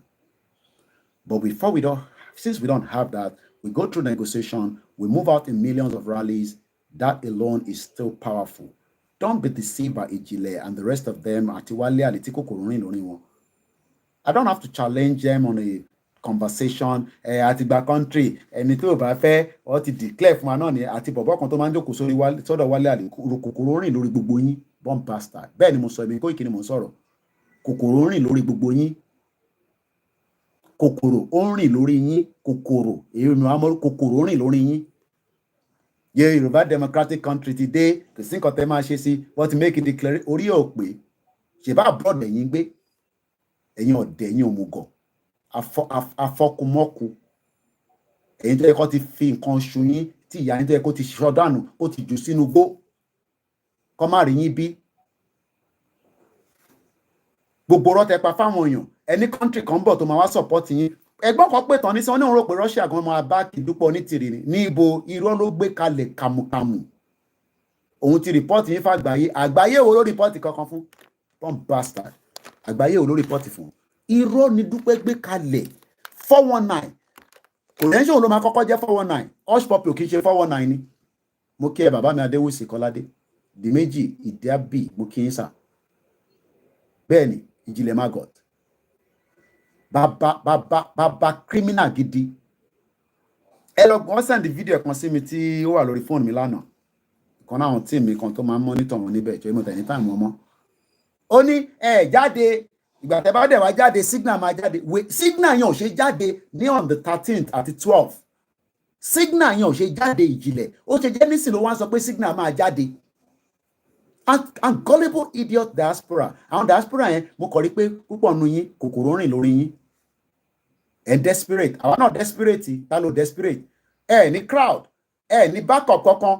Ní United Nations support kankan. Mo ní ẹgbẹ́ jáde ẹ sọ resolution tí United Nations fi fún Dúpẹ́ ní country. Ẹ̀yin ọ̀dẹ̀. Ẹ wá fẹ́ sọ gbogbo àwa intellectuals tá educate àwọn èèyàn. Ẹ wá fẹ́ káwa náà wá kó sínú trap yẹn. Àwọn kan tún máa wá pe àwọn bàbá òfò kan láti Gabon. Wá wá sọ̀rọ̀ náà tán wá sọ jágbajàgba. Koiki. Ọ̀nà tó ṣe gbà yẹn náà dà. Bá tẹ̀lé. O block gbogbo wọn dànù kò ní dá fún gbogbo ilẹ̀ wò mí lábẹ́ tó báyìí ní ẹni ṣoríire. Èmi tèmi gbé pẹ̀lú àwọn òyìnbó sọ fún yín pé àwọn Iberian ni mo bá gbé ni àbí àwọn Eastern European pure English ni mo bá gbé for 24 years. Tí n bá tẹ̀ ní understanding kankan tẹ́lẹ̀ mo follow politics ìlú ìjú kí ló dálẹ̀ lọ. Bí ṣe wọ̀lú ni mo ti di member Labour Party. Mo tẹ̀lé wọn lọ sí Brighton ibẹ̀ ni mo ti kọ́kọ́ pàdé Tony Blair. Èyí tẹ́ ti ya wèrè. Ẹ bèrè lọ́wọ́ Wálé Àlè pé kí ni participation ẹ̀ nílùú yìí in politics. Ẹ bèrè lọ́wọ́ ẹ̀. Àwọn tó kàn faṣẹ́ tó ń faṣẹ́ lọ ọ̀rọ̀ ṣẹ́ nìkan bá ṣe ń faṣẹ́ nílùú yìí à ń tẹ̀lé wọn lọ. Mọ́mísí mi sì lọ sí conference. Èmi ò kàn participate púpọ̀ mọ́ ni pẹ̀lú party Labour Party. Tó bá yẹ pé mo participate ni màá ti contest as a local government councillor nílùú yìí. Ẹni tó ka paper lùí lọ́wọ́ ló ṣe fẹ́ ní understanding kan tó ń lọ ní àgbáyé. à ń sọ fún yín pé bó ṣe ń gba country kan nìyẹn wọ́n ní báwo wọ́n ní tí ẹ̀yin ti gbà rí ọ̀dẹ̀ òmùgọ̀ wọ́n ní tí a ti gba country rí táwa máa mọ bó ṣe ń gbà Dúpẹ́ Kùkùté 2x2 díje múlẹ̀ ó múlẹ̀ fún gbogbo yín tán nísìn ìjìnlẹ̀ṣẹ̀ wa ń sọ pé táwọn aráàlú bá jáde tíyà bá jẹ wọ́n dáadáa tíyà bá jẹ wọ́n tó bá jáde signal máa wá jáde signal wo ló fẹ́ jáde signal wo ló fẹ́ gbé jáde ìjìnlẹ̀ mò ń bí ẹ́ signal wo 419 onírọ́ kàbìtìkàbìtì wọn kò mo ti pàdé ẹ̀ rí ní Turkey ó mọ̀ pa ti jọ pàdé ní Turkey dáadáa at least lẹ́ẹ̀kan mo pàdé ẹ̀ ó dẹ̀ ṣẹ̀ máa múlẹ̀ ó múlẹ̀ fún mi níjọ́ yẹn tó bá dẹ̀ pọ́n promise ẹ̀ lamẹ́ríkà ni I can bet my life ó ní fún ẹni visa láti Turkey lọ sí Amẹ́ríkà ó máa padà lọ Nàìjíríà nítorí pé mo mọ̀ pé Turkey ìwé tán fún yín sí 6 months lẹ́rìn inú ẹ̀ maximum tó bá fún wa fún 2 years ó dẹ̀ fẹ́ ọmọ Turkey kí ọmọ Yorùbá lẹni tó fẹ́ so ó ní Turkish citizenship ó ní Turkish citizenship èmi sì ní right nílùú yìí right tèmi àti right tèmi gbé mi wọ Turkey right tí ò gbé wọ tó ìwé tó ní kò gbé wọ UK ìwé tó wà lọ́wọ́ ẹ̀ kò gbé wọ UK àwọn olùfẹ́ máa parọ́ fún wọn á jẹ́ gẹ́gẹ́ bí àwọn múlẹ̀ tó fi máa parọ́ fún kí lẹ́rìí ṣe ó náà ní business ní Turkey business wo ló ní Turkey business wo lẹ́ ń ṣe Turkey business wo lẹ́ ń ṣe ní Turkey ṣebí mo dé Turkey ọ̀hún àwa tí ń wá Turkey kó tó di pé àbẹ̀rẹ̀ Yorùbá nation mo ti ń wá Turkey kó tó di pé mo bẹ̀rẹ̀ Yorùbá nation business wo lẹ́ ń ṣe ní Turkey business wo lẹ́ ń ṣe ní Turkey ó lè lọ ń ṣe ní Turkey àwọn tó wà ní Turkey wọ́n mọ̀ tí mo sọ ká má fi gbogbo ẹnu sọ̀rọ̀ kó wọ́ọ̀kì láti ibì kan kó ju wá sọ̀hún kó ṣe drug kó ṣe gbogbo ẹ̀ ní tẹ̀ ṣe kọ́ nìyẹn ni ẹ̀dẹ̀ convert gbogbo ẹ̀rọ ajá ìsẹ́ndẹ̀ sí Nàìjíríà náà ṣe business ayé kó jágbájágbá lọ èyàn ní dọ̀tí òṣì àwa bẹ̀rẹ̀ Yorùbá ní ṣe máa nítorí ẹgbọ́ Yorùbá jágbájágbá tó ń sọ lẹ́nu tó ń fọwọ́n àwọn èèyàn tó ń sọ pé ti gba country Yorùbá Democratic Republic business 419 mo ní tó bá confam pé bàbá kí tó yìí máa make a declaration mo gbọ́dọ̀ jókòó sí ìlú yìí mo gbọ́dọ̀ tẹ́kọ̀ọ́ kí n lọ tẹ̀lé wọn lọ sí declaration yẹn at the stage yẹn we are still negotiating with the federal government kò dẹ̀ sí ìlú tó kì í negotiate America negotiate pẹ̀lú enemies wọn so kí ló wá sí àwọn táà lè negotiate enemies wa làwọn politicians àbámọ̀ yẹn tẹ́lẹ̀ we don't expect Tinubu to accept it pé a fẹ́ kúrò ní Nàìjíríà ṣèbí ọmọ APC lòun manifesto APC ló gbé dání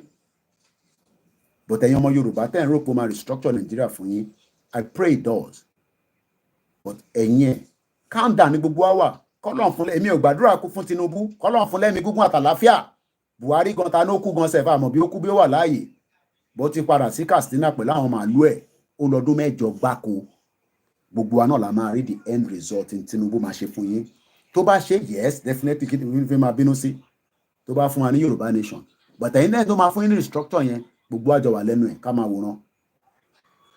That as soon as we receive the communication from the Nigerian federal government in response to this request of ours, and I don't have time for all these gbogbo àwọn money àwọn kan àjàkálẹ̀ àrùn ibo ni ìyá burúkú òfò tẹ́ ẹ̀ ní sórí rẹ̀ ẹ̀yin ìyá òfò tó pèrè ní ìyá Dublin Ayọ̀ Brown ẹ̀yin ìyá olórí burúkú tẹ́ ẹ̀ ní sórí rẹ̀ bẹ́ẹ̀ ni mo sọ Koiki ló ń sọ̀rọ̀ Ayọ̀ Brown ìwọ ni mo bá sọ̀rọ̀ kó ní sórí rẹ̀ ẹ̀yin tẹ́ fẹ́ dárìn àjò yìí rú orí kójú ti gbogbo yín àti Fúnkẹ́ Bello àti bẹ́ẹ̀ bẹ́ẹ̀ lọ ojú tì yín ẹ̀yin ọ̀dàlẹ̀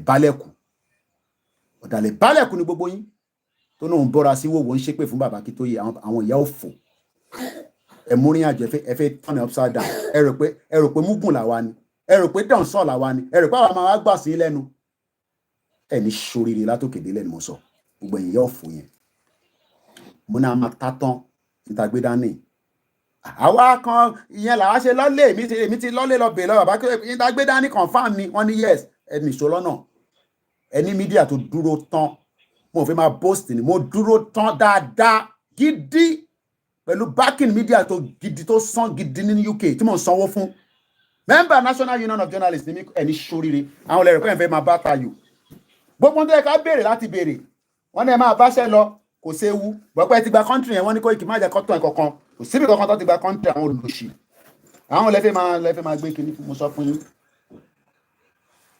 member press ni mí nílùú yìí èmi àwọn máa jáde wọn sọ fún ìpẹ́ ti gba country àwọn media mi ní international àwọn máa bí mi pa àbí mo mú gbóyò ni níbo ló gbà sí evidence náà dà ìyẹn gbọ́dọ̀ ṣe jáde kó máa sọ pé òun gba country tó lè evidence wọn wọn náà sign àwọn kan sign ní tí tó dúpẹ́ fẹ́ ṣe fún wa nìyẹn tó ṣe ní kí n mú signature mi wá àti id mi pẹ̀lú Ṣọlá kò gbọ́dọ̀ kọ àtàwọn bẹ́ẹ̀ bẹ́ẹ̀ lọ kó lè lọ gbé sábẹ́ placard tí ọlọ́pàá ti gbà lọ́wọ́ wọn nísìn oògùn oríṣiríṣi náà lọ bá nínú ilé kò lọ títí àbí whatever that stupid woman is name ilé tó gbà lọ́wọ́ wọn yẹn ṣó yẹ kó rí bẹ́ẹ̀ mo gbọ́ ó ní gbogbo picture lọ ti kó lọ I won't be surprised pé picture tèmi bíi mẹ́wàá máa wà nù ẹ̀ ó picture yìí tẹ̀ wá ń lé tẹ̀ ń sọ pé ti gba country ẹ̀ ń ṣí èrè wọ́n ní ìbòlẹ̀ gba country náà sí ẹ̀ náwó Nàìjíríà ẹ̀ ń repo 1,200 ẹ̀ ń lo báńkì Nàìjíríà ẹ̀ ń lo currency Nàìjíríà ẹ̀ lẹ́nà ti gba country ẹ̀ ti ń sinwin òsínwín wà lọ́ra gbogbo yín mad people all over the place mad people all over the place. How did we even get there? Ọmọ Yorùbá wà so gullible. Yes, ara ń ka gbogbo apafẹ́ kúrò ní Nàìjíríà kò wá mí pé ká wà stupid. Ara ọ̀tá yín tó èmi. Èmi ò sí Nàìjíríà. Ara ń tẹ̀ mí náà. Pé mo sí Nàìjíríà, ara ń ta mí. Kí wọ́n sọ pé orí pé ìrora tẹ̀. Àá ti gba country ẹ máa jọ ẹ máa yọ̀. Níbo lẹ́ ń jó dẹ́n yọ̀ sí? Ẹ ṣí èrè. Orí gbogbo yín ò pè pátápátá. Kòkòrò rìn lórí yín. Ẹ jẹ́ lọ máa gbó kẹ́ fi yọ kòkòrò orí yín kúrò. Kẹ́ sùn kẹ́ jí kẹ́ realize pé ṣì wà nù Nàìjíríà adele ṣiṣẹ́ níbo ló wà ṣé ṣọ́dọ̀ Oríyọmí Hamzat ló ti ń gbà ṣiṣẹ́ àbí Lagos kòkòrò ń ta yín lórí kí ni mo sọ kòkòrò ń ta gbogbo yín lórí ẹ wá sọ Yorùbá nation ẹ fẹ́ sọ di àwàdà kẹríkẹrí ẹ fẹ́ sọ di play tẹ́ntẹ́ you are all mad people all over the place àwa negotiate lọ́wọ́ gbogbo à negotiate lọ́wọ́ oh yes route tó pọ̀ wà láti jáde ìjà wà nú ẹ̀ èmi ò rule yẹn out I've said it ìjà wà nú ẹ̀ but ìyẹn àkọ́kọ́ negotiate because ẹ bá jà náà ẹ ṣe máa padà wá negotiate o lè bá Nigerian government jà conventional war wá pa gbogbo yín dànù wá pa ṣégè sí yín lára o tó bẹ́ẹ̀ kó bá Nigerian government jà conventional war o mọ̀ tó ń pè conventional war kẹ́ máa face ara yín wá pa gbogbo yín dànù bọ́wọ́ tó bẹ́ẹ̀ láti pààyàn 5 million tó bá wà lójú títì wàá pa díẹ̀ nú ẹ̀ ní international community àní kílódé kílẹ̀ ṣe wọ́n béèrè fún self determination is inalienable right ẹ̀tọ́ wọn ní Tinubu dẹ̀ máa ṣẹ̀wọ̀n ní tí yẹn bá ṣẹlẹ̀ bẹ́ẹ̀ ni mo sọ fún yín ó máa ṣẹ̀wọ̀n gbẹ̀yìn ní ẹ jẹ́ lọ sọ fún ìyẹn lọ ṣe sọ pé option méjì ló wà lórí table is either we go through the normal route of Soviet Union ká dissolve kólúkálukú máa lọ́nà ẹ̀ or kó lọ through Yugoslavia route Slobodan Milosevic ó padà kú sínú ẹ̀wọ̀n ní ICC ó padà kú sínú ẹ̀wọ̀n ní àgbàdúrà bẹ́ẹ̀ fún Tinubu but tó bá lọ dé that route ó máa lọ ṣẹ̀wọ̀n ní ìyàn ṣẹ̀wọ̀n ní at 90+ máa rò pé kò lè ṣẹ̀wọ̀n wàá gbé bẹ́ẹ̀ ni mo sọ fún ẹ nígbà tí crisis humanitarian bá pọ̀ jù tẹ́kùn sùn lọ nínú Nàìjíríà tó ń béèrè pé kí ló ṣẹlẹ̀ wọ́n ń béèrè fún self determination òun lẹ́wọ́n pa wọ́n tó yẹn kí ló dé but ẹ̀ sì kọ́kọ́ push for negotiation tẹ̀lé ìyá 2x2 mad people all over the place a máa mẹ́tò ìwálẹ̀ in 10 minutes so that kó má ju 3 hours 30 minutes lọ. That as soon as we receive the communication from the Nigerian federal government in response to our request for negotiation kò ní láti accept but kó accept pé kájọ jókòó kájọ sọ̀rọ̀ kó dẹ̀ máa kó òun náà máa play wa ní politicians sáà ní Tinubu ọ̀rọ̀ tẹ́ ẹ̀ ń fẹ́ yìí kò lè wáyé báyìí o but they can set up the first meeting. There's nothing wrong in setting up the first meeting. Koiki àfẹ́ Yorùbá nation Nàìjíríà la fẹ́ wèrè Nàìjíríà wo ló fẹ́ Nàìjíríà tó gbé ẹ̀ èèyàn tó sì kú láàárọ̀ ìtọ́nú kú láàárọ̀ ẹ̀ kò family ẹ̀ ló send gbogbo owó tó fi ń tọ́jú ẹ̀ ló cancer ni mo bá brother yẹn sọ̀rọ̀ he's from the southeast very good guy àti mọ̀ nísìnyí tó jọ mẹ́ta can you imagine òun fúnra rẹ̀ tún sick he was sick kept in the hospital àwọn ará alẹ́ tó ń pè pé wọ́n need owó ó tún can you imagine tó wà lórí sick bed ó ń send owó sí wọn because kò fẹ́ kí family ẹ̀ kú ó ní Yomi my brother I send money ó ní what can we do kò sẹ́ni tó ní kú bọ́yá mọ̀ pé tó bá tẹ̀ pé medical care wà I mean we have people that have cancer in the country around the world that are it costs a lot of money to look after people that are in that stage of cancer. We pray that, Koloma can cancer. But a country like Nigeria, no family support, you are dead. So man say Nigeria might work. Nigeria will work in my lifetime. Really. That's how your dad says so before he died. That the Nigerian federal government negotiation team and our negotiation team shall meet to appoint co-chairperson to agree on a date for the first negotiation meeting to the negotiation venue, which is not going to be in Nigeria. Negotiate in Nigeria. We negotiate outside Nigeria. There's so many places. They negotiate in Qatar. Qatar is very good at that. Qatar is a very small country, but it's taking care of so many negotiations. Negotiate pẹ̀lú Hamas àti Israel. Qatar ló ń ṣe negotiation yẹn. Qatar dẹ̀ ni Al Jazeera wà, and Al Jazeera is funded by Qatar government. That is the power of what they're using that media for. That the Nigerian federal government shall invite the United Nations, African Union, the Economic Community of West African States, ECOWAS, to send observers to the negotiation meeting. What is the negotiation going to be? Yoruba people wants to go. We don't want to fight. We don't have guns. We are not violent. We just want to go. And the government will say, okay, it's not going to happen, but we can start talking, blah, blah, blah. Tony Blair and Bill Clinton had no other option than to sit with the Irish that were asking for their right to self-determination.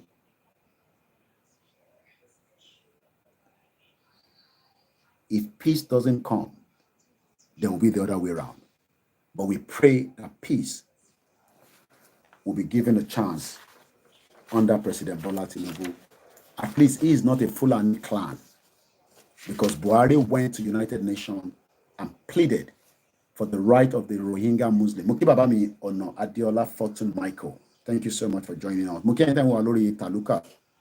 Agbaje was still way. There are some people who bring to join the movement just to give them unnecessary hope, brainless and gullible people. For any false hope. What is the end? Money Game Boy, the battery is dead. Signal.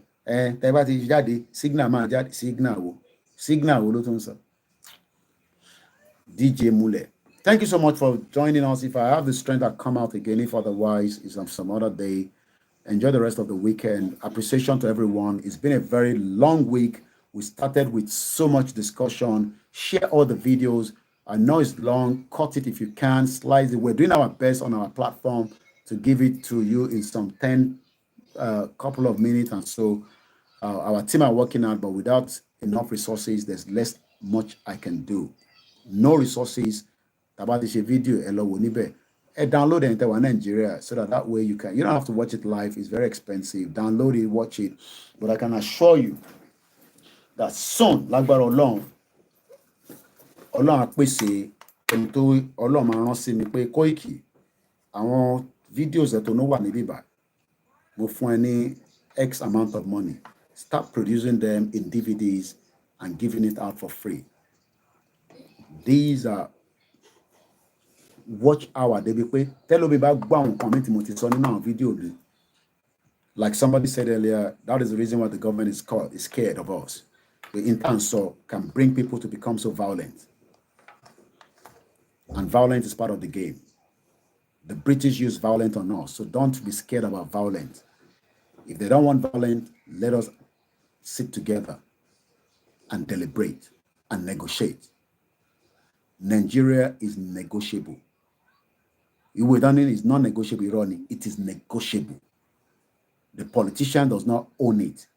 They might have the power right now, but when the masses wake up, they will run. They will run 440. But the masses have been kept in operation, keep them poor. They will wake up at the appropriate time. Moki Professor Adebanji Akitoye, that remains the leader of the Yoruba Self-Determination Group. Under him is Ilana Omo Odua. If you're not familiar with all these, there are many other groups that are operating. Global director, we're not here to condemn anybody. Baba Akitoye ló dá Yoruba Nation sílẹ̀. Okay? Because gbogbo àwọn kankan tẹ́lẹ̀ VOV kìnnìkan after tí Baba Akitoye jáde pẹ̀lú àwọn tọ́jọ́ set it up, I will always respect Shola Solako, Comrade George Akinola, and the rest of them. But some of them, ego. Baba Akitoye, Baba tó slow yẹn, orí yín ó pè ṣe gbé bàbá tí yín jáde ń ṣìírì kò ní dá fún gbogbo yín ni mo sọ.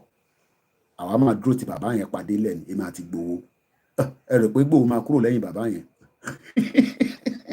ẹ ń tanra yín èmi àti Ìgbòho lẹ́pa pẹ̀lú bàbá yẹn a fún ní assurance ibi tó bá ń lọ là ń tẹ̀lé lọ torí a mọ̀ pé ó ní ọpọlọ lórí àwa ni ká wá ràgàbò ní owó tẹ bá ní idea ẹgbẹ́ idea yín wá má gbé tọ́jú sínú ilé Koiki mo lá idea lọ join ní group kó lọ di part of YSDM àbí ìlànà darapọ̀ mọ́ ìlànà Amẹ́ríkà àwọn olórí burúkú Dúpẹ́ Onítìrì ló da gbogbo ẹ̀rú pẹ̀lú Black Devil àwọn olòṣì àti Daddy Sam gbogbo wọn pátápátá mo ti ní kọ́ yọ yẹn kúrò nínú mo I hope ẹ ti yọ máa check again you don't need anybody that is not part of us ẹ yọ wọn dànù